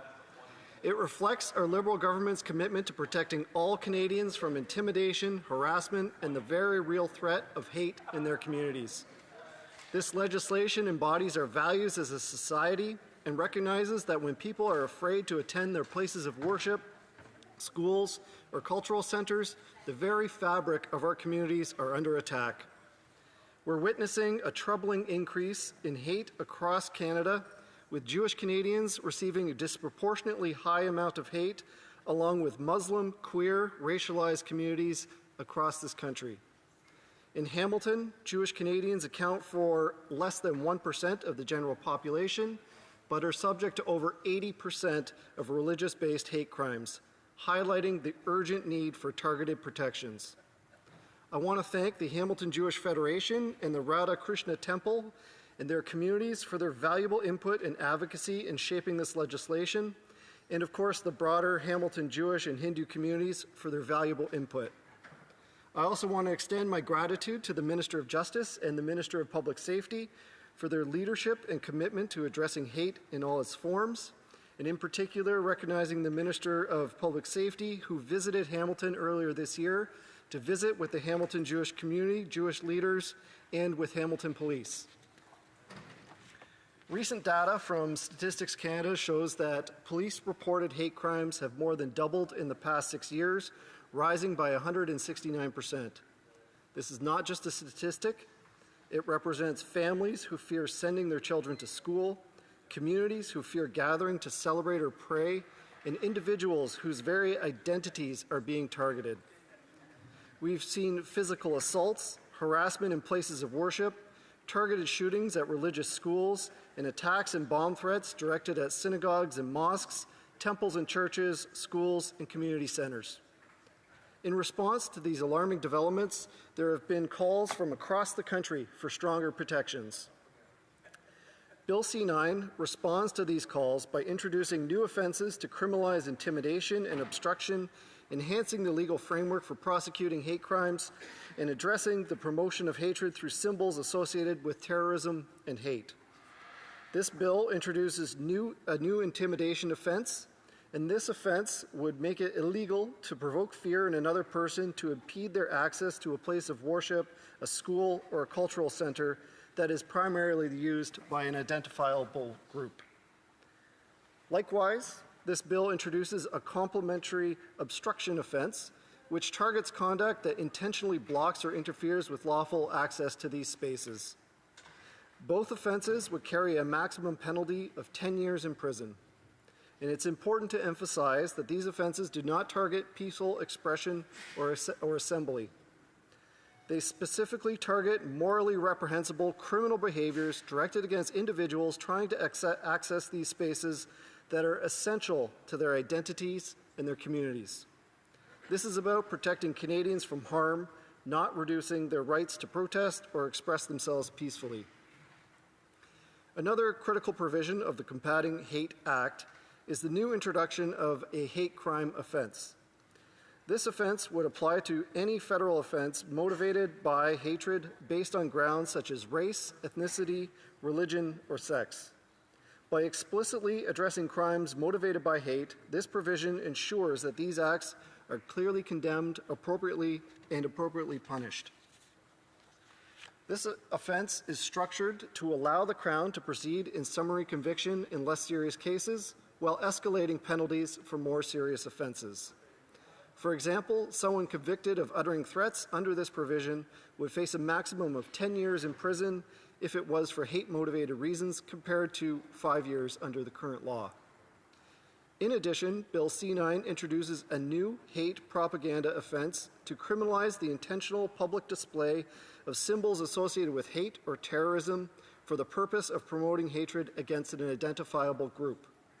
This includes symbols such as the Nazi swastika, the SS bolts, and symbols principally used or associated with terrorist entities listed in the criminal code, such as Hamas and Hezbollah. I want to stress that this offense is carefully tailored. It does not criminalize symbols displayed for legitimate purposes, such as education, journalism, or the arts. This ensures that freedom of expression is respected while giving law enforcement and prosecutors a clear tool to respond to criminally motivated hate. To further enhance clarity and consistency, this bill codifies the definition of hatred in the criminal code based on the Supreme Court jurisprudence focusing on detestation or vilification. It does not include mere disdain or dislike, and codifying this definition ensures that Canadians, law enforcement, the courts have a clear understanding of what constitutes hate in law. And this provision is specifically critical to assist police to determine when arrests are warranted and to remove some interpretation and ambiguity that may be present with the current laws. Finally, Bill C-9 proposes to remove the requirement for the Attorney General's consent to prosecute certain hate propaganda offenses and new offenses, while safeguards remain through the discretion of the Crown prosecution, who assesses the reasonable prospect for conviction and public interest before proceeding with charges. Mr. Speaker, this bill is about taking action when action is needed. When Canadians fear walking into their synagogue, mosque, church, or school, we must act. When individuals are attacked because of who they are, we must act. When speech is used to promote hatred and violence, we must act. With Bill C-9, the Combating Hate Act, we are taking action. We're acting to protect our communities, to defend the fundamental values of our country, and to affirm that Canada is a country that says no to hate and yes to safety and dignity for everyone. And I will acknowledge that it is unfortunate that this legislation is necessary. It's a direct response to the growing and targeted hatred across Canada. But of course, the Canadian Charter of Rights and Freedoms is fundamental to our government. Freedom of expression, freedom of association, right to protest are cornerstone Canadian values. But no one has the right to promote hate. Municipalities across Canada, including Hamilton, where as a former city councillor, are already moving forward with municipal bylaws similar to what's intended here. But instead of forcing municipalities and provinces to have a patchwork of individual bylaws to combat the hatred they're seeing in their communities, we're taking action at the federal level to set national standards. I call on all parliamentarians to support this bill and to work together to ensure that it passes promptly. This is an important step in fulfilling our Liberal government's commitment to strengthen community safety and uphold the fundamental rights of Canadians. Mr. Speaker, in my conversations with residents across Hamilton who have been subject to hate, it is absolutely heartbreaking to hear their stories of intimidation, hatred that they've faced in their communities. In particular, I want to thank representatives from the Hamilton Jewish Federation for sharing their stories with me, being frank and forward and sharing exactly what it is like to be a member of their community in the city of Hamilton when there are incidences of hate. So, Mr. Speaker, through you, I am, again, recognize that it's unfortunate that we have to proceed with this legislation, but in consultation with those groups directly affected and also in consultation with law enforcement, we have no doubt that this is the appropriate action at this time. Thank you, Mr. Speaker. Questions and comments? Questions et commentaires. Member for Swift Current Grasslands Kindersley. Thank you very much, Mr. Speaker. Since 2015, police reported hate crimes are up 258% across Canada. Anti-Semitic hate crimes are up 416%. Hate crimes against South Asians are up 377%. We've also seen well over 100 churches burned down. It would seem to me that there's been a general lack of actually enforcing the law, but also making sure that people who commit these crimes actually go to jail and stay in jail. Does the member not agree that it would have been better to maybe strengthen bail or reform bail right now, as opposed to doing something like this when there already are existing elements to the criminal code that criminalizes hate propaganda, threats, intimidation, and obstruction? Member for Hamilton West, Ancaster Dundas. Thank you to the honourable member for the question. I think in these areas that there is quite a bit of agreement between our government and the opposition.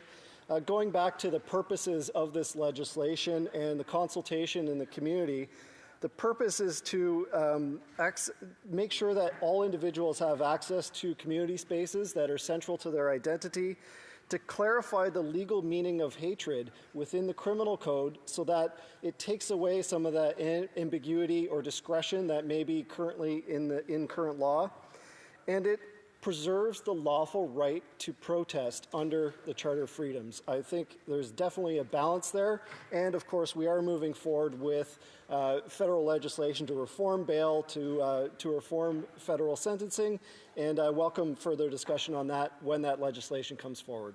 Questions and comments? The Honourable Member for Lac-Saint-Jean. Thank you, Mr. Speaker.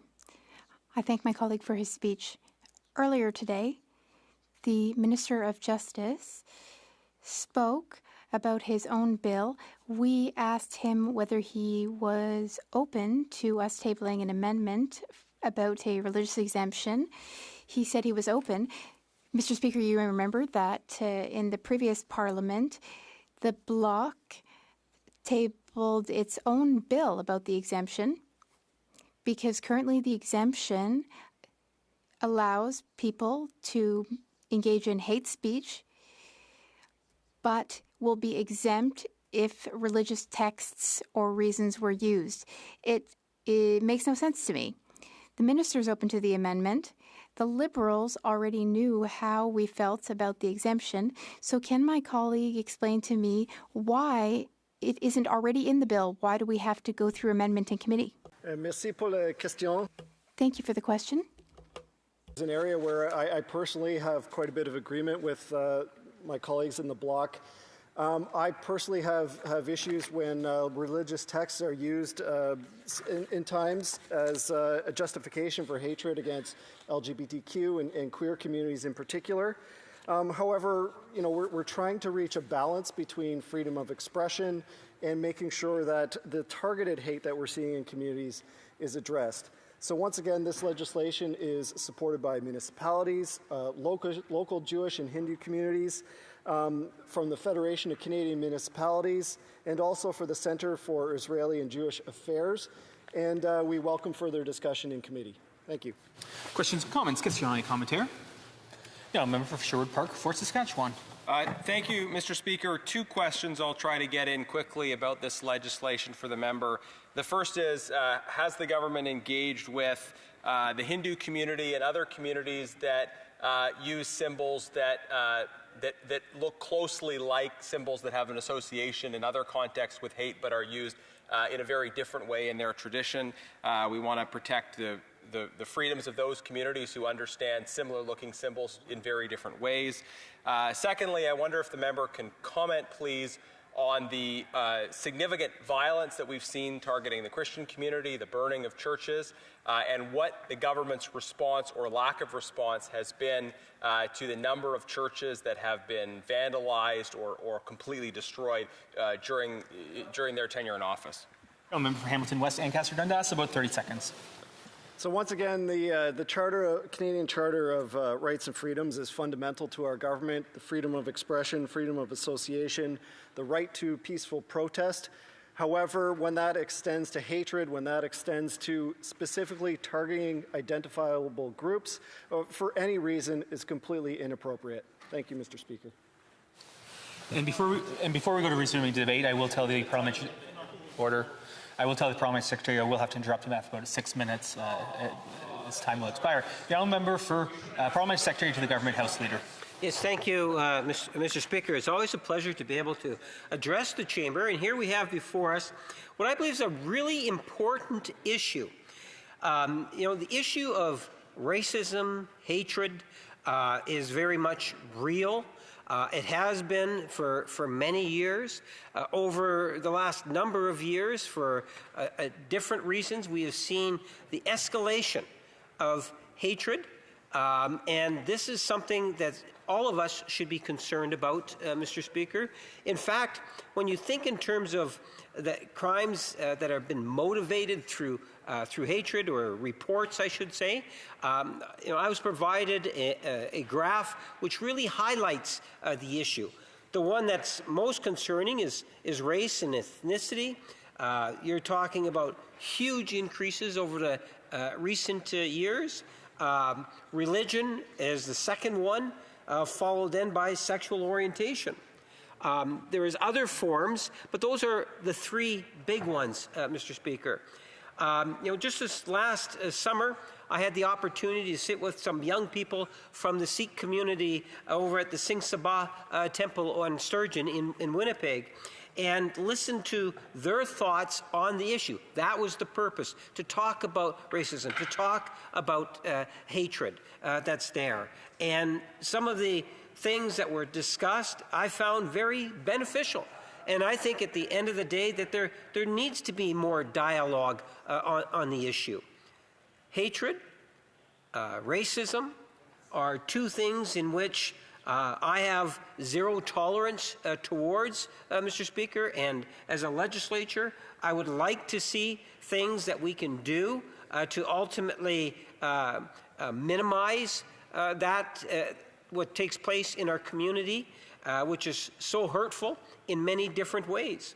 At the end of the day, when we talk about these issues, there's real people at the other end that are victims that suffer virtually every day of the year, Mr. Speaker, as a direct result.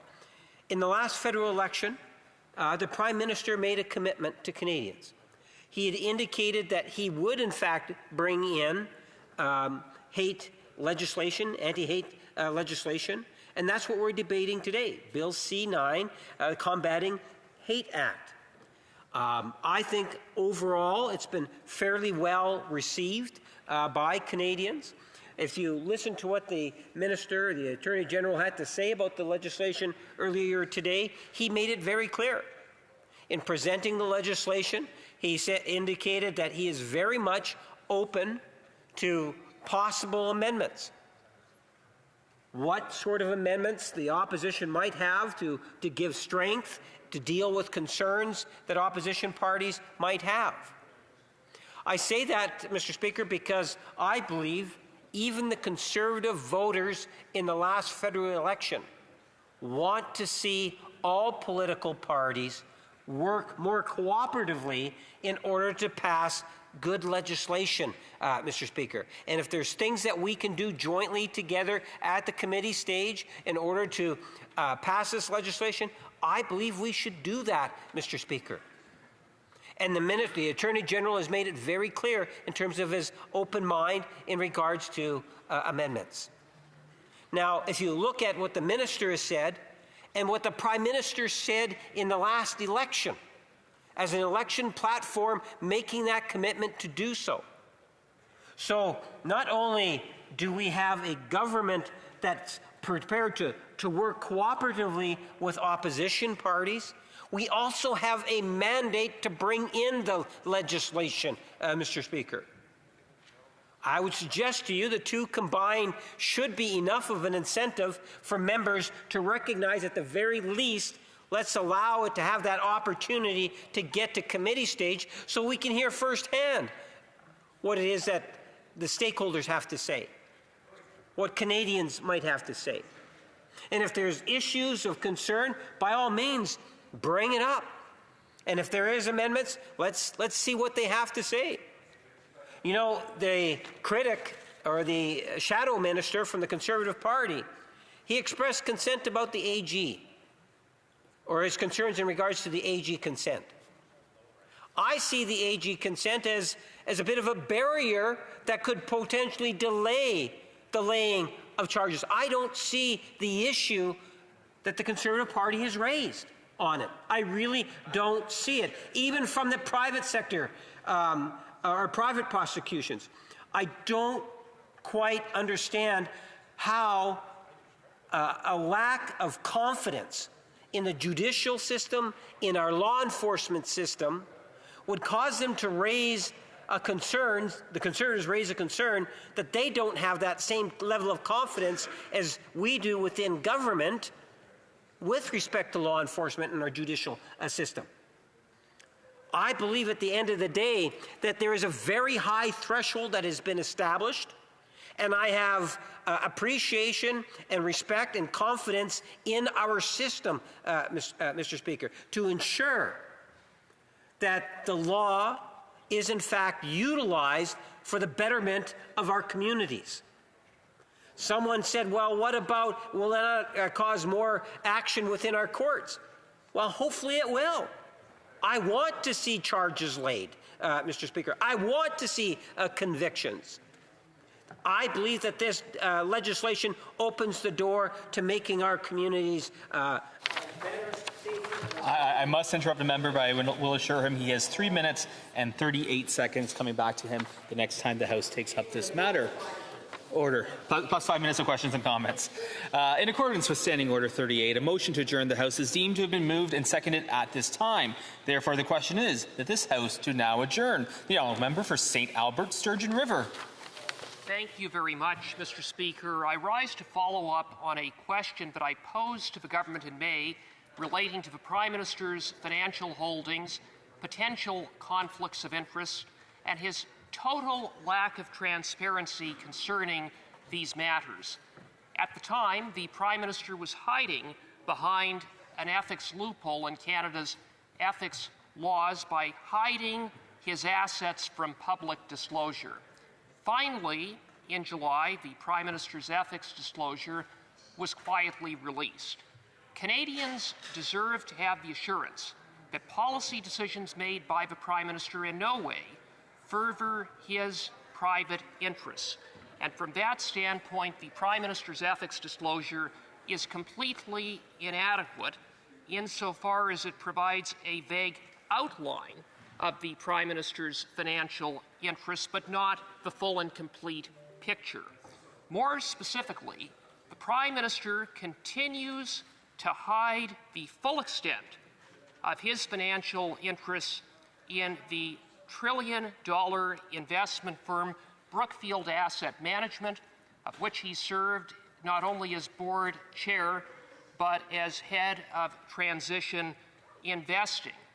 The National Post reported that during the time that the Prime Minister served as Brookfield's head of transition investing, he co-led efforts to raise capital for two very large clean energy funds, the Global Transition Fund and the second Global Transition Fund, and he was also involved in raising funds for a third Brookfield investment fund shortly before he ran for the leadership of the Liberal Party to become the Prime Minister of Canada. Now, why does that matter?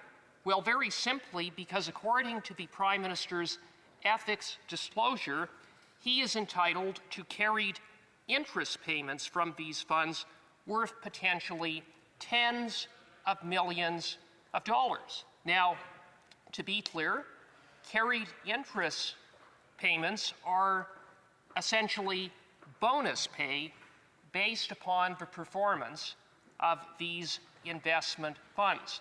What is completely lacking from the Prime Minister's ethics disclosures are which companies the Prime Minister's performance pay is tied to. Now, the Prime Minister will say, there's nothing to see here, everything is on the up and up, because he has set up a blind trust. But I say, what good is a blind trust when the Prime Minister knows the companies that these funds are invested in, and therefore knows which public policy decisions may impact upon their profitability, which in turn is tied directly to the value of the Prime Minister's future performance pay. When the Prime Minister talks about a blind trust, it isn't the Prime Minister who is blind, it is Canadians who are blind. It is Canadians who are left in the dark in respect of a multitude of potential conflicts of interest involving the Prime Minister in such public policy areas as transport finance, and energy and infrastructure. And so, Mr. Speaker, Canadians deserve transparency. The Prime Minister needs to come clean and disclose the full extent of his financial interests in Brookfield Asset Management, including the many companies to which tens of millions of dollars of his future performance pay. The Honourable Parliamentary Secretary to the Government House Leader. Yes, thank you, Mr. Speaker. You know, it's always interesting the way in which the Conservative Party over the last number of years tends to want to deal with whether it's the Prime Minister or Cabinet Ministers.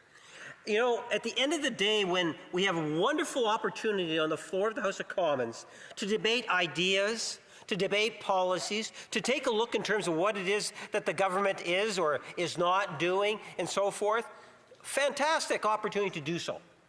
I would ultimately argue it's in the public interest. Now, the member wants to talk about, well, the Prime Minister and his financial interests. We have an ethics commissioner that is ultimately responsible, not the Conservative Party, the ethics commissioner, in terms of specific requirements that were established by parliamentarians, this same process in which Stephen Harper had to go through. And the current Prime Minister is in compliance with the ethics officer, Mr. Speaker. Now, we have a Conservative Party, as I say, over the years, that pushes all that to the side.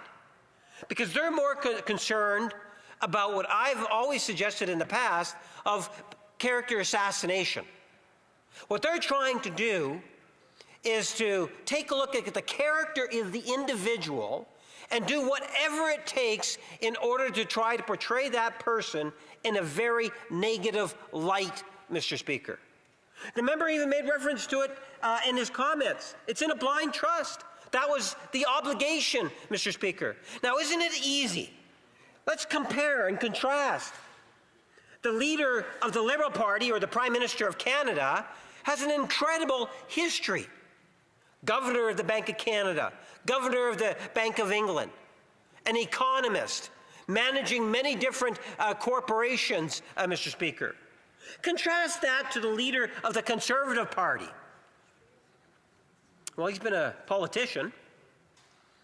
I don't know if there's anything else. Maybe in a rebuttal, the member can actually talk a little bit more about it. The bottom line is, Mr. Speaker, is that yes, the Prime Minister had a life outside of being a parliamentarian. And as a result, because he was very successful in terms of the economy, managing his portfolio, that he has built up and he has actually put things into a blind trust and is in compliance with the ethics commissioner. At the end of the day, after doing this, his focus, as it should be, is on serving Canadians. And the policy decisions that are being made, Mr. Speaker, are dealing with the type of actions that are absolutely necessary in order to advance the best interests of Canadians as a whole. Examples of that would be a tax break for 22 million Canadians. What about young people that are trying to get a home, reducing or getting rid of the GST on the purchase of new homes? Not to mention the building or the one Canadian economy and all the efforts and discussions in meetings and consultations, whether it's premiers, Indigenous people, and so forth, Mr. Speaker, the stakeholders that are out there, in order to ensure that we get that. Not to mention legislation, whether it's the hate bill that we were just talking about a few minutes ago, or the commitment to bring in bail reform legislation this fall. We have a busy Prime Minister, and all the opposition, or some members of the opposition, want to do is to attack the character of him. The Honourable Member for St. Albert, Sturgeon River. Mr. Speaker, what nonsense. The Prime Minister, as in his capacity of head of transition funding at Brookfield, raised capital of $27 billion for 3 funds. He handpicked the companies, and he knows, therefore, what public policy decisions may impact ultimately the value of his future performance pay, which is tied to these funds. Canadians deserve transparency. They deserve disclosure. I'm simply asking for the Prime Minister to be transparent, to come clean, and disclose all of his financial interests. Why won't he? The Honourable Parliamentary Secretary. Yes, Mr. Speaker, and as Prime Ministers before him, he does and has put things into blind trust and is being transparent. I'm just trying to provide some sense of accountability for and transparency in terms of the motivation from the Conservative Party of Canada as to why they continuously attack the personalities as opposed to wanting to deal with substantial public policy. And that's what I find really quite unfortunate. We should actually be encouraging individuals from all the different sectors of society to get engaged in politics and not have to worry about having, character assassination done on him or her if they're actually put into a position where they're making substantive policy decisions. If that's your sole interest, then put in an application to become Canada's next ethics commissioner. Thank you, Mr. Speaker. The Honourable Member for Sherwood Park, Fort Saskatchewan. Thank you, Mr. Speaker. While the Liberals are desperate to defend their jobs, my question tonight is about the jobs of many unemployed Canadians that are desperately looking for jobs and can't find them. We have a serious unemployment crisis in this country, particularly affecting young Canadians. The unemployment rate has been continuously going up over the last 3 years. It has now hit 7.1%. But the youth unemployment rate is really at catastrophic levels. It's 14.5%. Many young people are desperately looking for jobs and unable to find them. And this is, again, the continuation of a trend that has been going on for the last 3 years. And we have been regularly highlighting this problem of the jobs crisis and calling on the government to have a plan of some kind, but to present a plan. And in particular, as part of that plan, to reverse some of the policies that they've put in place that have led us to this point. So, under this government, things have gotten so much more difficult when it comes to investing, building a business, growing a business, and employing other Canadians. So many barriers have been put in place blocking economic development. We've seen this especially in the area of natural resource development, but in other areas as well. The government has continuously put roadblocks in place that have undermined the competitiveness of our economy. And the result of that is that it is harder to start and grow a business, and therefore fewer jobs are being created. So when it comes to addressing this unemployment crisis, a critical priority needs to be removing the barriers that are preventing economic development and unleashing economic opportunity. A second area where we see major problems in this government's policy is in the area of immigration. They have allowed, in particularly temporary migration, to get completely out of control. There has been, even within the intended parameters, rampant abuse of the temporary foreign worker program. We have inland asylum claimants that are forced to wait years and years and years before their claims are evaluated. I've dealt with instances of fake college acceptance letters being used as a tool for immigration. Sometimes students have been deceived by unscrupulous consultants, and the students thought they were coming to study here somewhere when they weren't. There's been a lack of enforcement, a lack of administrative competence, a lack of prudence when it comes to immigration. This has led to an unprecedented spike in temporary migration, and that's affecting youth employment numbers as well. And then we continue to see as well, I think, a failure of this government to recognize the importance of training, aligning with the needs of our labor market. Conservatives have really emphasized the value and dignity of all work. We've celebrated work in the trades. We've celebrated work in the natural resource sector. And we've encouraged policies such as increases in funding for UTIP that align training investments with the needs of the labor market. So these are some of the things we've put forward as concrete positive proposals to address the unemployment crisis. And the best we hear from the government is they say they're increasing public subsidies for the Canada Summer Jobs Program. But in reality, the increase in public subsidy that they're proposing is a drop in the bucket compared to the vast numbers we're dealing with in terms of unemployment. So we've talked about what our plan and proposals are from the opposition. I'd like to know, what is the plan of the government to deal with this escalating unemployment crisis? The Honourable Parliament Secretary, the Minister or Government House Leader. Yes, thank you, Mr. Speaker. And first off, to indicate that we take this issue very seriously. We're very much concerned about Canada's economy and the issue of employment. In fact, Mr. Speaker, when the Prime Minister was just elected 6 months ago, one of the first pieces of legislation we passed was to build one Canadian economy. This is something that's going to generate literally tens of thousands of jobs.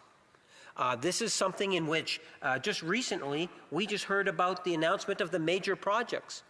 We had the provinces working, premiers working with the Prime Minister and other stakeholders, Indigenous community members, different types of stakeholders that have literally come up where we now have presented 5 major projects.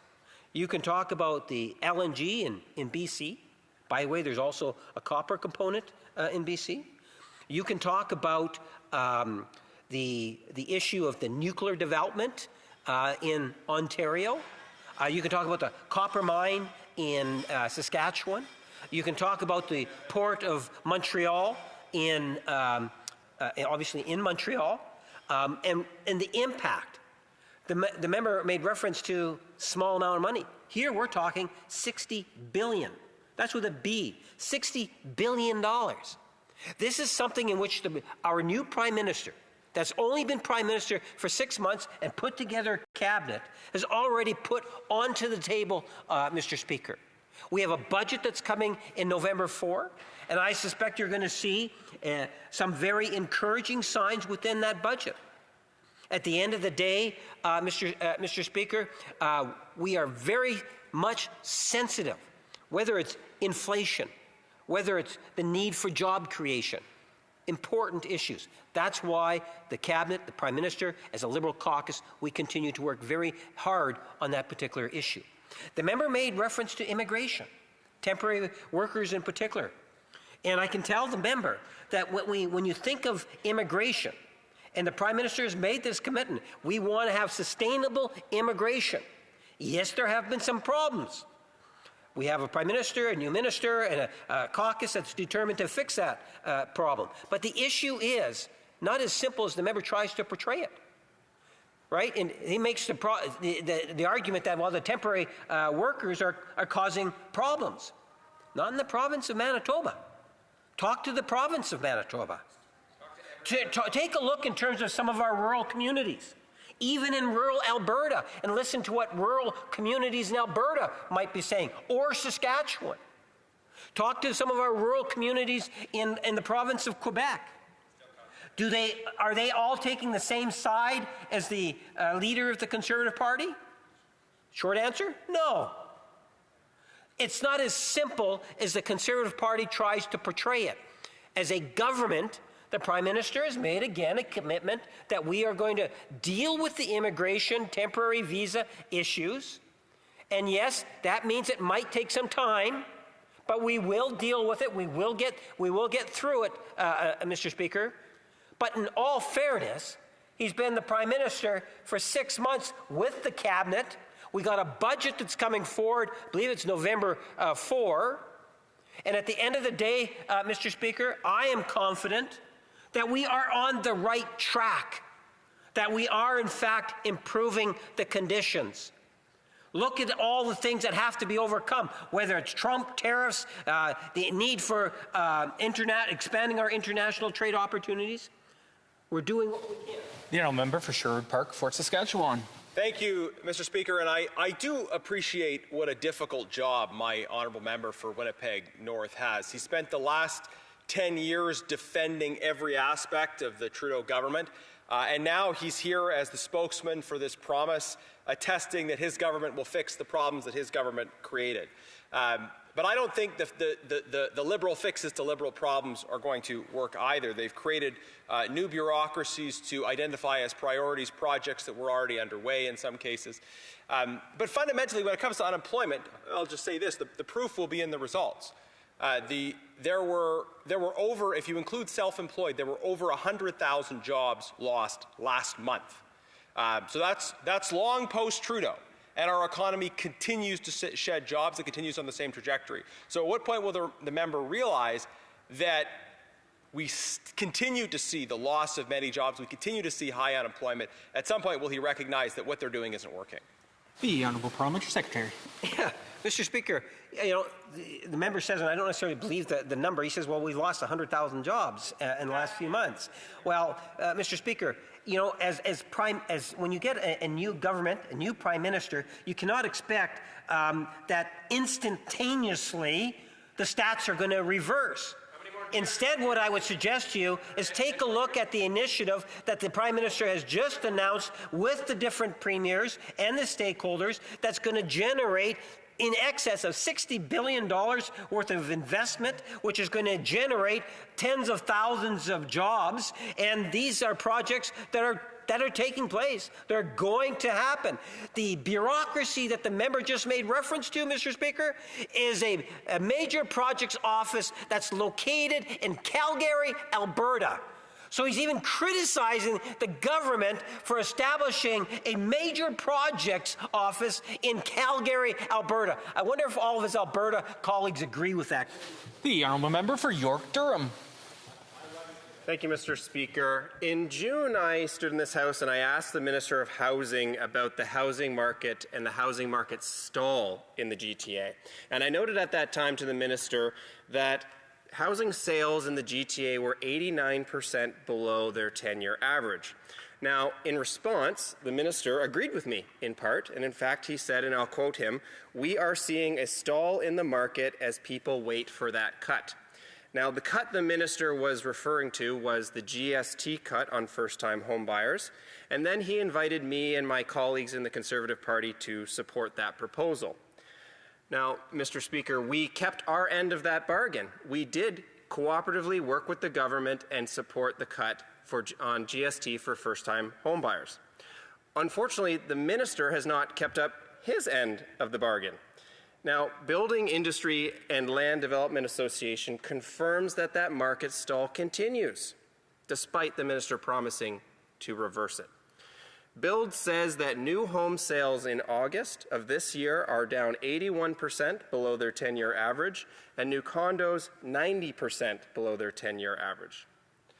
Another study released this week, Mr. Speaker, by the Missing Middle Initiative and the Residential Construction Council of Ontario provides some stark numbers on the ongoing market stall. In the town of Georgina, in my neck of the woods, total housing starts in the first half of 2025 for singles, semis, and row housing was just 42. That's nearly 60% below the previous four-year average. In the town of Stouffville, another town in my riding, the number was just 12.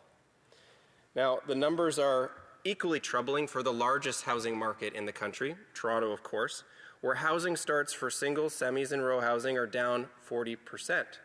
Now, the report goes on to say, and I quote, "This is a clear indication that Ontario's housing situation will get worse." Mr. Speaker, young people need a house they can afford, not a Brookfield-built and government-approved shipping container.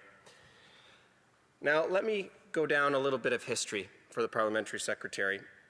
During the reign of Catherine II, Empress of Russia, it is alleged that during her tour of the Crimean region, her lover and minister, Grigory Petenkov, went before her to set up villages along the Dnieper River, so that as the Empress came down the river to tour her empire, she and her foreign entourage would see thriving villages full of happy villagers. Now, of course, the reality was quite different, because you see those villages were fake, and the villagers were just actors. Now, if we fast forward to this summer in 2025, we have the Minister of Housing presiding over a modern-day Potemkin village, where the Prime Minister announced a housing construction in front of a housing construction scene. Now, the problem for the Prime Minister, just like it was for the Catherine the Great at the time, was that it was just a scene. And the construction cranes and the construction buildings were just a scene, just like out of a Hollywood movie. You see, because the Liberals aren't building homes, Mr. Speaker, they are building illusions. So my question to the Parliamentary Secretary, will the Minister agree that he has failed to reverse the market stall, change course, and let Canadians buy homes? The Honourable Parliamentary Secretary to the Minister of Housing and Infrastructure. Thank you, Mr. Speaker. I think we all agree on this. Everyone in this country should have access to an affordable, safe, and healthy place to live. And let me assure you that this government is focused on making housing more affordable and attainable. This is why we're taking action on affordable housing across the range of the affordability continuum.